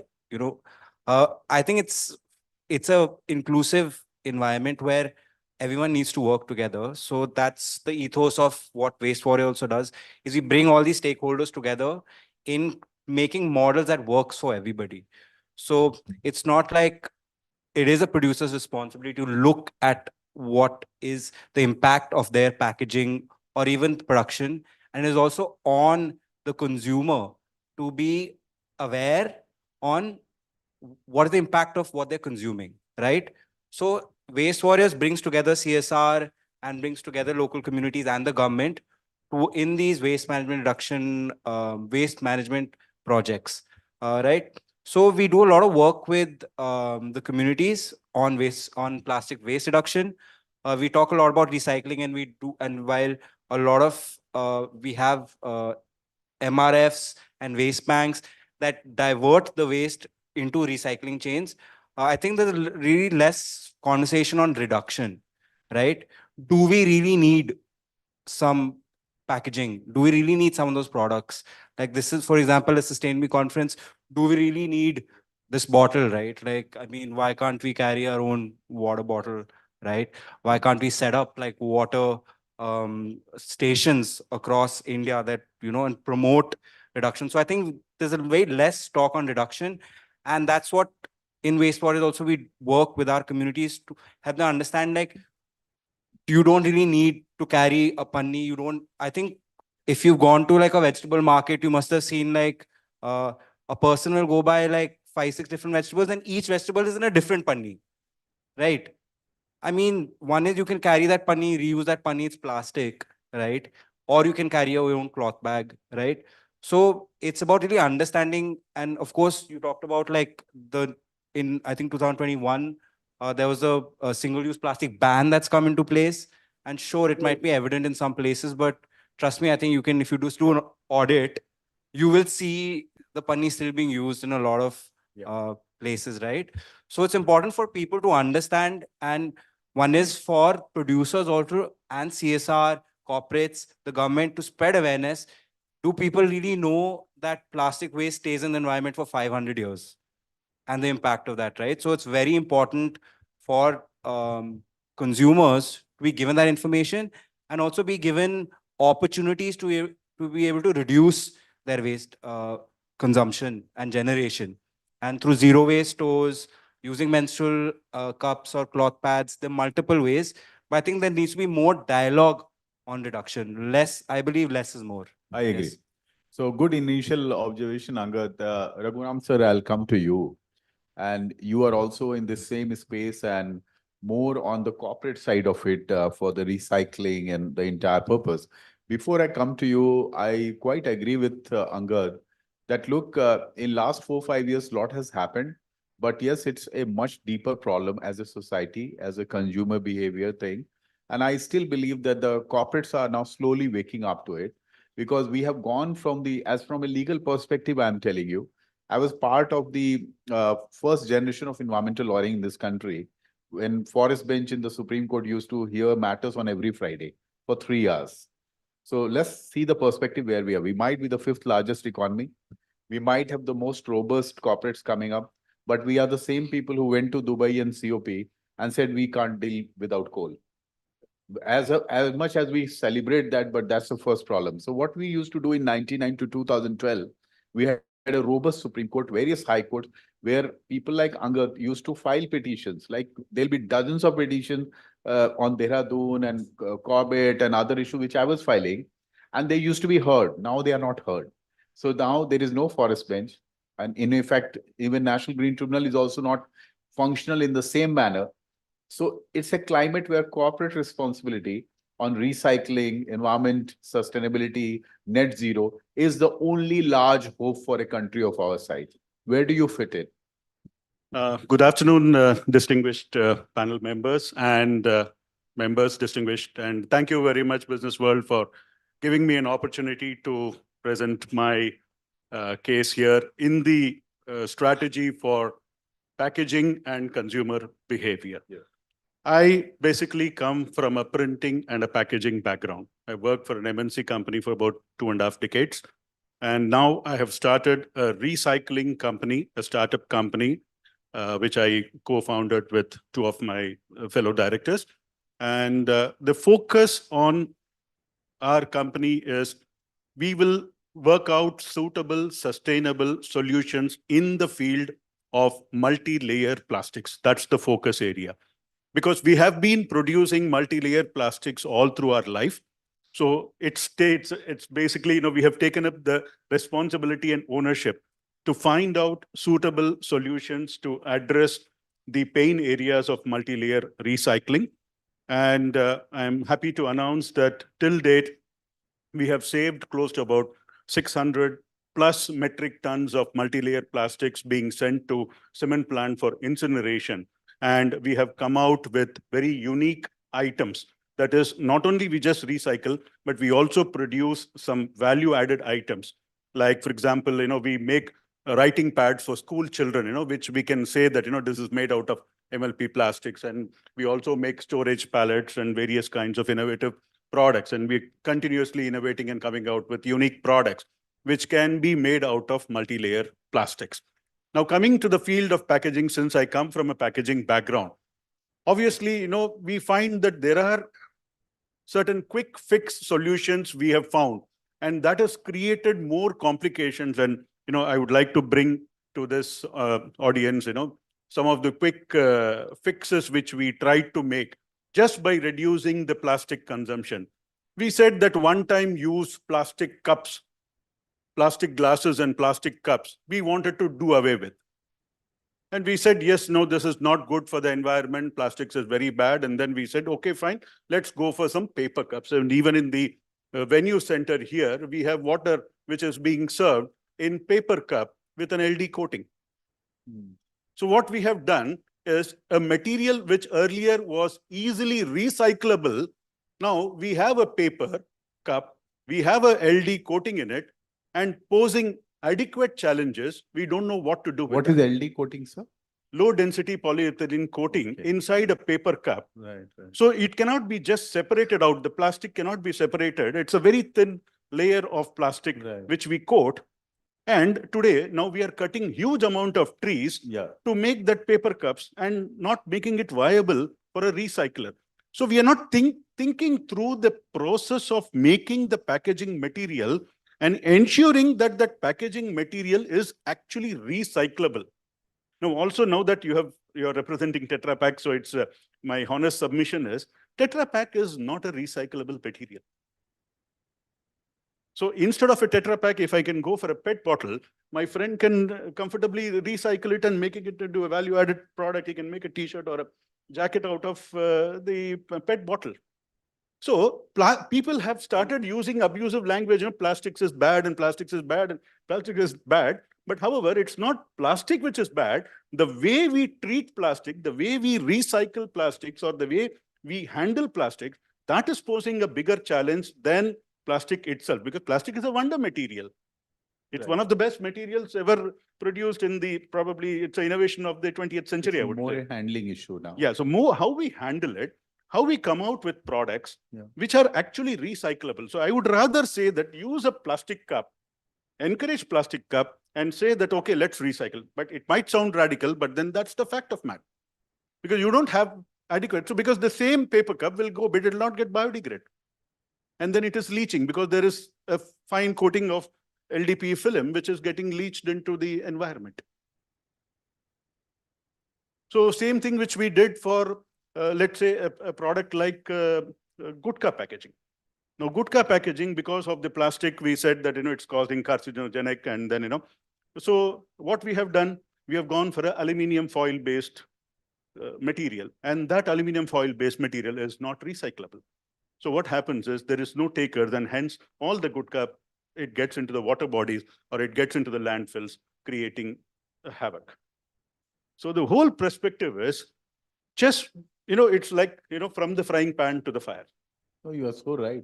So unless and until we come out with a solution which really says the government of India should say that, is this material recyclable? Can it be recycled and can we produce something else out of it? If not, then this packaging material does not qualify. Can we come out with that kind of a proactive kind of I would say, action plan, so that, it really makes impact. And that's how we will be in a position to bring in sustainable. And as a recycler, I would like to have more and more product which I can recycle and come out with value-added product. And thereby, I can save the planet from more of the ecological disturbance. I don't need to go and cut trees to make storage pallets. I don't need to cut trees to make paper cups. So we can reduce and we can create more impact. Very relevant. Okay. Thank you. Well, thanks a lot. Good initial observations. And what we are actually moving towards. So Nitinji, it's your turn. And you are a strategist. And tell us, and it's a good part that we have from the civil society representatives and we have corporates and somebody who has a 2.5 decade of experience. And when he says that you can't recycle or something, I'll have a separate discussion with him on that. Because the problem is, as a country, we were always historically very good recycler. And this is also something I've heard in conferences outside the country. वो डालडे का डिब्बा और पुराने मर्तबान, we used to keep it, milkman, milkmaid, and वो उसमें खजूर रखे जाते थे, निमकियां रखी जाती थी. हम तो 100 साल तक चलाते थे और पुराने संदूक. We were not the thrower kind of people. ये throw करने का concept, when the international companies have come here, we have started doing more. When at the mountain caps you find these small plastic packaging and all kind of products and the tin canisters. What do we do, Nitesh? What are you, in which space you are? Introduce us about the company, and also where do you fit in on recycling and plastic debate? Thank you, Businessworld, for having us here. I represent Pashupati Group. We are one of the leading recycler of plastic waste in India, with 8 facilities across India today, 4 in Uttarakhand, 3 in Rajasthan, and 1 is in Telangana. We are processing more than 700 tons of plastic waste per day. And we are moving towards achieving a capacity of 300,000 tons of feedstock every year. We are working in the domain of PET recycling, polyolefins recycling, PP, SDP, and LDP, and some other kind of plastics, and making valuable products of recyclates from all these wastes. Coming on to the topic. And sir, I'll ask you, you said 4 states. So yeah, how many states you'll go like Uber, Ola, Zomato? I want you to go faster. Okay. Coming on to the topic, your question. See, when we're talking about the circularity, it has some fundamental pillars of this, in my view. Innovation, collaboration, value addition, and creating sustainable business models. Every one of us, every stakeholder has something to do, something to contribute. This starts from the brand owners who manufacture these products. When we talk about the plastics, for example, then we have a demand from the consumers who consume these products, and then we let it off into the environment ecosystem. Then we have policymakers who govern and control all this value chain. We have collection system across us, around us, which work in a particular way in India.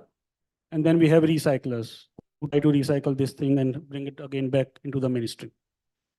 So every one of us has a role to play in this and has a responsibility. It cannot be done by only someone on and own. So when we come across the brand owner's perspective, they have their responsibilities in terms of designing. The fundamental design is very important in India. Then they have some kind of policies which they can promote to bring all these waste back to their collection centers, and then they can get it off in a proper way in place of littering around. They can have some kind of incentive schemes which they can start in terms of refilling, reusing, and recollection kind of thing. In terms of using and designing or designing a fundamental design, we are seeing that a lot of polymers and colors are being used at the same place for the same application in today's scenario. In this bottle, you can have 7 to 8 colors of caps. It may be PP or SDP, both. We can have labels in PP, SDP, LDP, BOPP, PVC, PET, and even in India. So this fundamental design has to be simplified. As of now, we are designing these things from a sales point of view, from the business point of view only. I want to present my product in a lucrative way so that to attract the attention of the buyer, for Right. example. So for the sake of the environment, as a collective effort, we should come together on a consensus that yes, we will have only HDP here in white color, for example. Then whatever the caps you will have in India will be of white HDPE. And you do not need to segregate it, whether PP or HDPE or which color. What it helps us in recycling? It helps us in upcycling. As of now, we are downcycling. For example, how many have the capabilities of segregating is this PP and HDPE when this is crushed? How many can So if it segregate is into different one- colors? So Nitin bhai, you are saying if it is one color, it has a higher value to recycle. Am I correct? It has a value to recycle, plus it can be upcycled and can be brought back again. Brought back for the again. Same application. Absolutely got For it. same application. So what you gain out of different color is that a important factor, or recycling and bringing it back is a important factor? Complexity of recycling is a challenge. Absolutely. It reduces the challenge. It reduces the challenge. Absolutely. Thereby upcycling becomes easy. Absolutely. So may I ask you a few more questions? It's a very interesting thing you're saying, and let me assure you, I'm getting ideas. So that will go in a petition. That's what I'm asking you. So tell me one thing. I go to hotels, and that's something bothering me. All of them advertise their ESG report and all these things. And these are global hotels. So I'll tell you standards. I was in London last week. Actually, I was there, and then I went to Bath in a hotel. And Bath is just 1 hour away from London. You know that. In the hotel, nowhere I found that the sop had any plastic cover. It was wrapped in a small, thin paper. In London, it was wrapped in a plastic. In India, name the brand, they wrap it in the plastic. Now, the same thing is when you order food in your room, they have the same patla wala plastic on your food. Now, I want to ask you how hazardous that is for the food. And I also want to ask you, when you say we have done this ESG and we have done climate, why do you put that plastic thing still, even if you have dispenser now, your soap still has a plastic or a film on the soap? See, we have dispensers here, and many of us are changing that concept also. But Yeah. still, there's a lot of things to be done on this. Yeah. When you say about the hygiene, so all such kind of products which are used in contact with food, they must have a food compliant application with that. They must be compliant with the food uses by FDA or EFSA or whatever it is. So all those things are possible when you are able to upcycle the things. The basic challenge in India is Understood. currently now segregation now. I am having a challenge of getting proper feedstock. I have money. I can put up facilities. I can bring in technologies from US. I can bring in technologies from Europe. But what I will do? Where is the feedstock? Where is the correct quality of feedstock available in India, which I can recycle or upcycle and can bring it back again to the mainstream? This wrapper, if we define it in India as a legislation that this will be HDP only. So during the recycling of this PET, this will come up as a floating material. And you can recycle 100% of this. As of now, about 30% is only being recycled as a floating material. Rest all goes to the landfills. Because it has PVC, it has PET, everything is there. You cannot recycle it then. So important thing is about the design. How can we compromise and can bring it to the table as a consumer, as a brand owners, as a legislator, that yes, we will define these systems in our designing concept, which will be bound on all the manufacturers. So is something happening on this or nothing is happening on this? Things are happening, but in bit and pieces at some levels only. And most of things are at discussion levels across the major brands. So there is an organization called Paryavaran Gatividhi. Have you heard of it? I have heard. I have been talking on various platforms also. So Paryavaran Gatividhi is the part of RSS, whose job is to guide the environment climate change in this country. We all understand that that's the guiding principle behind the government which is in the country. So Paryavaran Gatividhi has 3 principles today, and I'm aware about it because I had the fortune of working with them. Ped, Pani, Plastics. They are working on 3 principles right now for last 4 years. And even the Environment Ministry has to listen to them. Now, whatever you're saying, I have to crystallize it and try to make a presentation, maybe ask your input and everybody's input.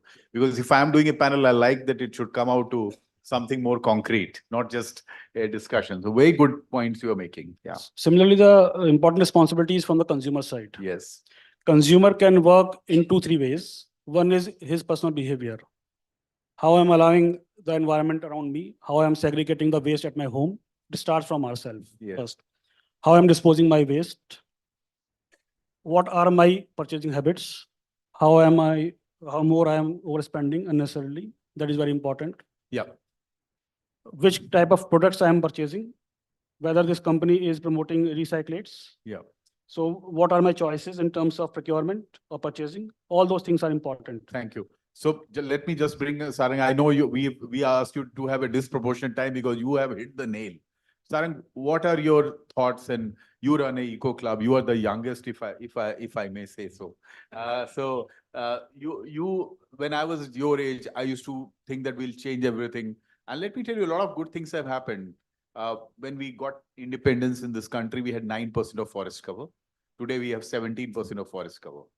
You had almost Tiger was, last Tiger would have been there, but in 1975, Project Tiger came. We have the highest tiger population, which protects our forest also. We have protected our national park, wildlife sanctuaries, and the Project Tigers because of the supreme work done by the local communities. Also, the governments have played an active role, and the Supreme Court directly was monitoring it. Unfortunately, we are losing on that 5-6 things, but then the access to the government is like never before. You can take an idea to the government will listen to you. That's also there. Where do you fit in? So thank you, first of all, for BW for inviting me. My name is Sharang. I have founded this company called as Feel Good Eco Nurture in the pandemic. Just for managing the plastic waste that was coming into my house. That's how the idea had started. And now we are recycling almost say around 2 to 3 tons per day. Wow. Not a very big scale, but some part is taken care of as our own responsibilities. So where we fit in this ecosystem is where we are doing the on-ground work.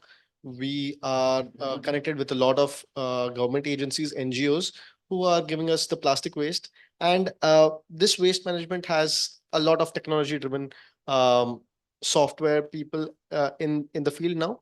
Just like there was Kabadiwala just before this, or Recycle, who are giving us a good amount of plastic waste where we can purchase directly from the app. It's as easy as calling a taxi.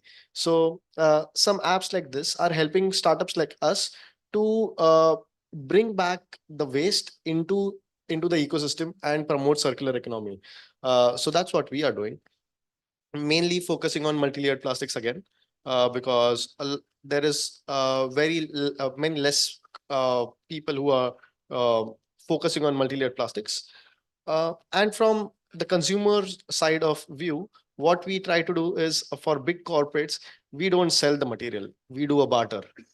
We always try to promote barter into it, where we take the waste from their facilities. Or we did a project with Pune Municipal Corporation recently, where they had given us 20 tons of plastic waste material, and we provided them with 10,000 t-shirts for the municipalities, Safai Sathis. So from recycling PET into yarns and then into t-shirts. So that was a barter. No, not a single rupee was involved into that. So we are trying to promote such circularity, where we are also promoting circular economy and also at the same time recycling the waste plastics for the municipality, which is a headache for them also. So yeah, that's what we are trying to do. Very good. Angad, I'll come back to you. And very interesting talk has happened with regard to integration of this entire waste disposal mechanism. What Nitin Bhai has said and what our seniors have also, Raghuram sir also is saying, they are serious players. They actually believe we can recycle. So how will you combine your energy with such companies? Because he's talking about the raw material, that you'll bring the bigger technology, you can make a larger manufacturing thing happen on the recycling part, but our ecosystem is not ready to support him. Yeah, so I mean, one thing also, Waste Warriors, like we have around 20 projects in 9 locations, which are focusing on building solid waste management systems. A lot of these areas do not have, in Himachal and Uttarakhand, rural areas do not have access to waste management systems and services. So one is like Nitin sir also said that it is the most important thing when it starts from sources that people have to segregate their waste at home, right? And so the waste can then go into the recycling channels, the collection and recycling channels, right? I think that is very important, and that big large scale awareness campaigns needs to be done, and that's where I think the CSR also needs to take, I think, more I think there needs to be more support, definitely, and more with the more mission mode. Like, it's war right now. That's why we call waste warriors also. And especially in areas that do not have any access. Like the Indian Himalayan region is something that the entire India is dependent upon. All our rivers come from there. There's habitat that is so important. The Indian Himalayan region it's warming faster than the global average, right? So that affects the plains also. So it's very important for more support to come from CSR towards projects in the Indian Himalayan region.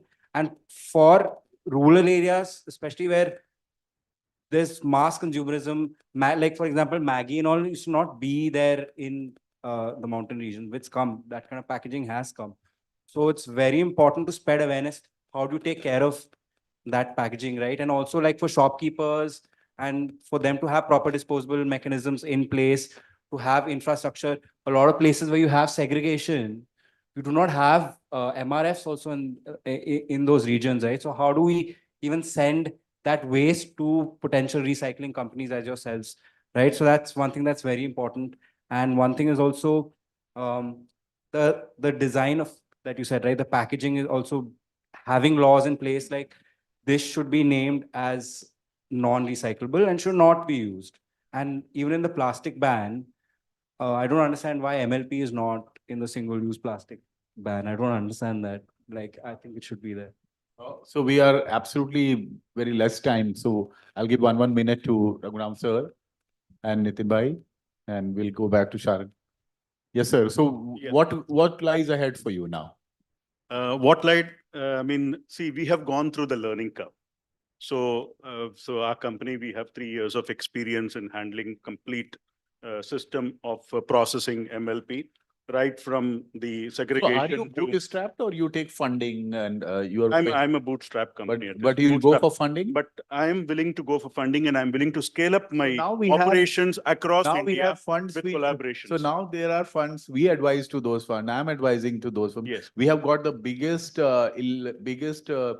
investment in one of the companies like Electric One, which has opened 200 stores for electric scooters across India. Yes. There are funds which have come to India in last 24 months from Japan, UAE, from UK, which only wants to invest in climate neutral companies. So I am willing to set up kind of wheel and spoke kind of an Brilliant. arrangement Yeah. where at a district level, we can create this kind of an MRF facility, completely handhold with our technology and, set up the whole process, bring it to an intermediate stage and bring it to a mother plant where we can produce value-added products, where even person like Sarang can help us out. So we can all work This together. looks very promising. And we can really create that ecosystem where today, if you give a PET bottle to a recycler and people like Mr. Nitin Bhai, we can always make some fabric and t-shirt. But when it comes to MLP, people will say, no, MLP cannot be recycled and there are challenges. We have to come to a stage where we say that even MLP across the country, we have a recycling solution. We are making value-added product. And with this value-added product, we are reducing our other resources like wood or metal or wherever No it doubt can be. about that. We can do that. And that's the way forward.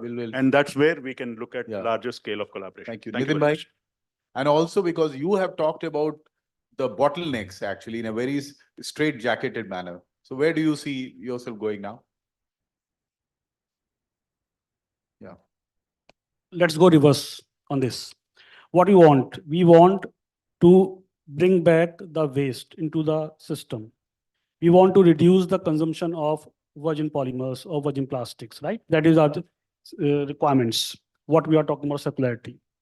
For this, you need upcycling, which will be done at a recycling facility, for example, or a compounding facility, for example. For that, what they need is good quality of feedstock.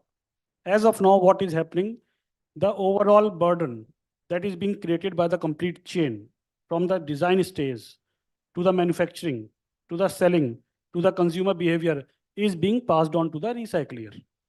So there is a lot of energy, lot of money, lot of things, resources being wasted at the recycler's end, which everything has a cost. So recycler is bearing this cost. When he is bearing this cost, he has to get from somewhere. I'm asking you for a cost. So you are saying me that, no, how can I give you? You are supplying me recycled material. Virgin is being sold at 100. You are asking me 110. From where I will get this cost? Because this cost is because of the complete value chain behavior from design stage till the waste is coming to my facility, right? So because of the mixing of polymers, because of mixing of these colors, because of a number of formulations being used, a number of functional additives, ash, mica, barium sulfate, calcium carbonate, everything is being used by producers in their, as per their wish. Yes. Right? No standardization. No standardization is there across the waste. Right? So your product becomes costly, and then you are being told that it's a recycled product and you're asking for more money for that. There is a mindset in India right now. Yeah, it is. Everyone needs delta. Right. How much you are giving me a delta? 20 rupees, 20%, 30%. If virgin is 100, 70, 80, how can I give it? So we have to bring it on a platform. This is my personal view on this, that we have to create a platform across India wherein we bring in the stakeholders from the producers family, from consumer people, and then recyclers and government people. We can bring it many things on the I table. agree. And this And can then- only happen at 8 p.m. when Prime Minister Modi comes and says, "Aaj se सारे के सारे ढक्कन एक colour के होंगे." Yes. बस So वही तरीके से होगा. we come to these conferences, we speak about many things and we go away. It won't go away. Don't worry. I'm assuring you. Right? So in we my need, conferences, it won't so we happen. need to really work on this Yeah, on a we'll serious work. note. We'll work. Then only we can bring it towards circularity. Yes. Thank you. We have all the stakeholders, so nobody will skip this. Yeah, Sharon. Yeah. As Last correctly- word. Yeah, as correctly said by Nitin sir, the standardization should be made so that some things like where we are using MLPs and other materials have also a standard material, and plastic is not given a bad word like don't throw away. Plastic is the problem, but it is the solution. We are the problem, and we need to work towards making that, to solve that problem, to dispose it safely and in the correct manner. So I'll just give you one last clue. Very Yeah. well said. Last, very hopeful thing that there are conferences where we go and we hear these things.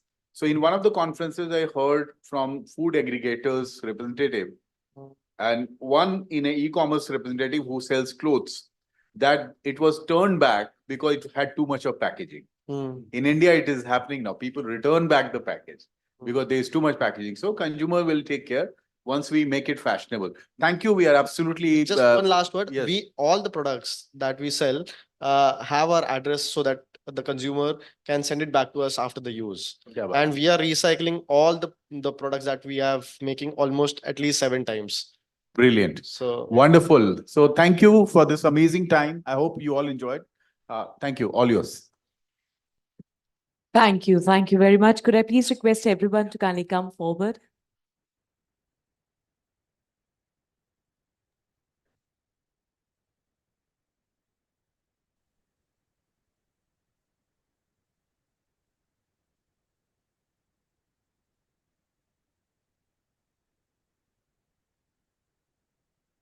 Questions?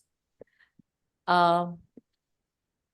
I think the gentleman is asking for a question. Could I please request you all to kindly take your seats for another 5 minutes, perhaps? But we are absolutely out of time for this one. I must request you to kindly briefly put up your question. Just one question and rest you can ask us outside. Yeah. Can we please pass a mic to the gentleman? You can ask, we can hear it.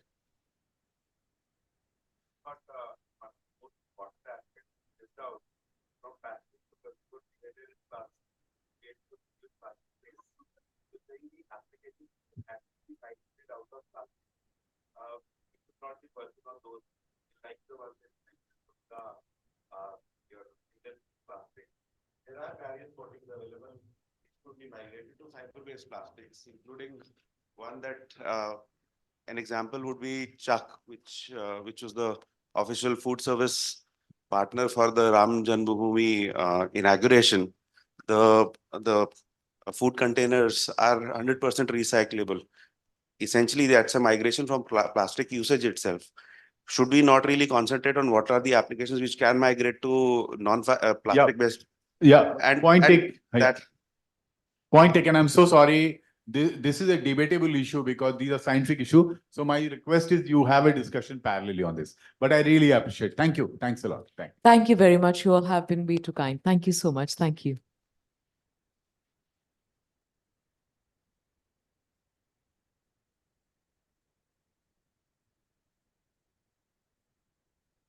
Industry expert speak.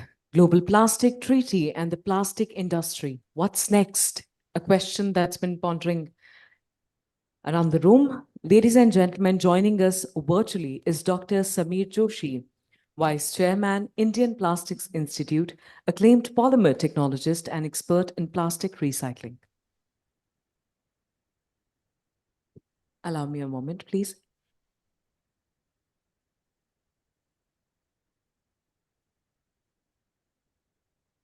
Hi, can you see me? Can you hear me? Namaskar, everybody. And I bring greetings to BW Business World and all the gracious changemakers present here. The Global Plastic Treaty.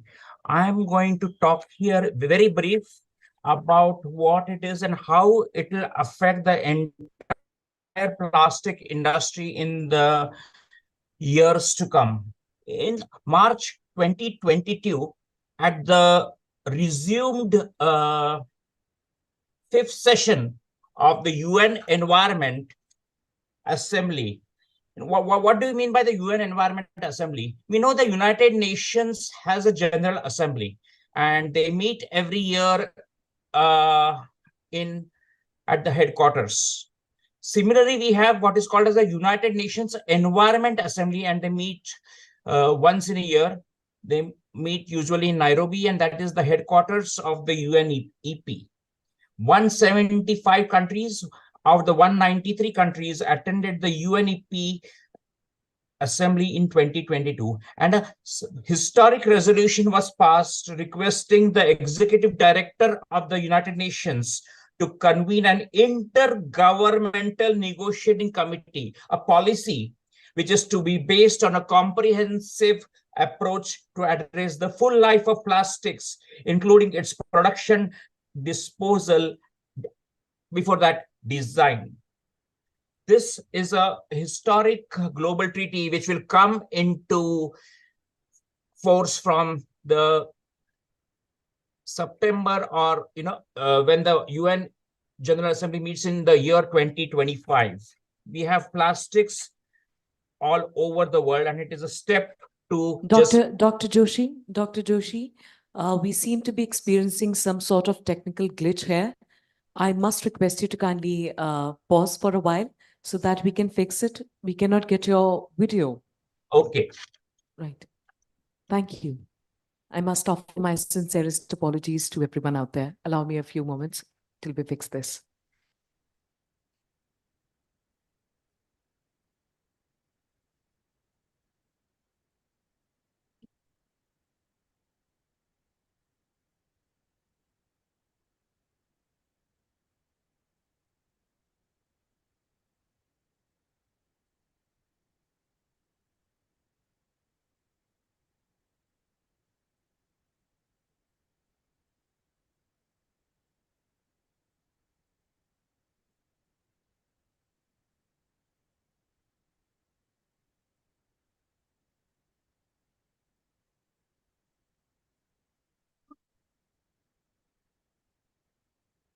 Well, at this particular point, technology sounds like a frenemy.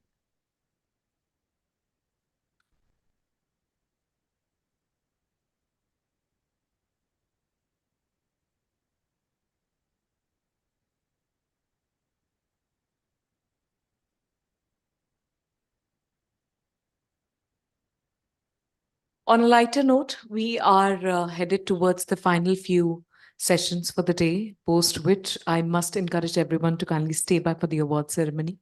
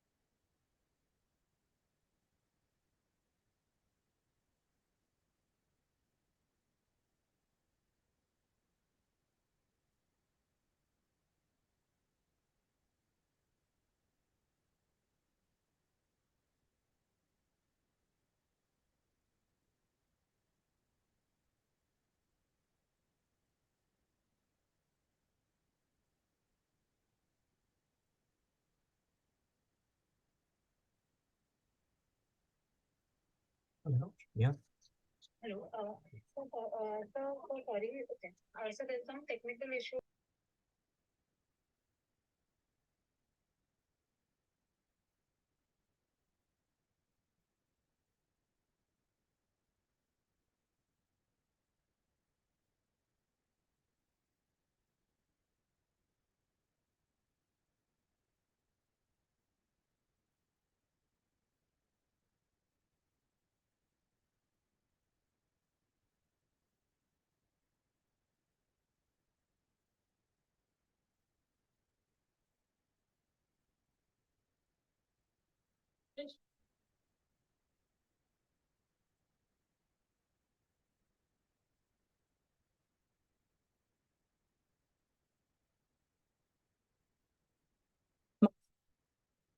Check. My sincerest apologies. As we are experiencing a technical glitch, we'd like to move on to the next session. We'll be requesting Dr. Joshi to kindly join us back in a while. Urban mining from waste to resource. Ladies and gentlemen, join me as I welcome the session chair. Please give it up for Ashutosh Joshi, CEO, Glassbar, Recycling and Glassbar Group. Let's welcome the gentleman with a round of applause. Let's not forget that BW Business World on www.bwsustainability.com has a massive readership on the digital space, so people are watching this online. Let's welcome Shobha Raghavan, Chief Operating Officer, Sahas Zero Waste. Let's give it up for Dr. Harveen Kaur, Environment Consultant, specializes in e-waste. Utkarsh Singh, co-founder and CEO, BatX Energies. And completing this panel, Manish Agarwal, CEO, Vrindavan Plastics Industries.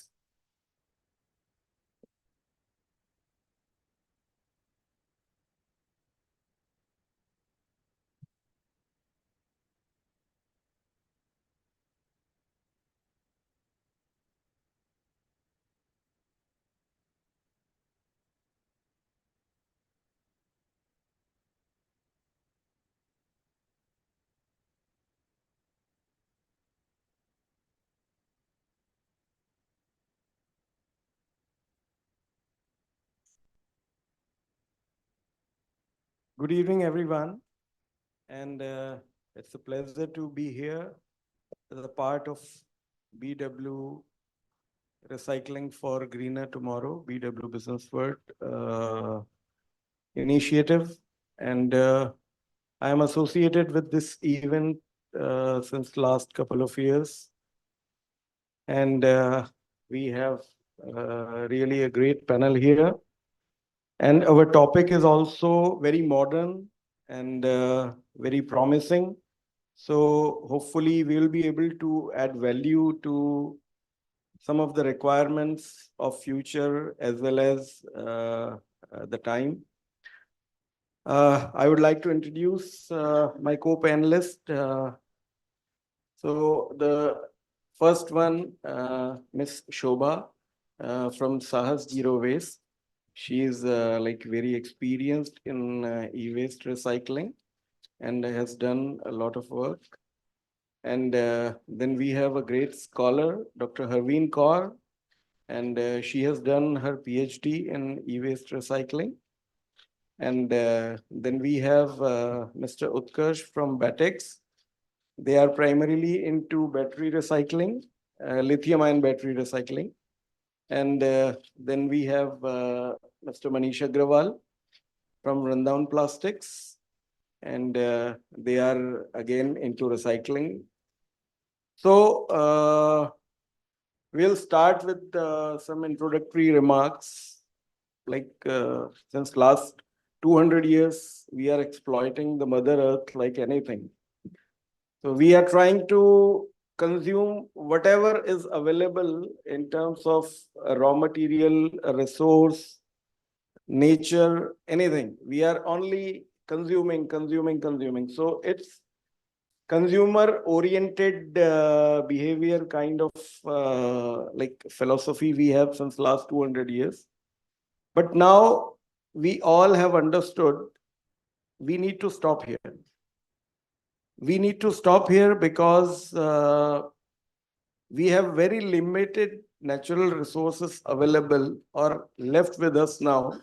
And we have to give something to our next generations. And then only they can also enjoy the similar facilities, the similar technology, the similar oxygen or similar water or something. So probably compared to our ancestors, we are more educated, more aware in terms of how to conserve the nature, how to reuse, recycle, and regenerate the things. And the term urban mining comes very appropriate in this sense because we are using a lot of electronics, a lot of technology these days. And you know, the way we are moving ahead, it's very clear without technology, we are becoming more and more handicapped. If we do not have a mobile phone for, say, 2 hours or 3 hours, we feel like, you know, we are losing our breath. So considering that, we all need to keep this technology alive, and for that, these gadgets alive. Without gadgets, we cannot have these technologies. So how to keep these gadgets alive? We were dependent a lot on China for raw materials like precious metals, rare earth, and all that. And now we have, you know, not very good relations with China. So a lot of material, we are finding it difficult to import from China. And when we are importing it from other countries like Chile, Peru, like South American countries, so these are pretty expensive compared to China. So what is the possibilities? What are the possibilities? What is the way out? So that is the best possibility is urban mining. Means recover as much as possible. Don't throw the gadget irresponsibly. Dispose these gadgets with proper responsibility. And with this note, I would like to move to Ms. Shobha to share her views, her work, and some suggestions regarding this. Ms. Shobha, please.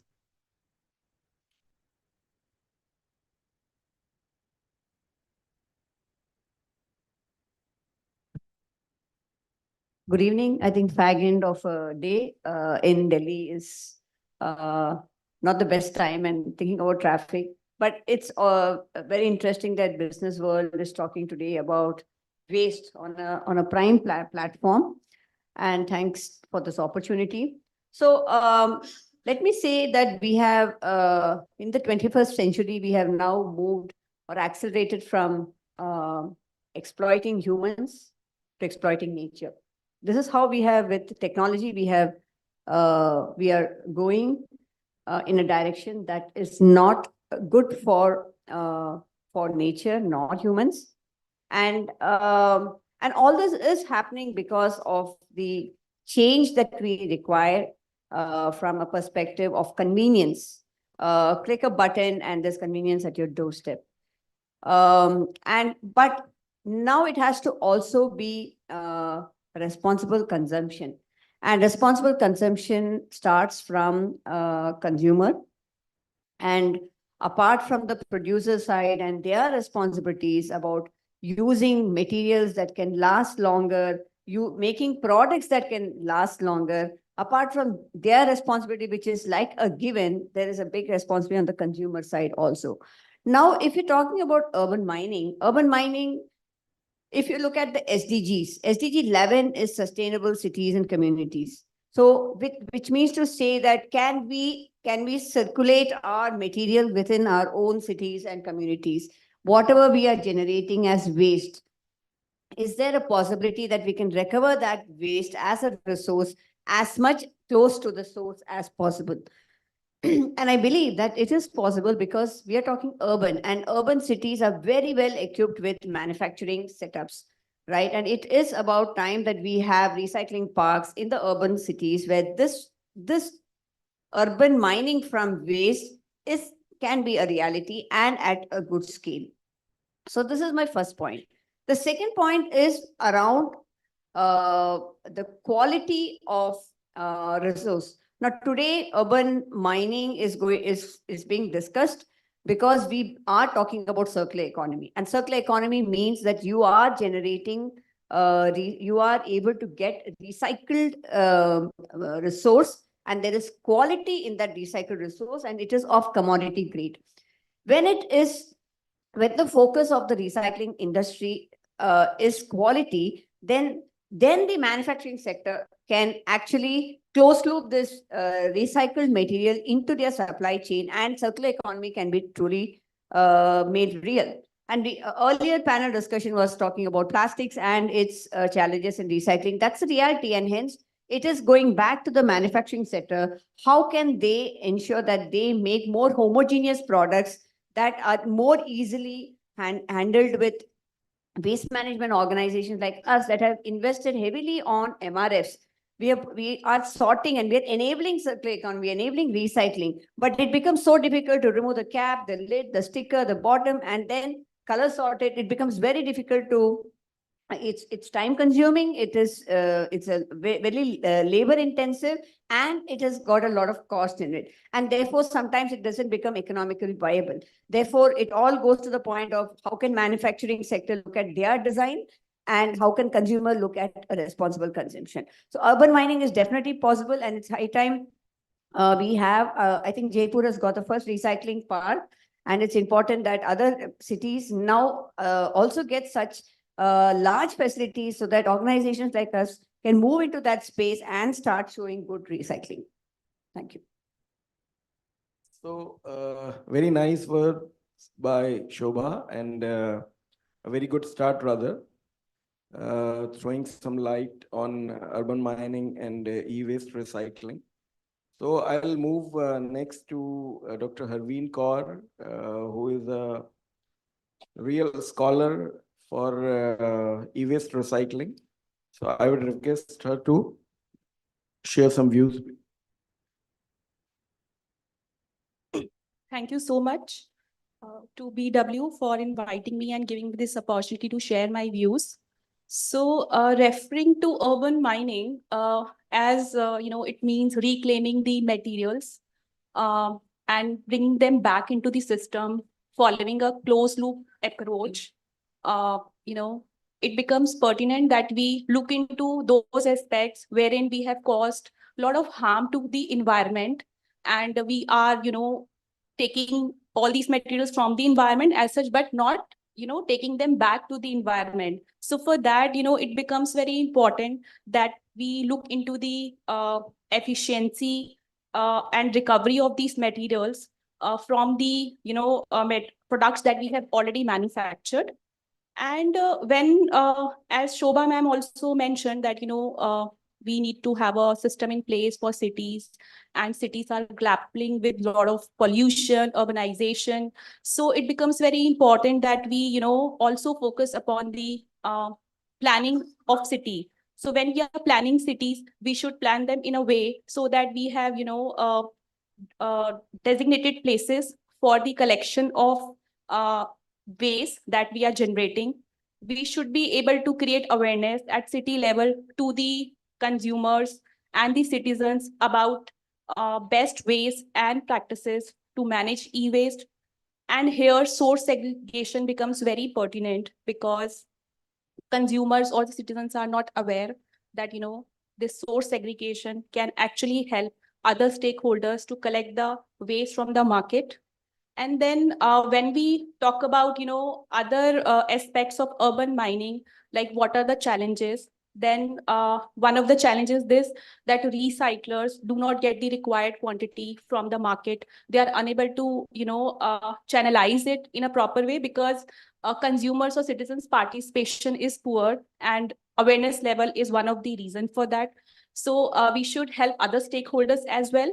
And when we talk about promising opportunities in this area, then of course it has a lot of opportunities and can provide immense job opportunities to the informal sector or the people who are working in manufacturing and production sector.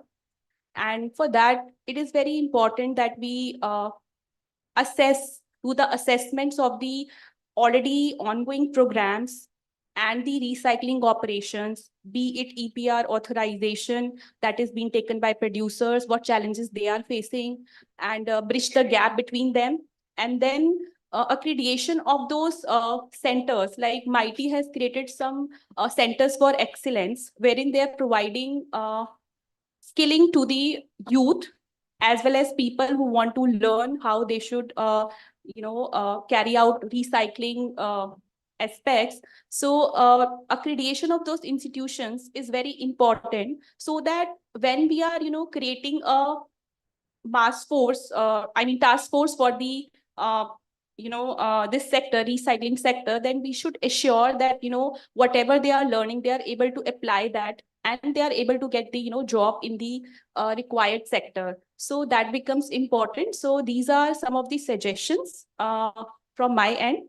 And from government perspective, I would like to highlight that government has also come up with many missions wherein they are focusing on urban mining directly or indirectly. Like we have Swachh Bharat mission, we have Digital India, Make in India. So all these are very promising missions of the government, wherein they are focusing upon advancement of technologies, but at the same time now focus has also shifted to the recycling and waste management aspects. And a recent policy by Niti Aayog, which focuses on the name of policy is NPE, National Policy for Electronics, which came in 2019, is a very promising policy that has come up, wherein it will be, helping the startups for recycling in this area, and also they are promoting a lot of incentivization in the sector. So that's all from my side. Thank you so much. So this is not everything from your side, because you have a second round as well. Just to add here, there is one specific property which is associated with the electronic recycling, that it reduces a lot of toxic waste, which is probably not coming from other materials, like even plastic or different kind of plastics are not that toxic, because a lot of rare earth material, heavy metals are being used in e-waste. So naturally, when it goes to landfill and adding into the water, into the food, in terms of microparticles, so it is harming many folds compared to any other used material. So that part also need to be considered while we are promoting the e-waste recycling. And with these words, I'm giving the podium to Mr. Utkarsh, who is from Batex, and they are experts in battery recycling. So battery recycling is a buzzword these days because everyone want to buy a electric car. So no restrictions for 15, 20, 25 years. So over to you, Utkarsh. First of all, thank you so much for this opportunity, BW Business World, and to be a part of this great panel. So I'll start first of all from the perspective of urban mining, little bit touch upon what urban mining really is, and then take it to some good and interesting facts about lithium-ion battery recycling. So it's the buzzword, right? Urban mining. Why are we actually doing urban mining? It is to substitute the real mining that is happening all across the world, which is in many terms, it is catastrophic for mankind, because the way cobalt is mined in DRC in Congo, every day, 10 to 20 people die because they literally jump into the mines, and those who can't come back, they're left back behind in the mine. The way lithium is mined, and lithium is one of the hottest, metal all across the world. The way it is mined is to extract 1 ton of lithium, approximately 700 gallons of water is wasted, right? And it's the same way is for nickel as well. So urban mining is basically remining. I would say I would use the term remine from the products that are already being floated in the market, right? To give you some examples, like you will be surprised to know, even you yourself right now is carrying approximately 6 grams of lithium, 8 grams of cobalt, and 6 grams of nickel with you. But none of us know it. And whenever we go to a shop, we just, leave our old battery there of the mobile phone and get the new battery replaced. So it is about creating the awareness. So I think urban mining is very, very important as a term for everybody to understand. Apart from that, now all the elements that are there in the periodic table, all the 119 elements, there is a very basic property of that, which is it can neither be created nor destroyed. So, which means it can be reused again and again infinitely. And that is what we intend to do in this sector, which is evolving right now for battery recycling, because of the given push of substituting the ice age vehicles. Electric mobility is a very prominent solution that, the world is promising, and all the vehicles will be powered with lithium ion batteries, because there's a tendency of lithium. It is the most dense metal. It can create it can contain the maximum energy within the least space. So therefore lithium will be there, that will be used for lithium ion batteries. Now the challenge is, what is the average lifespan of these batteries? It is approximately 3 to 5 years. So we have to be equipped and prepared today. What will happen when these batteries start coming back? Now there are two ways. Either you go all around the world and get the technology and try to set up the technology, or you develop it yourself in India. I think the pinpoint problem where India is lacking and now coping up is the development and advancement of recycling technologies. Like if anybody wants to start e-waste, they will simply go and get a plant from China. So we never get that concept, right? What is that concept to get a plant from China and run it? You have to invest a lot on R&D, and then make sure that we are able to recover at least not 100%, but 99 up to 99, 95% of the material. So I think government and the other agencies are working toward how we can expedite the process of R&D. That is one very critical thing which will add to urban mining.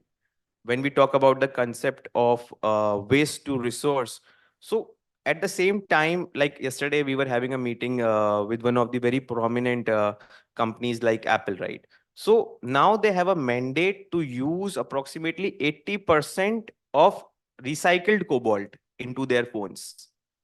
And the problem is, for example, if we are refining cobalt, we are producing cobalt in India, nobody is ready to pay the right price. So we have to export it, right? Even in exports now, other countries have become very smart that they also don't pay the right price. But yesterday we got to know for the recycled cobalt, nickel, and lithium, you are going to get premium because these companies have mandates. So it's a great incentive for recyclers as well. So many such incentives will promote recyclers, first of all, to develop the technology within India, because the environment and the systems in India work very differently as compared to technology in China. And trust me, they never give you the 100% technology, right? They just give you the 55 to 60% of it, and which we believe is a lot. It is nothing, right? So I think indigenous technology, making sure we get premium for the products that are being produced, and making and spreading the awareness that how important urban mining is, because all of these metals can be used infinitely. So this is what our intent, and I think that will add to urban mining. That's about us. Very true, Manish. So there are a lot of opportunities in this domain, and a lot of things are happening. But again, we need to develop probably technology and the mindset, and the reduced dependency on other countries or from other domains to make it independent, so that this urban mining really makes sense in real terms. So again, like when we talk about urban mining, it's not just e-waste or batteries, or because now we have the material which is composite in nature. It contains a lot of things. When you buy a mobile phone, it contains plastics, it contains metal, it contains rare earths, it contains precious metal, it contains glass also. So we need to know how to handle different materials together. And with this point of view, or with this, if we can enlarge it a little bit, how to handle different kind of material together, including e-waste in the urban civilization. I am going to reaching out to Mr. Manish, and if you can throw some light on this. Sure. First of all, I would like to thank Businessworld for here.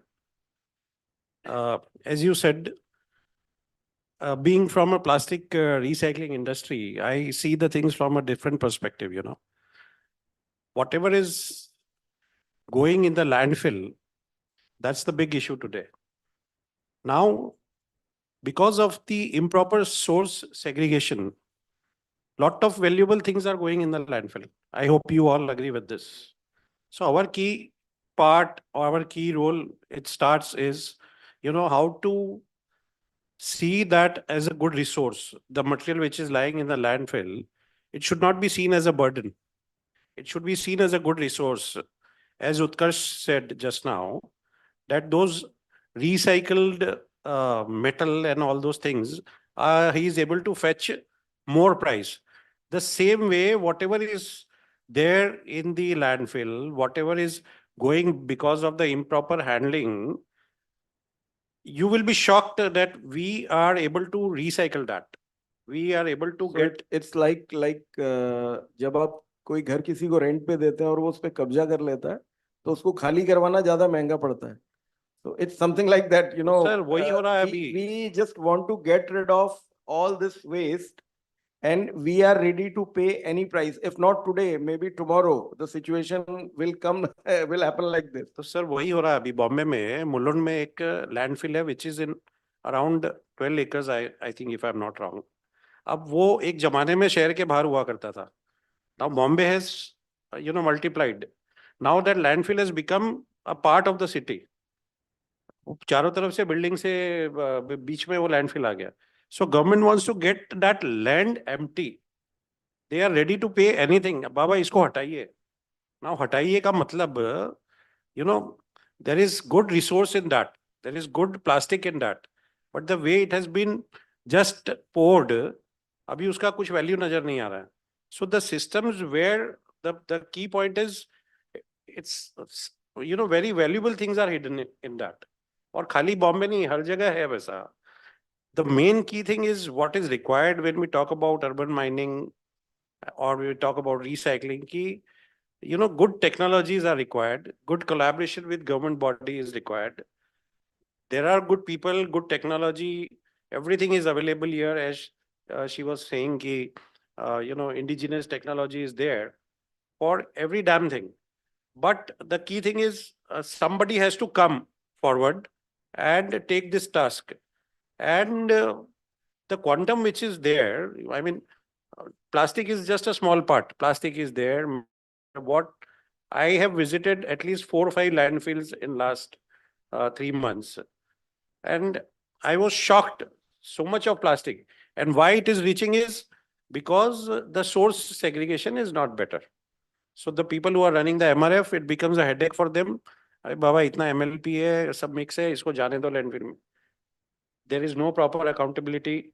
So people want to keep the single plastic, monolayer plastic, MLP जाने दो, it's not valuable. But now the time has come, as the gentleman from Bangalore was sharing, that MLP is getting recycled. There are good products which can be made from MLP material also. In fact, very soon MLP granules we can export also, and people will pay the premium for that. And that MLP is lying in our landfill. So I want to put this particular point. Okay. So you are Yeah. done with this? Yeah. Okay. So great.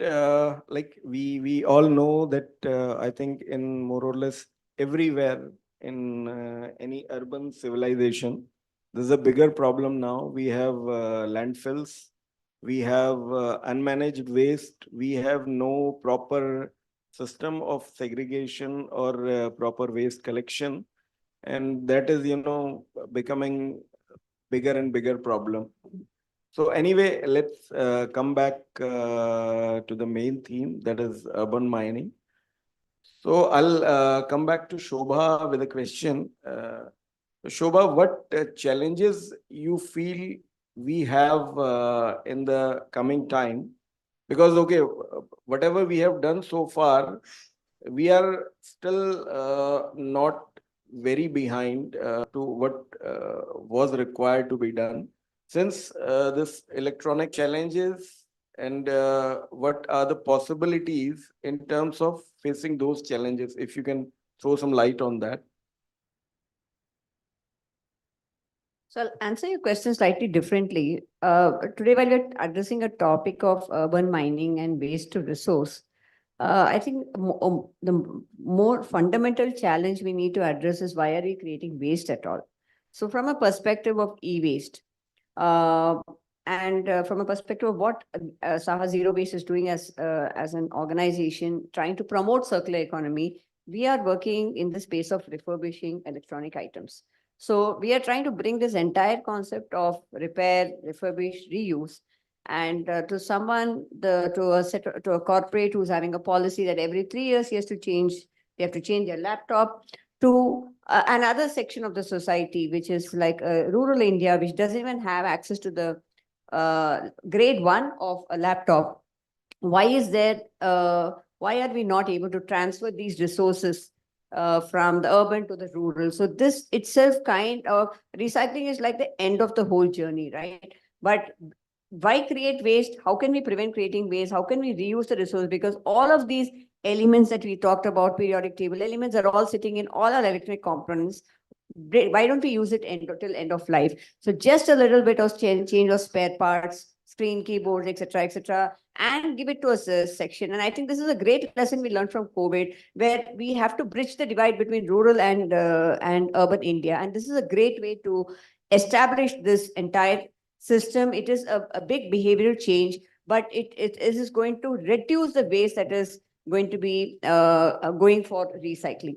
And also with the e-waste rules getting amended and refurbishing being part of the mandate of the producers, that they have to they can refurbish X% of their waste, is very progressive, and it brings the products back into usage cycle. So I think this is one important point. Another point I wanted to say is that all of this that we are discussing has to happen at scale, and then only we are going to get economic viability. So while Utkarsh is doing something on the lithium battery recycling, and he may be part of one state, but then how can we collaborate in order to bring scale? And we are very much prevalent in the southern India, and we have all our connects in the big manufacturing industry in southern India, Bangalore, Chennai, Hyderabad. How can we're talking about the automobile, we're talking about the electronics manufacturing, everyone is in southern India. How can we collaborate in order to bring this a system that's sustainable, wherein we can bring some kind of collection centers? We need to build infrastructure where these batteries can be stored in a very safe way, and then it can be routed to organizations like Utkarsh, which is another part of the country. So these kind of collaborations, I think, are going to help us solve this problem or challenge of scale. And that is what we need to do to advance. Otherwise, each of us will be working in silos in our own geographies, and we will not progress at the speed we need to progress. Thank you. Good to know the way forward from Shobha. And now Dr. Harveen, I think I would go a little more academic, like what all additions or alterations in the regular curriculum can be done so that, it comes from the school or college level in the students, that they understand when they will become a regular citizen, in terms of, they will start earning, they have purchasing power, and how they can buy responsibly, and they can consume responsibly, and they can dispose it of responsibly. How this culture can be inculcated from the schools and colleges itself. Thank you so much, sir. It was really an interesting question. From a student's perspective or from the perspective of curriculum, we already have environment subject in place in Delhi University and at other UG levels, wherein it is mandated by UGC that students are supposed to study it. And then we are also having skill enhancement courses now at university level, wherein students can choose among different programs or courses they are interested in. And even e-waste is one of them. So e-waste has been introduced as one of the subject at university level.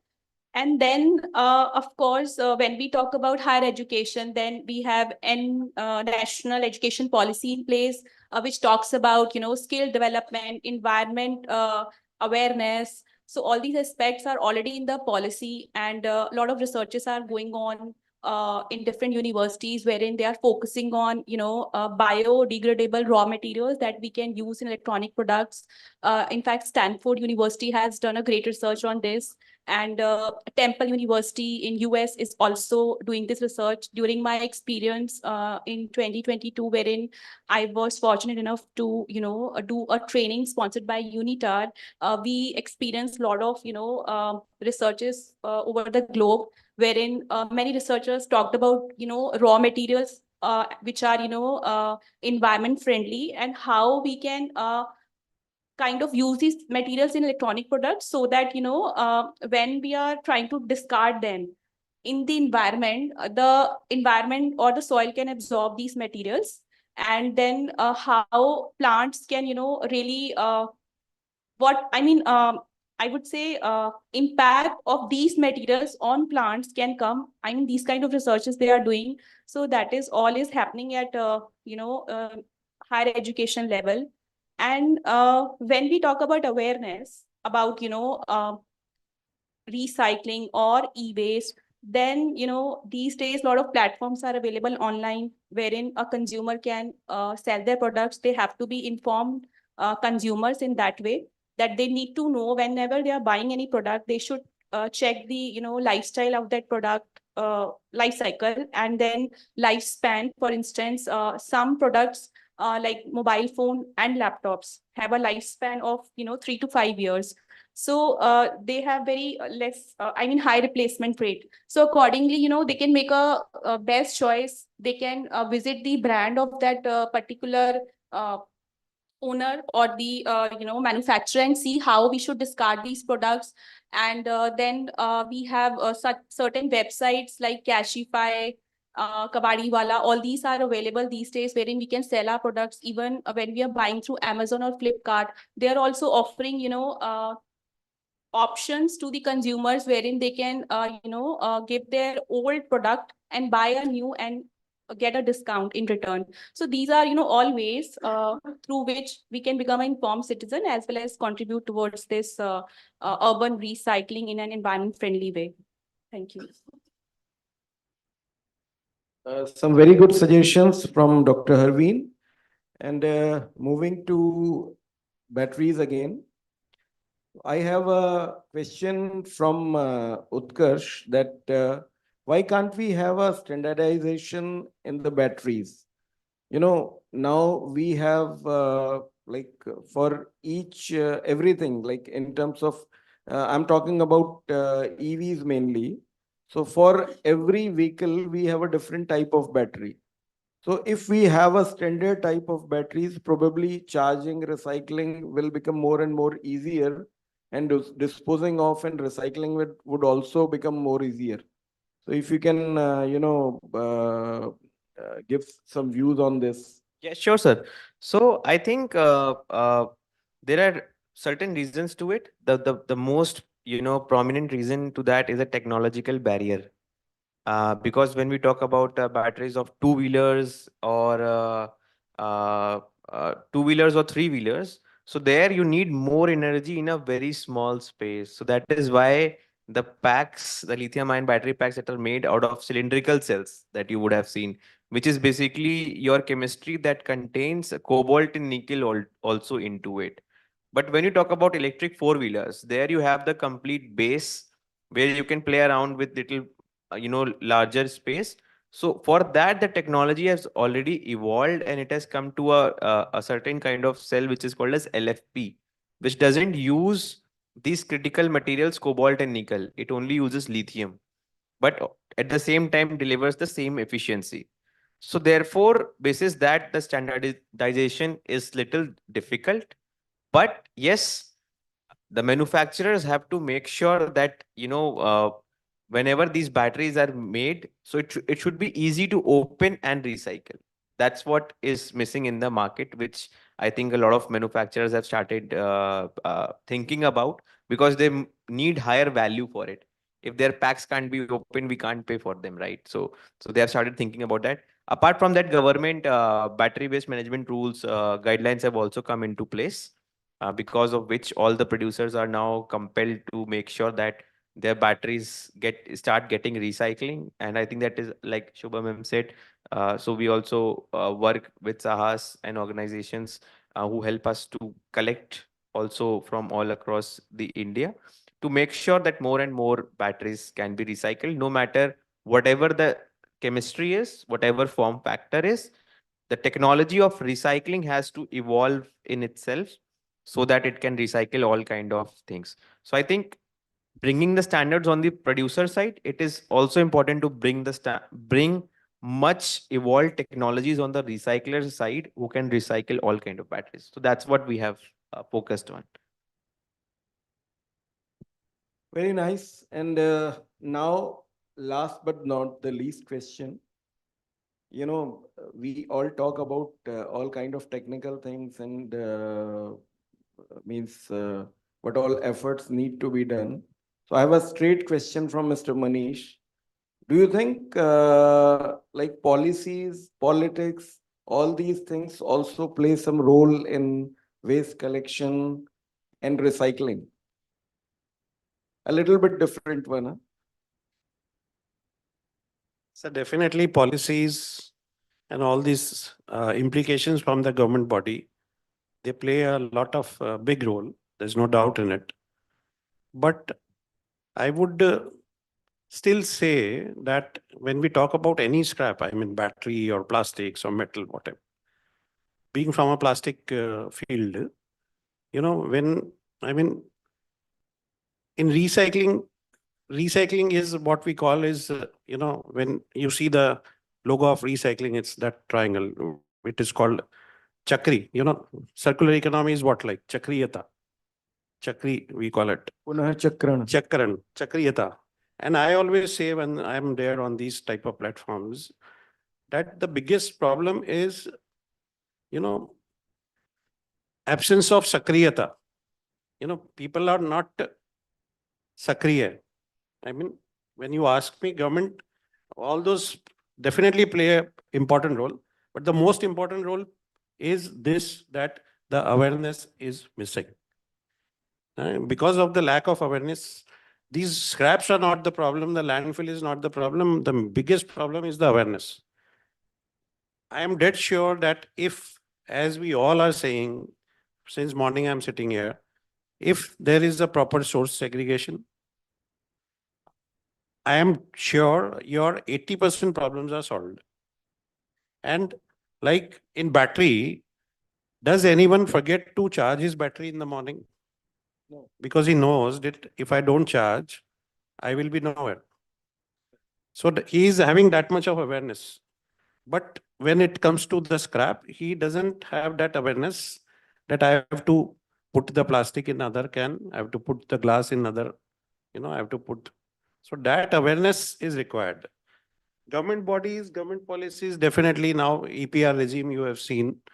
There are a lot of things happened, in the afternoon session, somebody was sharing 5 crore ka company achanak 100 crore ka turnover kar liya.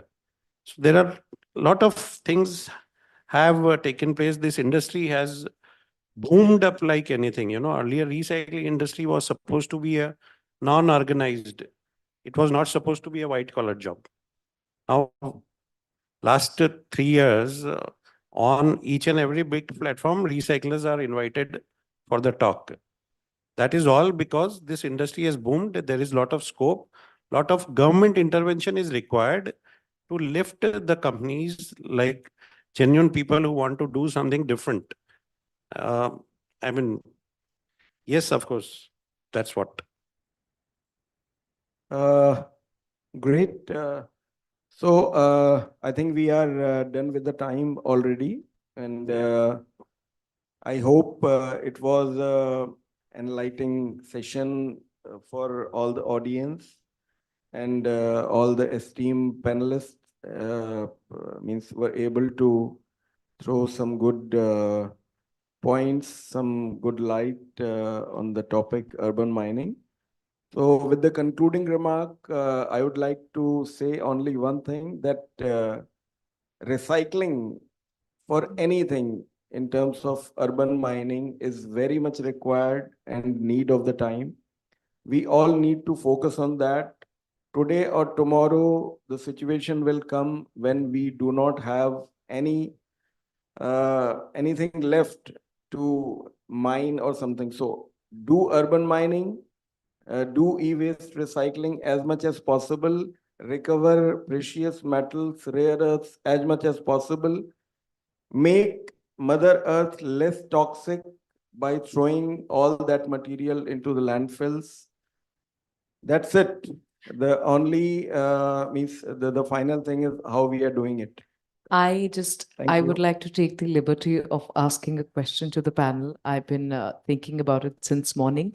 A couple of months ago, or maybe a year ago, I heard this news that all the mobile phone companies are being encouraged to issue one universal charger that fits all the sockets. What's the plan on that? Where is it now? So it's already there.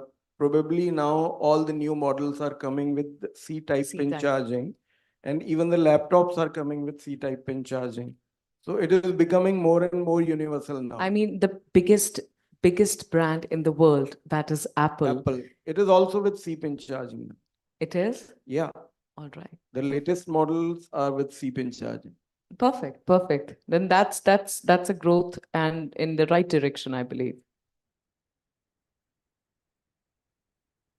I just wanted to share one last takeaway that we need to have a dedicated urban mining platform, and same work has already been done at international level, and the project was sponsored by EU and Swiss government.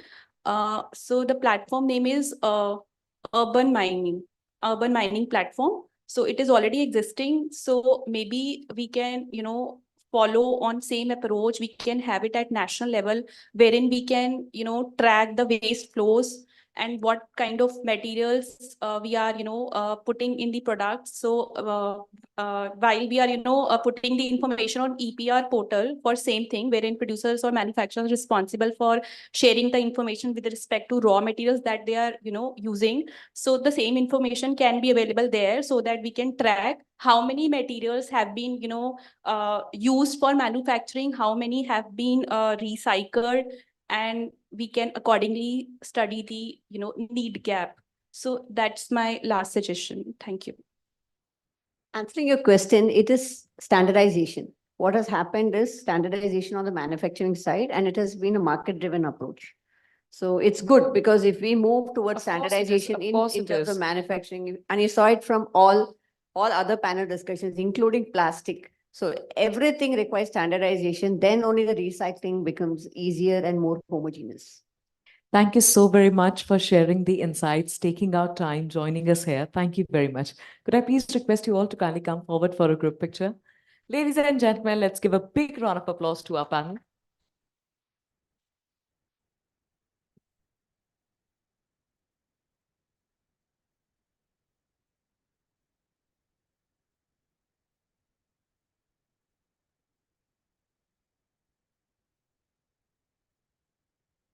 Thank you. And with my fingers crossed, this time, since I called technology a frenemy, once again requesting and inviting Dr. Sameer Joshi, Vice Chairman, Indian Plastics Institute, acclaimed polymer technologist and expert in plastic recycling, will be joining us virtually.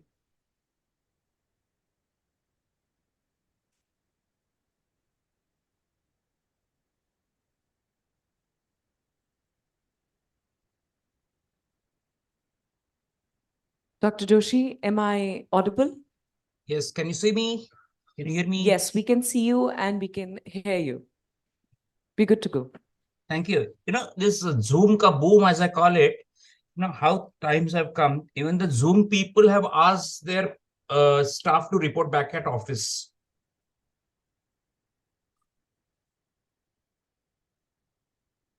We're just clearing off the stage.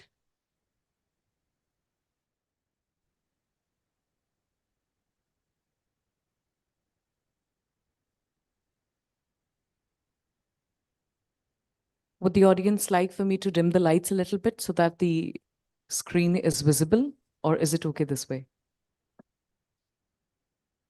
Thank you. Dr. Joshi, thank you so very much for joining us again. The stage is all yours. Thank you. We are coming to an end of the program. I would not like to take more time and dwell on boring thoughts, but some very important things which I would like to mention. Alvin Toffler, the great American writer, futurist, and businessman, was part of making the digital revolution, had once said that the illiterate of the 21st century will not be those who cannot read and write, but it will be those who cannot learn, unlearn, and relearn. Today, the plastic industry and the plastic fraternity is at crossroads, where plastic pollution is at its highest. 20 years ago and today, the global plastic waste has doubled. And the main cause of plastic pollution is the improper waste management, what we see, what we do, and what we live. The United Nations General Assembly is made of 193 permanent nations. As part of the United Nations, another important program is the UN Environment Assembly. And at the 5th session of the UN Environment Assembly held from February 8 to March 2nd, 2022, a historic resolution was adopted by 175 countries which were present at that time to develop an internationally legally binding instrument that is called ILB for short on plastic pollution, including the marine environment, addressing pollution created by plastics and also the ocean pollution. The resolution requested the UNEP chief to convene an intergovernmental negotiating committee, that is short formed as INC, to develop this legally binding instrument that addresses the full life cycle of plastics and including its production, design, and disposal. Accordingly, the INC began its work, and there will be 5 meetings before going in 2025 to the United Nations General Assembly, where this instrument will be passed and will become a legally binding instrument for the world. The INC began its work during the second half of 2022 with the ambition to complete the negotiations by the end of 2024. The first session, that is INC 1, was held in Uruguay from the 20th of November to 22nd December, followed by INC 2 at Paris. Just towards the end of last year, the INC 3 was held in the UNEP headquarters at Nairobi. More than 1,900 delegates participated in INC 3, representing 161 members, UN entities, intergovernmental organizations, and NGOs. Over the course of INC, members discussed the zero draft which was prepared at INC 2 through a compilation of text to include all the views of the members, prepared, validated, and co-facilitated, and found a way forward of issues not discussed yet. The main points at INC 3 were developing instrumental goals and target years for the plastic production, restriction the production of primary plastic, restriction the chemicals of which cause an impact on the plastic environment, then details of the national plans which will be followed by the countries to manage plastic pollution, and support financially for the countries which need the help. But the INC works in 3 groups, but the INC 3 sort of ended in a stalemate where some points could not be come to the agreement of all. In India has taken an official stand about the zero draft to meet the goal of ending plastic pollution, but the fact that the India has also stressed that reducing the plastic production has to be thought upon, and important step is the next INC meeting at Canada, which will set the tone for the future course of the plastic global treaty.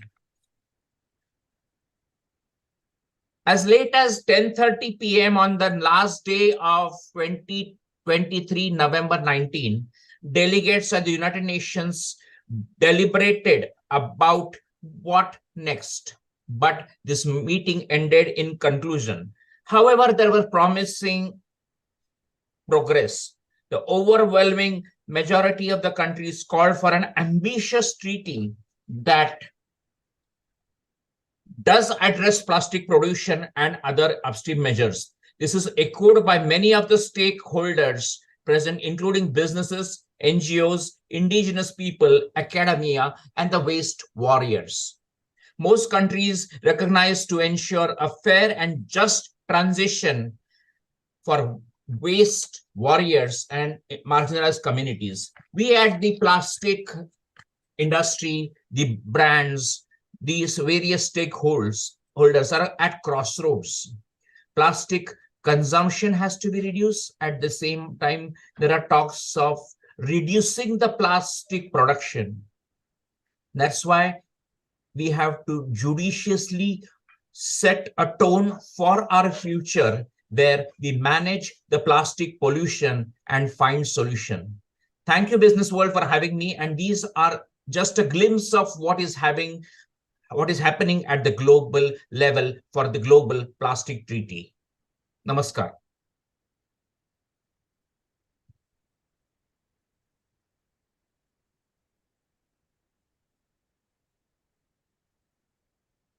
Thank you, Dr. Joshi. Thank you very much for joining us. Thanks a lot.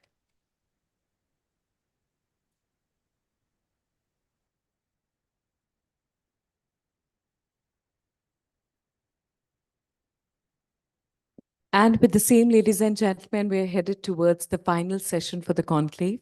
Special address by Atul Bagai, Head, United Nations Environment Program, Country Office, India. Let's welcome the gentleman with a big round of applause.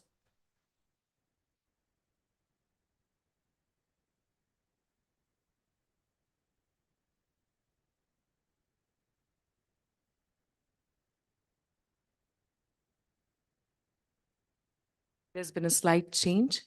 Allow me a few moments.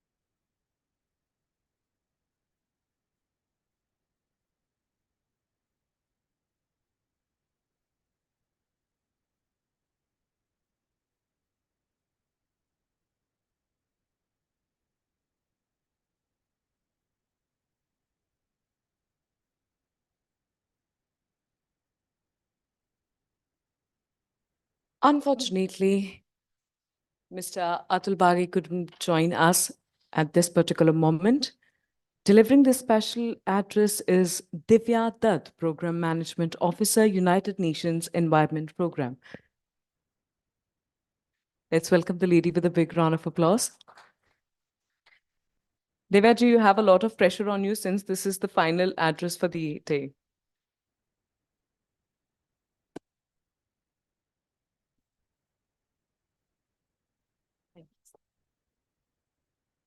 Good evening, everyone. Sorry, I'm a poor filler for the country head, but I hope you can make do with me.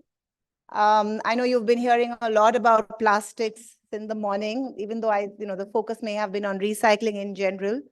But it's not surprising that the conversation has focused, at least in the last session that I was here, I heard a lot about plastics, and it's not surprising because it is indeed one of the biggest environmental challenges that we face today.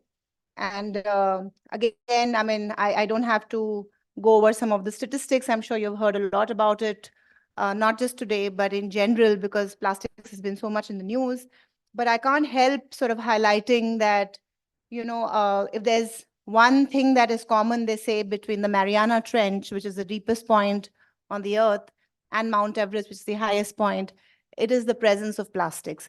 And this is plastic, which is generated very sort of at a significant distance from these places, but it's made its way to these very remote locations. So that's the menace of plastics that we face today. And the impacts are severe, far-reaching, because plastics, as we know, don't sort of degrade very simply over time. They stay in the environment as microplastics, as nanoplastics for hundreds of years, and they have made their way into the food chain, in all sort of dimensions of our ecosystems, and have multiple impacts, some of the impacts which we don't even understand fully yet. They say that by 2050, there will be more plastic than fish by weight in the oceans. And it's also being said that we as human beings are consuming almost one, if I'm not mistaken, one credit card worth of microplastics a week. So those are the kinds of very alarming sort of statistics and numbers that are going around as far as the impact of plastics is concerned. But I think what we really need to focus on, and the previous speaker also spoke about what's happening globally on plastics, and I thought as UNEP, because we are hosting the discussions that are happening currently on an internationally binding agreement on plastics. And the whole process is happening through an intergovernmental negotiating committee, which has now met a few times, and a zero draft of that treaty is ready. And Mr. Joshi spoke about some of the features of that draft, so I won't go into it. Let me just say that India has been a pioneer when it comes to the whole issue of plastics. It was in 2018 on the World Environment Day that India took the theme of plastics. It was called Beat Plastic Pollution. The next year, India actually piloted a resolution at the United Nations Environment Assembly on single-use plastics, a resolution that was unanimously adopted by all member states. And then at UNEA 5, the United Nations Environment Assembly 5th session, there was the adoption of a resolution on coming up with an internationally binding agreement on plastics. And we believe at UNEP that this is the most important international multilateral environmental agreement since Paris, since climate. So it's really, when it comes to the severity or the salience of this issue, it's at par with climate change, given the far-reaching consequences of plastics. I wanted to sort of focus a little bit on what's happening in India, apart from the issues that I've already highlighted, or the steps or the initiatives that I've already highlighted. I think it's worth noting that in terms of legislation, and I'm sure all of you are familiar, in terms of legislation, India has come up with a ban on or a regulation on 19 single-use plastic products. And there are also very detailed guidelines now for extended producer responsibility on packaging waste, which constitutes about 60% of India's total plastic consumption. The Central Pollution Control Board has set up a state-of-the-art web portal to track the activities on EPR and ensure that there is effective implementation of the guidelines. And the latest statistics that we have show that more than 35,000 producers, importers, and brand owners, and some 2,000 plus plastic waste processors, including recyclers, have registered on the portal. More than 3.7 billion tons worth of EPR certificates have been generated and transferred to PIBOs, which is definitely a significant achievement. But as a part of what we are doing, and we are working in several states now, we are in Bihar, we are in Maharashtra, in Telangana, in Tamil Nadu, working with industry and with state governments to understand what are the challenges that both the local bodies as well as industry is facing when it comes to implementation of the EPR regulations. And there are several of these. I won't go into details because I'm sure all of you are better versed with these, with these challenges than I am. But I think what's really important is that this needs to be seen, the regulation and the whole policy framework that is currently in place on plastics needs to be really seen as an opportunity rather than an obstacle. For the small and medium scale industry, there is, we understand there's a lot of hesitation because it sort of brings them into the fold of regulation. The moment you register yourself on that portal and you share information with regard to your waste generation or plastic production, it brings you in the fold of regulation information sharing. But I think what's more important is that this is a growing industry, because apart from all the environmental consequences of plastic, I think one of the big things is there is also a lot of material wasted, because this is material that is either burnt or just sort of stays in the environment. It's not being recycled. It's not being brought into a circular economy. And I think that's the point as UNEP we are trying to push and make a case for, that, whether it's an international agreement or whether it is a national policy framework, it really needs to provide sufficient incentives for multiple stakeholders to benefit from a new global plastic circular economy. And I think that's really critical when we are framing the regulations. This means that there is an enabling environment where it is in everyone's interest to actually implement the agreement. And if the agreement creates the right enabling environment for catalyzing a new economy, then we will have a process that works for the economy and also meets environmental and social objectives without any trade-offs. And just to give you a sense of the numbers, globally, it is estimated that the plastic recycling market was valued at about 35 billion in 2020, projected to reach about 60 billion by 2028. So expected to double in just about 7 years, growing about 7%. But in India, the growth rate is actually even higher, almost, it's actually more than 11% between 23 and 28. So the recycling industry, particularly the plastics recycling industry, is poised for significant growth. And therefore, that's the point we're sort of making repeatedly, that apart from just a huge environmental challenge, we have to see this as a great opportunity. And we've been interacting a lot with startups who are coming up with alternatives to single-use plastics, and also, recyclers who are seeing a lot of value in the kinds of products that can be made from recycled plastics. And of course, globally, more and more products are now being brought into the fold of what is permissible as recycled plastic. And the EPR regulation actually also is a progressive regulation, because over time it sort of extends the mandate in terms of recycled products or recycled content in products. So let me only say, I know that this is the last session. Let me only say that, if we are really to make a headway on this huge global challenge that we all are facing, and we in UNEP often talk about the triple planetary crisis of climate change, of nature, and of pollution, these three crises that we are facing today. And plastics is something that transcends all of these three crises. It's a pollution issue, but it's also a biodiversity issue. You've all seen images of marine sort of species ingesting plastic or getting trapped in plastic. It's also a climate issue, because plastic production, of course, is based on fossil fuels. So it contributes to CO2 emissions. But it is the whole sort of process of plastic production is emitting, but also plastic is limiting the ability of our ecosystems to sequester, especially our marine and ocean ecosystems, to sequester carbon. And therefore, it's also contributing to climate change like that. So plastics is really an issue, I think, which transcends the triple planetary crisis. And therefore, it is something that we really need to be concerned about, because it is something which is just not something which is going to be, a challenge or an environmental issue that is not affecting us, but something that will affect us more and more in terms of health, in terms of what it does to the productive capacities of our ecosystems and hence our economies. And therefore, it's important to take note. And businesses really must be at the front and center of this challenge. It is only with the support of industry and business, whether it's large or small, that we can move to a new circular economy in plastics, which is, which meets which becomes a harbinger, so to speak, of prosperity, but also addresses the triple planetary crisis. So I will pause at that. I know I've not said anything new, because I heard the previous speaker, and I know that a lot of discussion has been happening on this issue. But let me only add here that, we are working with several state governments now in UNEP to help them in the implementation of some of the regulations, especially on EPR.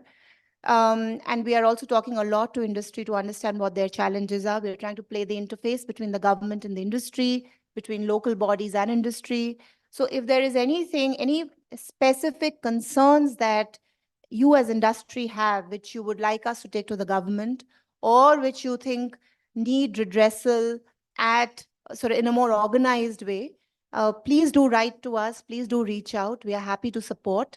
And also, if any of you wish to be called in when we have the stakeholder consultations, we are very happy to also send you an invite, because really this is a problem that has to be addressed jointly. There is no silver bullet to addressing plastics, and unless all of us come together, we'll not be able to address this issue. And industry definitely is one of the main stakeholders in in handling this challenge. So with those words and with that sort of, I wouldn't say promise, but that support that we as UNEP can offer in terms of addressing some of your challenges. Thank you very much. And it's been a pleasure to get invited here. Thank you very much.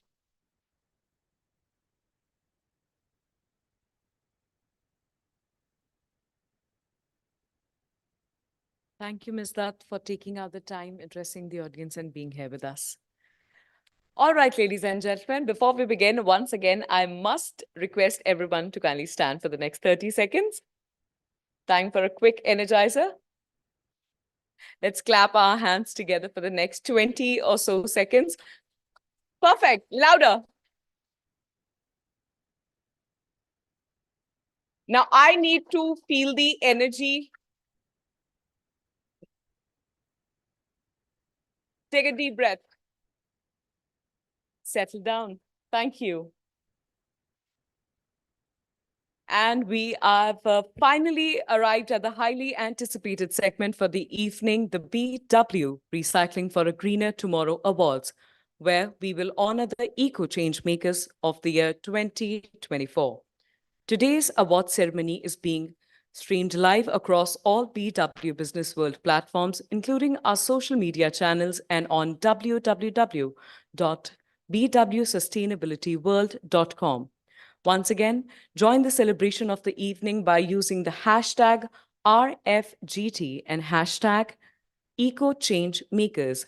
Before we move forward with the conference, with the awards, I would like to take a moment and express our deepest gratitude to our partners, Associate Partner, Signature Global, Event Partner, The Thick Shake Factory, Joy Travels Private Limited, Realty Plus, Exchange for Media, IWM Buzz, Impact, Pitch, Phantom, and Beanley Coffee. Let's quickly take a look at the Associate Partner AV.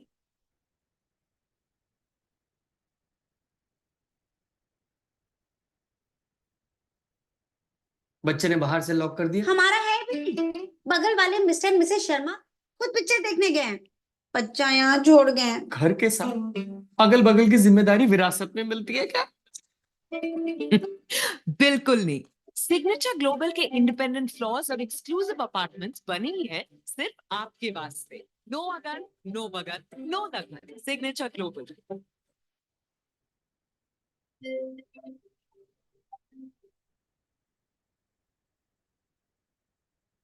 These awards span across various categories, and the winners have been carefully selected by our esteemed jury, which include Gauri Sareen, founder, Making Model, Gurugram, Bhumija, and Living Without Medicine. Well, I must encourage everyone to offer a loud cheer and a big round of applause to all our jury. Dr. Sameer Joshi, Vice Chairman, Indian Plastics Institute, acclaimed polymer technologist and expert in plastic recycling. Sanchita Jindal, former advisor, Scientist G, Government of India, Ministry of Environment, Forest and Climate Change.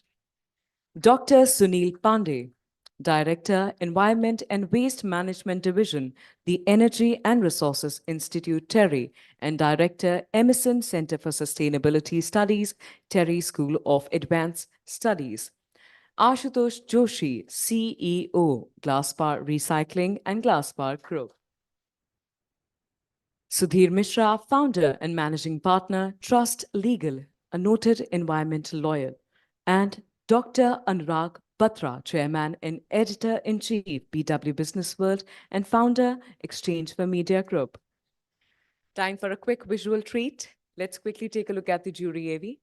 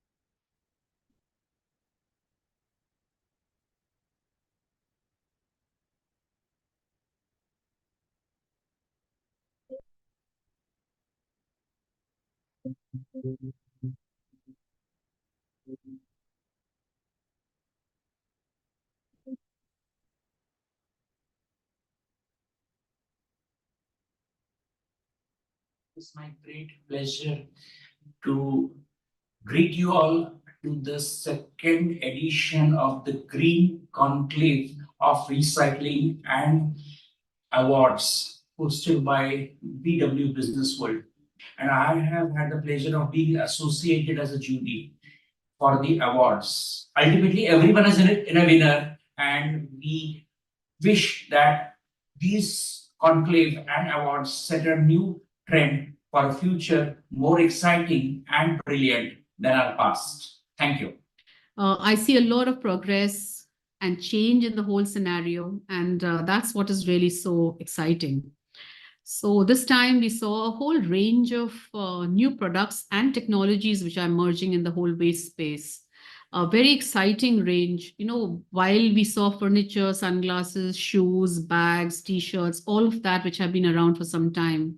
But this time we saw a lot of interest in batteries recycling. We saw pads, new technologies in pads. We saw water being recycled in, again, innovative ways. So both the segregating technologies have improved and technologies to also move into challenging spaces like MLPs have emerged. So I think it's really an exciting area to be in right now. I also saw that right from the Himalayan region down south, there is a lot of interest in waste management. And the social value impact which it's creating is phenomenal. I also see a lot more public awareness which these organizations are taking up, not just at the public level, but also at the ULB level. So we see impact happening in urban local bodies as well as APR. So I think we really have a wonderful future in the sustainability space, and I want to wish BW all the best for continuing this fantastic work which they're doing. Thank you. Authenticity comes from the transparency in the process and the nominations, selection procedure of the candidates. As jury members, we were fighting, we were discussing, and there were different school of thoughts, like whether we should go for technology-driven things or conventional approach or experience or entrepreneurship. But ultimately, we could zero down to some of the names in terms of their initiatives, their success, and multiple other things. And probably we had been able to did justice with the entire process as jury members. Thanks and all the best to everyone related to this event. Thank you.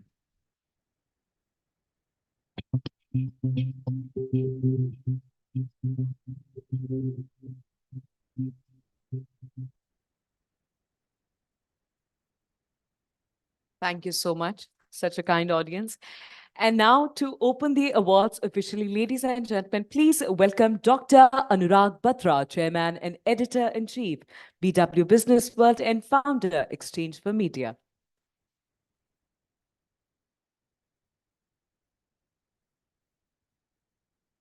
Thank you, Saibjeet. Please give Saibjeet a big round of applause. She's been here since the morning and hosting the show. Clapping is good for heart muscles. You're doing yourself a favor when you clap. But thank you for the applause. Mr. Ashutosh Joshi is in the house. I'm not sure Mr. Sameer Joshi is. But I want to express my gratitude to Ashutosh ji because he called me one in Jan 2020 or December 2019. I'm not sure, but around that time. And said, we must do something. You do so many other initiatives. I met him in Jan or Feb. And unfortunately, another colleague of his who used to work with him on this initiative, she in COVID passed away. God bless her soul. But we launched it around that time. And the first edition, we did it in 23 virtually, right? It took us a while. It's still a very small and a young initiative. And I'm glad we started it because, as I said in the morning, initiatives are like children. They grow up. Some lose their hair also. Some continue to maintain their hair, like you said. But children do you proud. And I've seen it with many Exchange for Media and Businessworld initiatives, how much you put into it editorially, what are the resources, what is your own vision, how much do you do outreach with the community, the more editorially, and we are an editorial product. This is also an editorial product. So I'm happy that we are doing it. And it was Ashutosh Ji's suggestion. Mr. Samir Joshi has been very, very supportive. Ms. Gauri Sareen-Puri is here. She was involved with the first initiative. She's given time today. She was saying, I disappeared. I said, after lunch, I had some office work to do. When you run a company, sometimes administrative duties also call you. I heard the first panel discussion. I heard Ms. Gauri Sareen-Puri's comments, and she said we should make it a little broader. We should add the words reduce and reuse apart from recycle. We have BW Sustainability World, which we launched a couple of months back, still a long way to go. So I just want to say that whatever anybody says to you, and I was dealing with a situation where somebody who's not won in an award tomorrow, we have BW, is really giving us trouble, but we'll handle it, right? And so we do it through I don't even know who the winners are. We don't have any sponsors, right? It is the initial cohort, and it's done through a jury process. It's an honest process. It will become close to perfect as we move along with more data, more entries, as we build a body of work. So congratulations to you. That all the ones who are winning tonight are through a jury process, of which 2 of the jury members I can see in Mr. Joshi and Ms. Gauri Sareen-Puri to be here. Please give them a round of applause. It's jury's time, their name, their attention, which builds the awards. And the gentleman at the console, gentlemen at the console, gentlemen at the console, gentlemen at the console. Clearly they don't think they're gentlemen, but that's okay. Yes. So I don't want to stand between you and the awards. First of all, gratitude to Priyanshi. One of the panelists in the morning said your real estate are your people. And I really believe that. And Priyanshi's worked more than 3 years with me now and with us. She fell ill. She was in the office yesterday. I met her. She fell ill. She couldn't be here. But kudos to Avantika, it's his first initiative. She seamlessly took it up from Priyanshi and still made it happen, because really this has been done by Priyanshi from the start of the initiative. A lot of BW colleagues work with them to be able to do this, but especially Priyanshi and Avantika, they deserve a round of applause. Please give them a round of applause. And appreciation always comes back. It's like karma. Whatever you throw out, it comes back. So I don't want to stand between you and the winners. All the best. Keep doing work.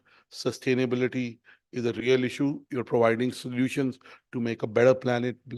And we as Businessworld are doing our bit. For the last 4 years, we run India's most sustainable companies, which is a huge event today. We do it at the Imperial. Both years, the environment minister was there.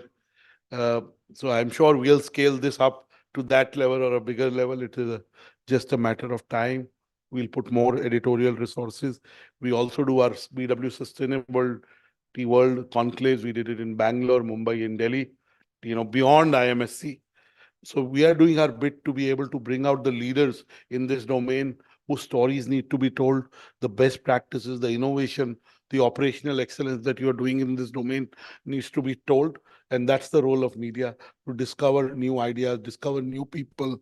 And our awards are an extension of our editorial platform. That's why we do it through a jury process. In some domains, we have domain knowledge also. We still don't do it. And, I will only say that keep doing good work. Your work really counts. It is very important. It is very much needed. And I'm sure you already see the impact of what you are doing. So go on, make more impact. We'll cover you. We'll celebrate you. And we'll take your best practices and learnings from what you do. Thank you once again to the jury members for their time, commitment, their name. Mr. Samir Joshi, you introduced, but he's been a fantastic person. I wish he was in the room. Every time I interact with him, I enjoy interacting with him. My friend Sudhir Mishra, who came and moderated a panel discussion, has again done a lot of work in this domain. Naturally, should have been part.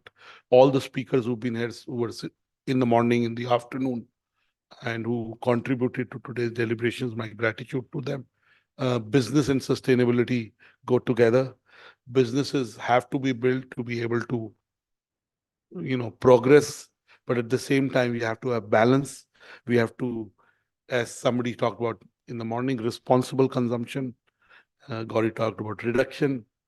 So really, we will be able to take these ideas, and if we can help in bridging the gap between business and the leaders of sustainability and recycling and people who are doing work. So they also send me a text saying no plastic bottles and water in your next conclave. I said yes, and I'm saying it more for Nandini and Prashant for them to note it, that no plastic bottles, use glass bottles. Again, when you use glass bottles, Mr. Joshi, some people tell us glass maybe with itna energy lagta hai and all this.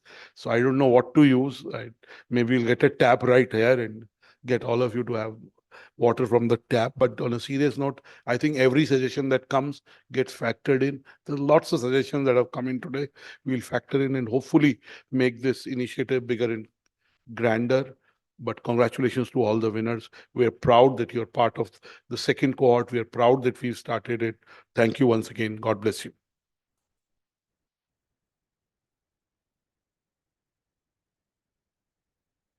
Thank you, Dr. Batra. Before we commence with the award ceremony, I would like to request all the winners to kindly get off of the stage from the left side, and must request everyone to kindly stay back with us till the end of the ceremony for a group picture.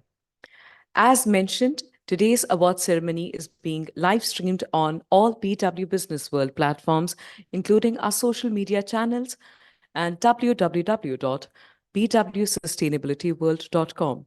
Once again, join the celebration of the evening by using the hashtag RFGT and hashtag #EcoChangemakers. All right, so to begin with the awards, I must request the presenters to kindly join us on stage, requesting Dr. Anurag Batra, Chairman and Editor-in-Chief, BW Business World and Founder, Exchange for Media, to join us. Also requesting Ms. Divya Dutt, Program Management Officer, United Nations Environment Program, to kindly join us to present the awards.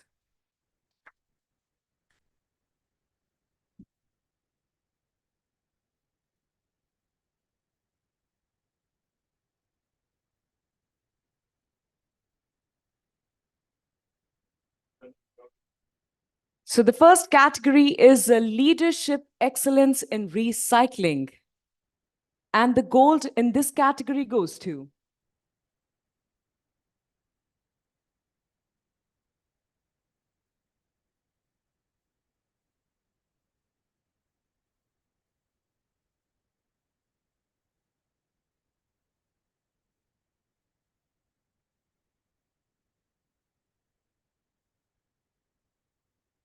Arias, congratulations to Pashupati Group. We have Mr. Saurabh Goenka, Director, Pashupati Group, joining us on stage to receive the award.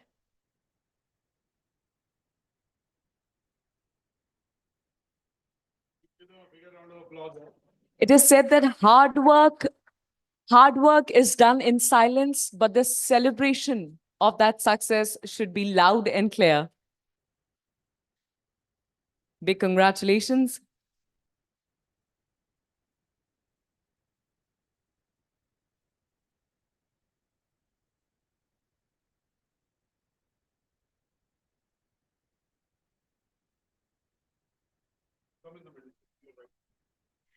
How about another enthusiastic round of applause for the gentleman?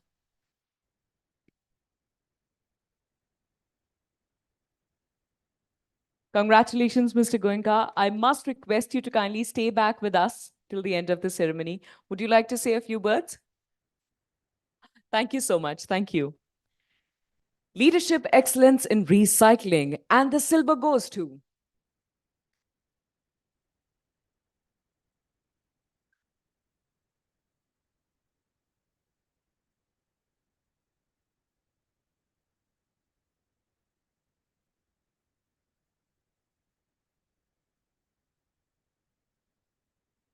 Arias, congratulations. We have N. Raghuram, co-founder and director, joining us on stage to receive the award.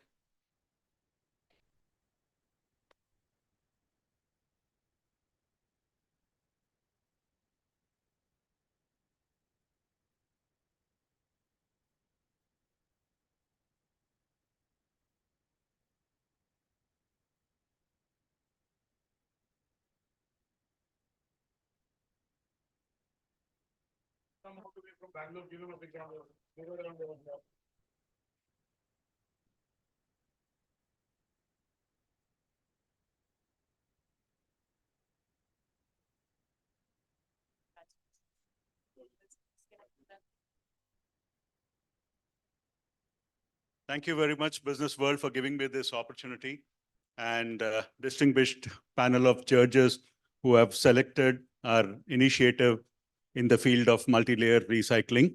And I look forward for more accolades for the company, but also I look forward for sharing my knowledge. We have gone through a learning curve for the last 3 years. We have set up some systems which can be replicated, which can be scaled up, and which can be used by many people. And we can set up collaborations across the country and help people to do recycling in a proper way and make India proud and make India as the recycling country of the world. Thank you very much.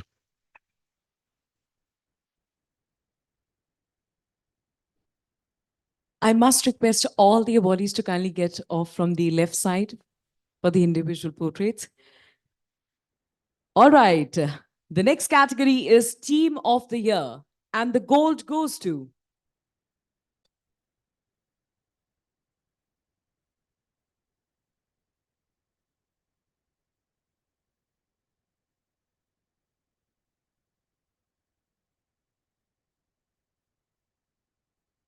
Audience, congratulations, ONGC.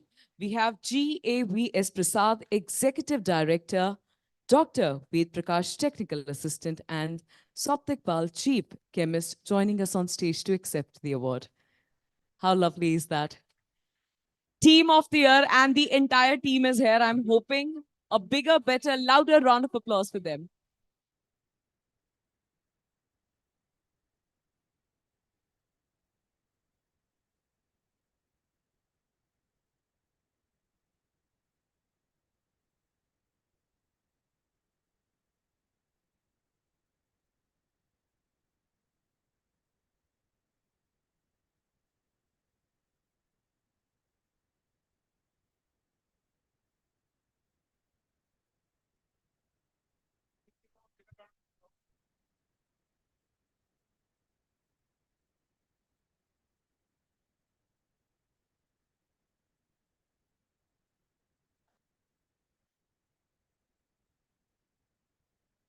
Yeah, thank you very much, Businessworld. And this is our first attempt into this category. And we are glad that the jury found our efforts worthy enough for this award. Thank you. Well, I must request all our awardees to kindly stay back with us till the end of the award ceremony for a group picture.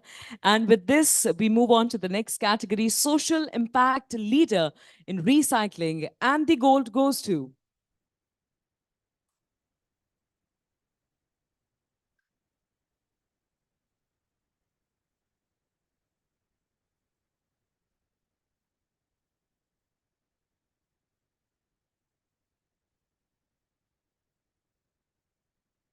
RES. Congratulations to Greenworms Recycling. And to accept the award, we have Mr. Mohammed Inshir Khan, Assistant Manager, joining us on the stage. How about a round of applause for Mr. Khan?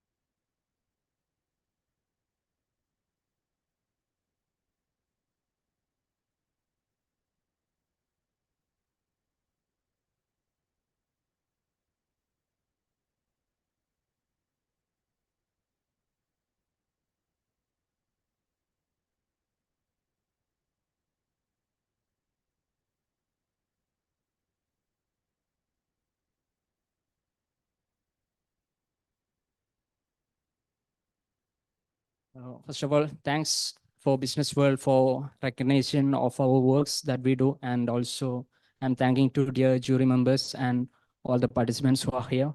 So I come from Kerala.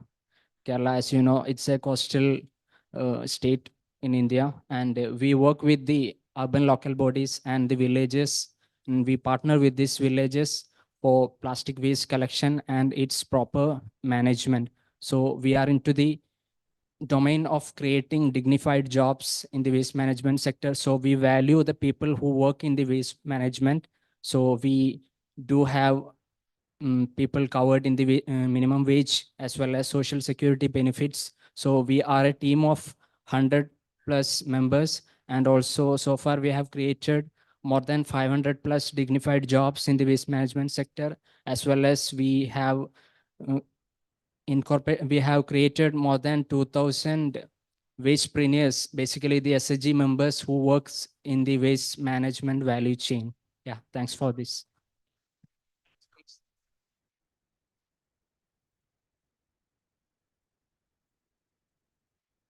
And the next category is Best Initiatives in Recycling Non-Biodegradables. And the gold in this category goes to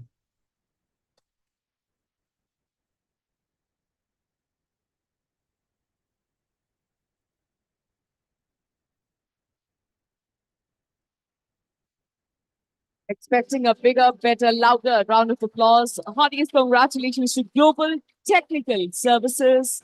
Let's welcome Gaurav Mathur, CEO, Global Technical Services. Congratulations, Mr. Mathur.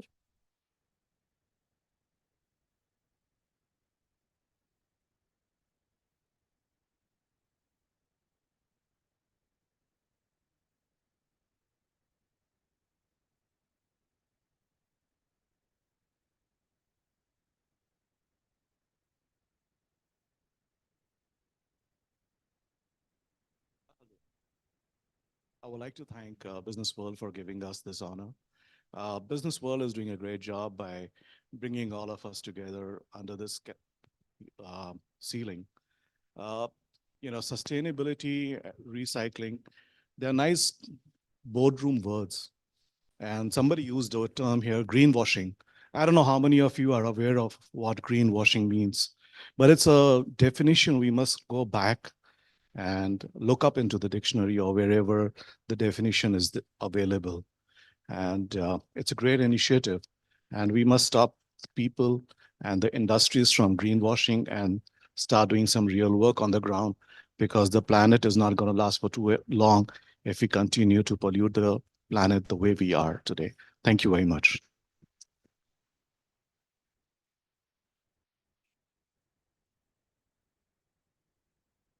Best Initiatives in Recycling Non-Biodegradables, and the silver in this category goes to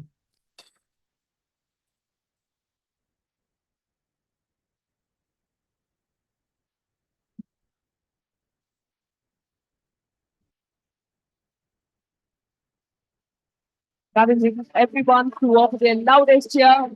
Big congratulations to Vrindavan Plastic Industries. Please welcome Mr. Manish Agarwal, Managing Partner.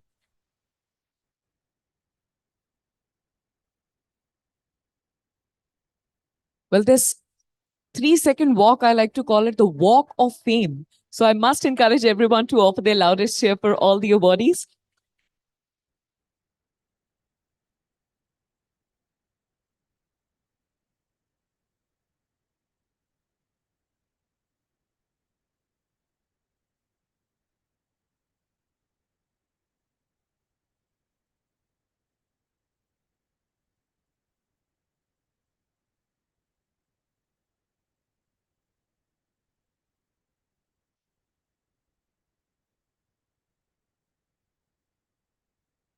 Yeah, I would like to thank Businessworld for such a lovely platform. All the good fraternities from the recycling industries I can see here. And definitely it was a good day. I don't know right time or not. I want to give a small input from this whole day today. Good speakers, undoubtedly, but I could find very less attendees. you're doing such a beautiful job, calling good speakers from everywhere.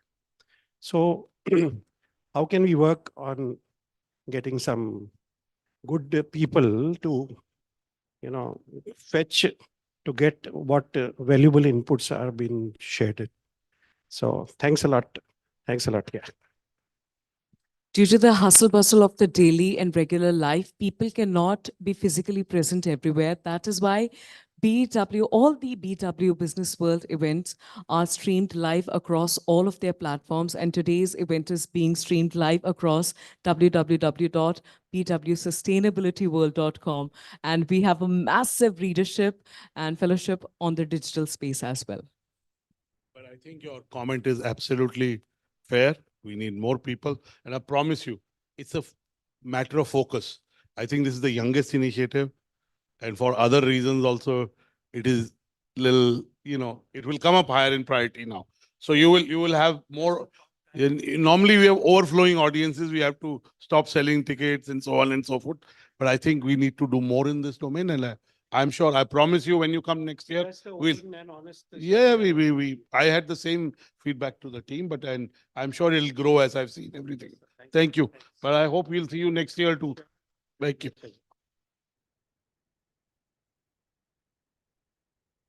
Quickly on to the next category, Best Recycling Public Awareness Campaign of the Year. And the gold goes to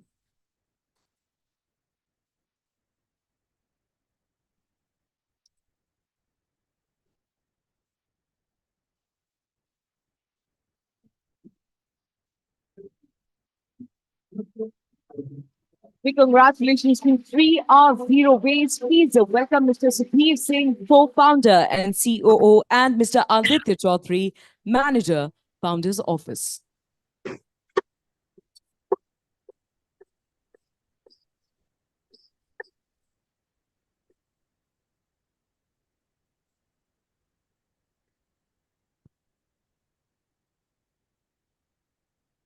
And the screenshot slides.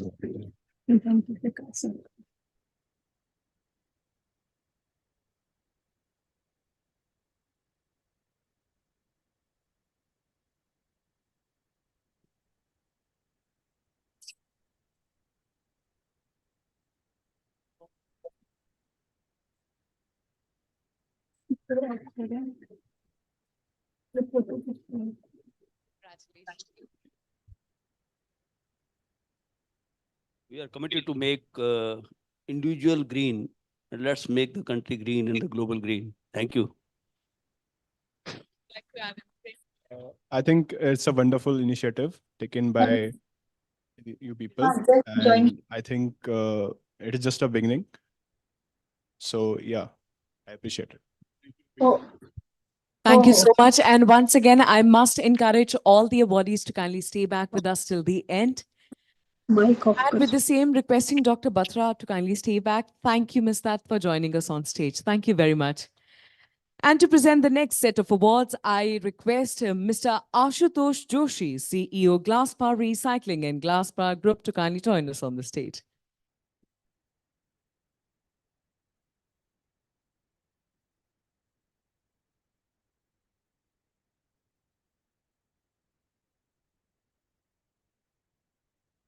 Thank you for joining us. And the next category is Best Recycled or Upcycled Product of the Year. And the gold goes to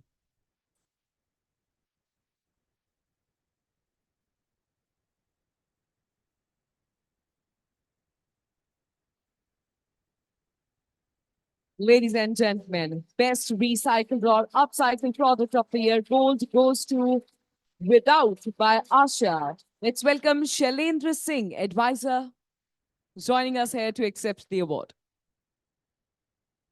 Walk of Fame, Walk of Fame. Thank you.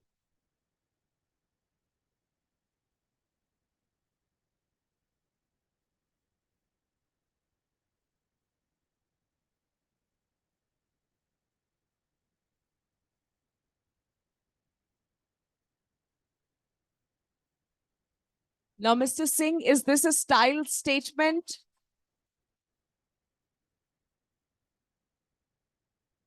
In fact, the recycled product, which is why I wore it. First, thank you to Business World and the eminent jury panel for selecting Ashaya in this category. This is a big boost of enthusiasm for Anish Malpani, who heads the Ashaya initiative, and his team of young individuals who took on a very difficult problem statement.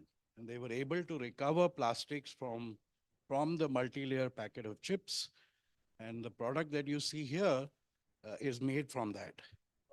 It's brand named Without, because you can wear this without guilt, basically. And the last thing I wanted to say is it's got a QR code. You can scan the QR code and it tells you the history of this product. So thank you very much for this recognition. Thank you. Can I help you with that? Sure.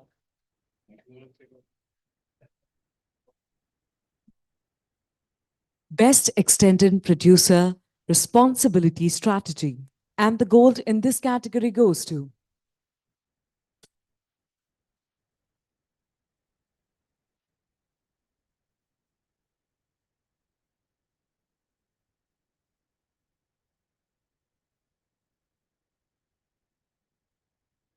big congratulations to Recart. Ladies and gentlemen, please welcome Anurag Tiwari, Director.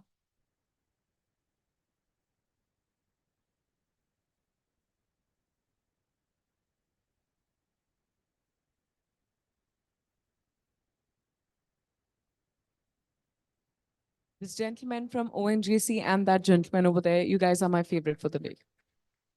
Thank you for such a lovely energy. Thank you.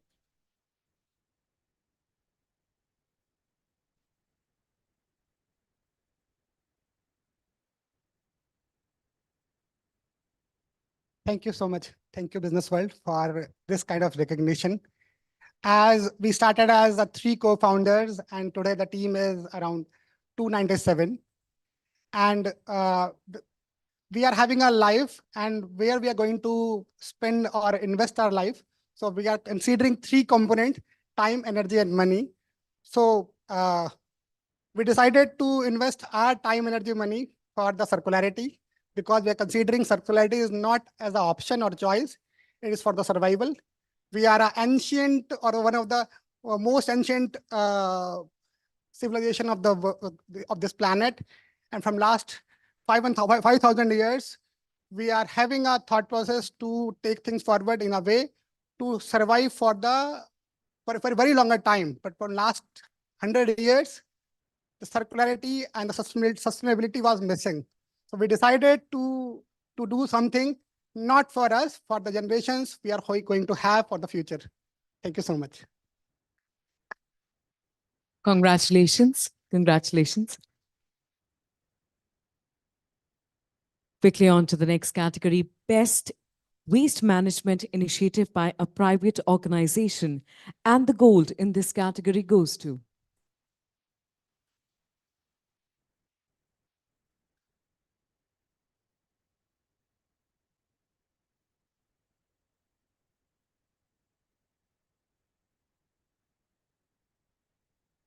Adios, congratulations to team there to me. Please welcome SR our CEO and founder.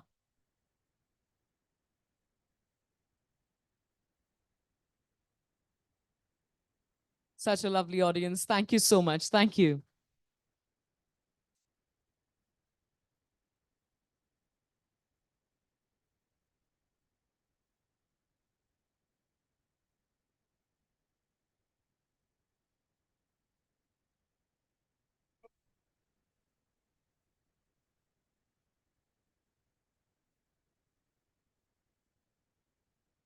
Thank you.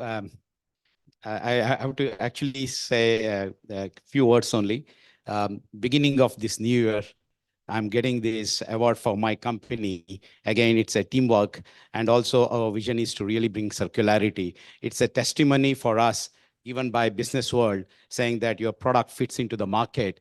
Yes, we have a very good multinational companies, but having said that, it has to become more and more, our product should make more impact in the world in terms of change management. One thing I would like to say, today's day was very energizing and encouraging, because the panel whom I have interacted, that's very good in terms of practitioners or change makers, policy makers. Even Dr. Chatterjee came for just a brief period, but it was very nice. And just now I met Mr. Silent Singh as well. But I would like to say, Mr. Batra, Businessworld has done a quantum leap today, because you are a change maker for all of us, because that is what I look at as media only can make a lot of change in this. That's what mindset change is, the first step for us to really build the circularity in this country. Thanks to you and your team making this happen today. Thanks very much to all.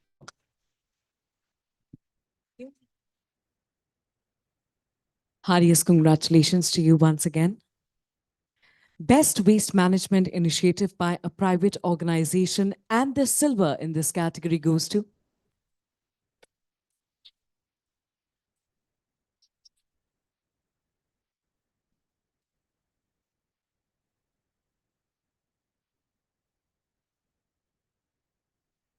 Heartiest congratulations to Cashify. Please welcome Rahul Rana, Senior Manager, and Diksha Chakravarti, Manager, joining us on stage to accept the award.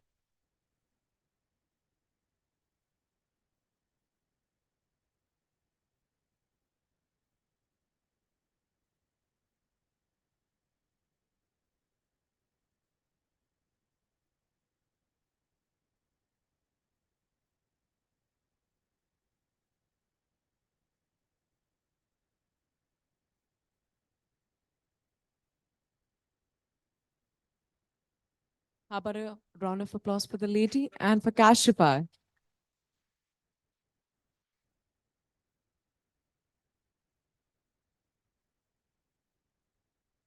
Hi, thanks a lot for this recognition. This is a big, this is, although it's new, but it's big. And all the best to you all, to you guys too. Thank you. Congratulations. Thank you. Once again, requesting all our awardees to kindly stay back with us till the end of the ceremony for a big, happy family picture, as we like to call it.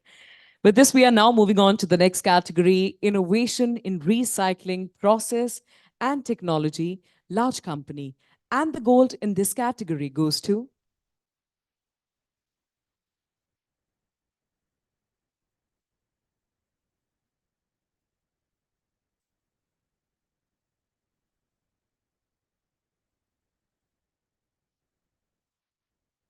Heartiest congratulations to ITC Grand Chola. Please welcome Mr. Rajat Basla, Engineering Manager.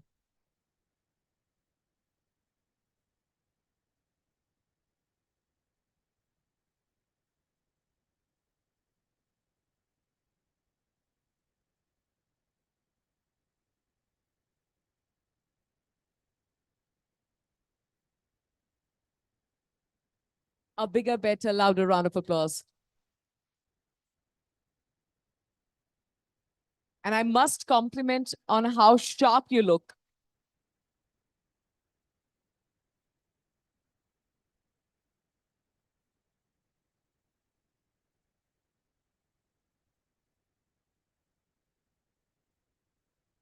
Thank you, BW, for such a wonderful platform and the recognition you are giving to the teams making a change towards the sustainability. I hope our collective efforts make a change and have a good impact in the world. Thank you.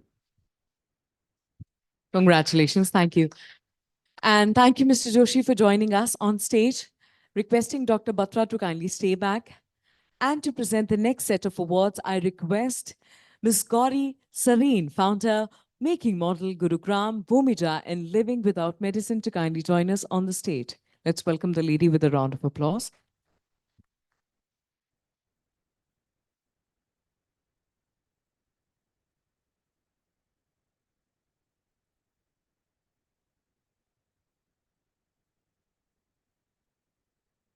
Innovation in Recycling Process and Technology, Large Company, and the silver in this category goes to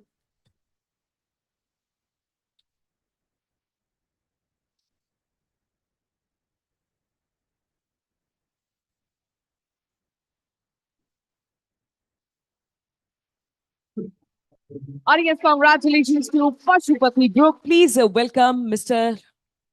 Nitin Agrawal, Chief Strategy Officer.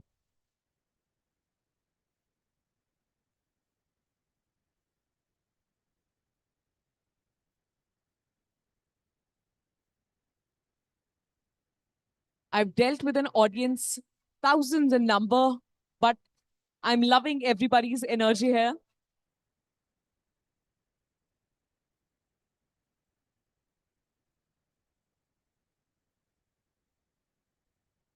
Thank you, Businessworld, and the jury members to recognize the efforts made by Team Pashupati. It's always a team effort based on which we can achieve something and that can be recognized.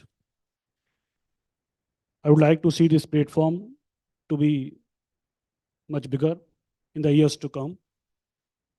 We should try to create a platform at the national level which can do a lot of advocacy to bring in all the stakeholders together that can create an impact and can channelize the efforts so that we can take some concrete steps towards the achievement of circularity. Thank you so much, and my best wishes to Businessworld. Thank you so much.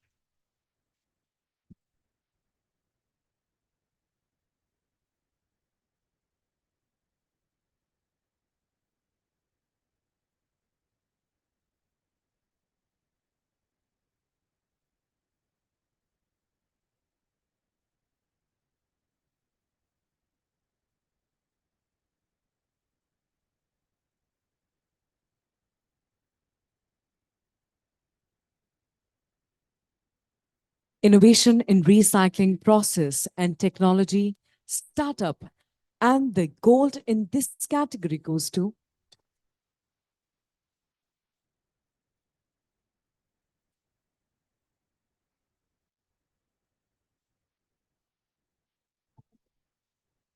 as we live in the era of the startups, and the gold goes to Pratia Love. Please welcome Khushbu Singh, City Sales Manager.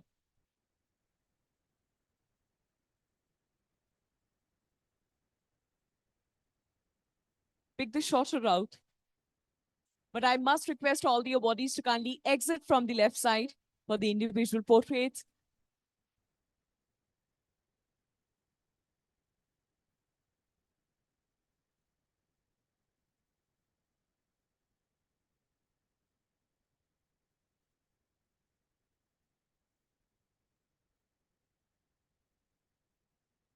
Thank you, BW, and thank you. We are pledging to make this world free of sanitary waste in coming 10 years. So thank you so much. All the best. Thank you, sir. Thank you, sir. All the best.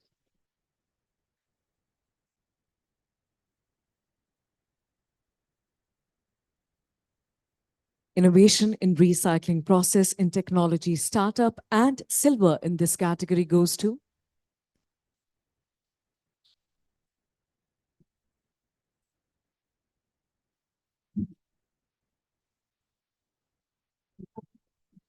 let's bring up a very enthusiastic cheer for PATX Energies. Please welcome Mr. Vikrant Singh, co-founder.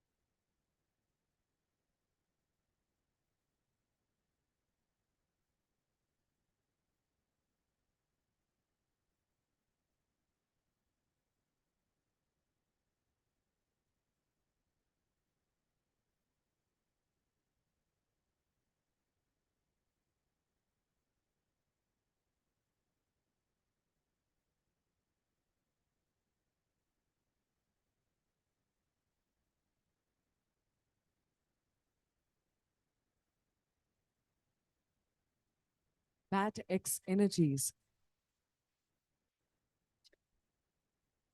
Thank you so much, VW, for giving this award. I mean, this is not only the award, it's encouragement to entire Batex team, because we are working from last 4 years to develop the technology which was never happened in India. Especially in the commercial level, everyone was trying to recover the lithium from your waste batteries. And now it's a time where we're already recycling 200 metric tons of waste every month. So that's something entirely I want to congratulate Batex entire team to make this happen. And I mean, not only India, we are also stepping in other countries. I mean, already we have stepped in 1 or 2 countries more. So thank you so much. Thanks for the award. Congratulations.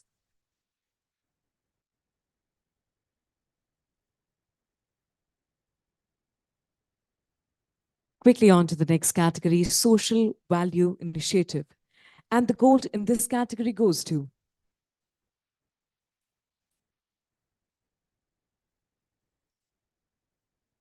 Anticipating the questions, final few awards for the evening. Must encourage you to offer your loudest here. And the gold goes to Waste Warriors Society. Please welcome Angad Khanna, Waste Warrior, Waste Warriors Society.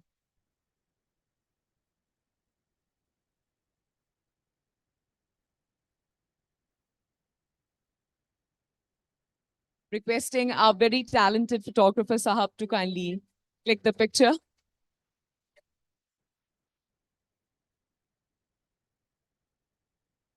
There's no denying in the power of the social media.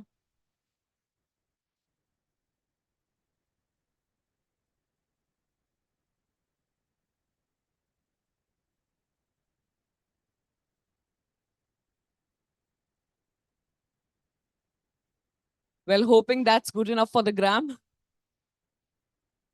Firstly, thank you to Businessworld for this opportunity and the recognition to a grassroots organization, and also bringing all the stakeholders together under one roof, all different kind of stakeholders, and also to the esteemed jury panel for selecting us.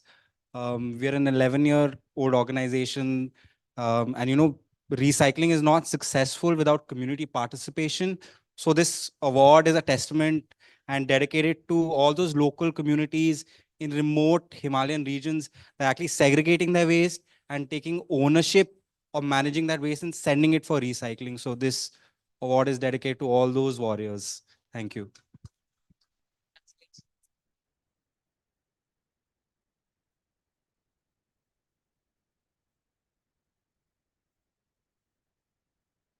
Social value initiative.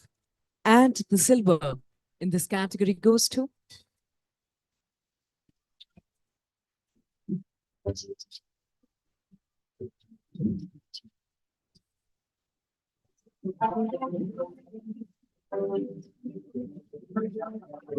Audience, congratulations to Biofuel.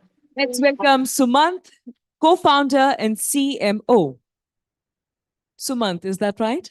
Perfect.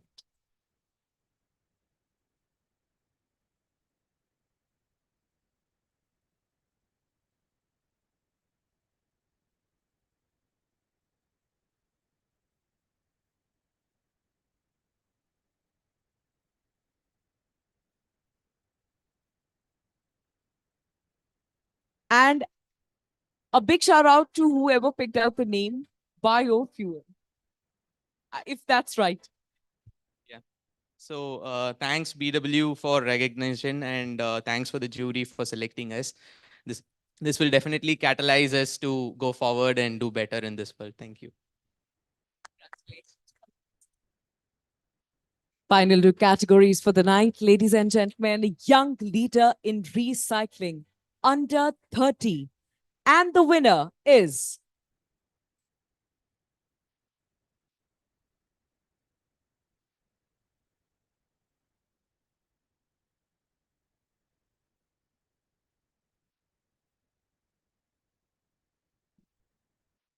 Audience, congratulations to Sharon Ambedkar, founder and managing partner of Feel Good Eco Nurture LLP.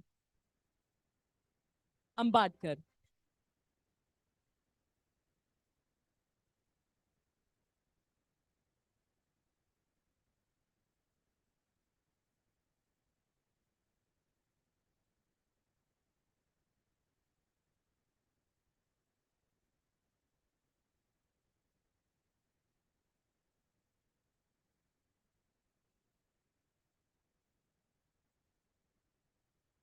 Young leader in recycling under 30. What an accomplishment. Thank you very much, sir. Thank you very much, ma'am, and all the jury members for selecting me. Um, we have started this venture during the pandemic, and we have grown a team of more than 50 people now, where not only we are trying to make the waste feel good, but also trying to help the people around us and making the community feel good.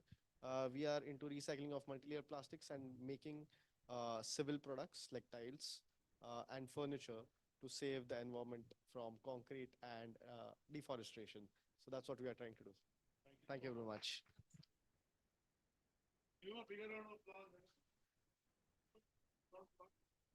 The gentleman just won an award for Young Leader in Recycling under 30.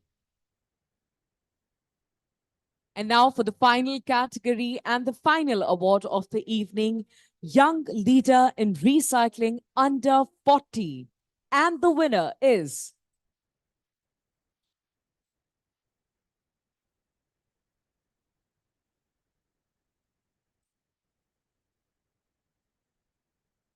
let's give a big round of applause to the winner, Dr. Jain, Managing Partner, Adiva Polymers.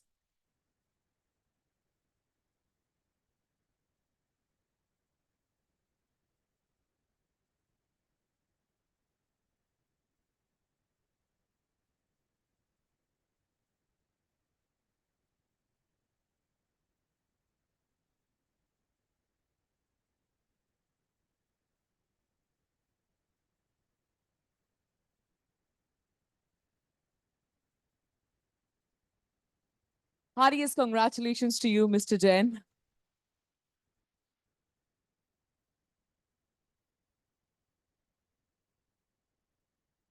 Hi, good evening all. And thanks for the jury and BW for this honor. And recognition like this will push whole team of Adiva Polymers to do more for the aim of our Swachh Bharat and sustainability in recycling. So we are on it, and this will help us more to go for that. Thank you. So we are doing this recycling business of HTP and LDP and PP polymers based in Bhiwadi, Rajasthan. And we are doing roughly 1,000 tons per month as of now and aiming to go higher and bigger in this coming financial. Thank you. I must request you to stay back. Ladies and gentlemen, with the end of the award ceremony, I now request all the awardees to kindly join us on stage along with their trophies. And also requesting our eminent jury to kindly join us on the stage.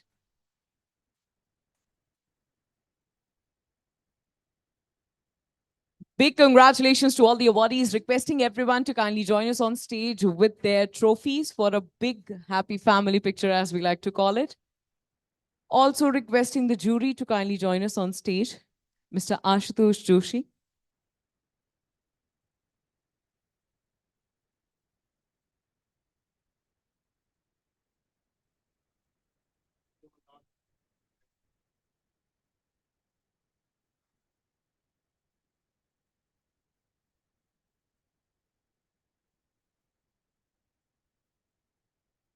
Often when you think you're at the end of something, you're at the beginning of something else. May the conclusion of this chapter signal the commencement of a sustainable journey for some and unlock yet another milestone for others. Once again, heartiest congratulations to all the winners. With the same, this is your host, Sahib Jeet Kaur, on behalf of BW World, saying goodbye.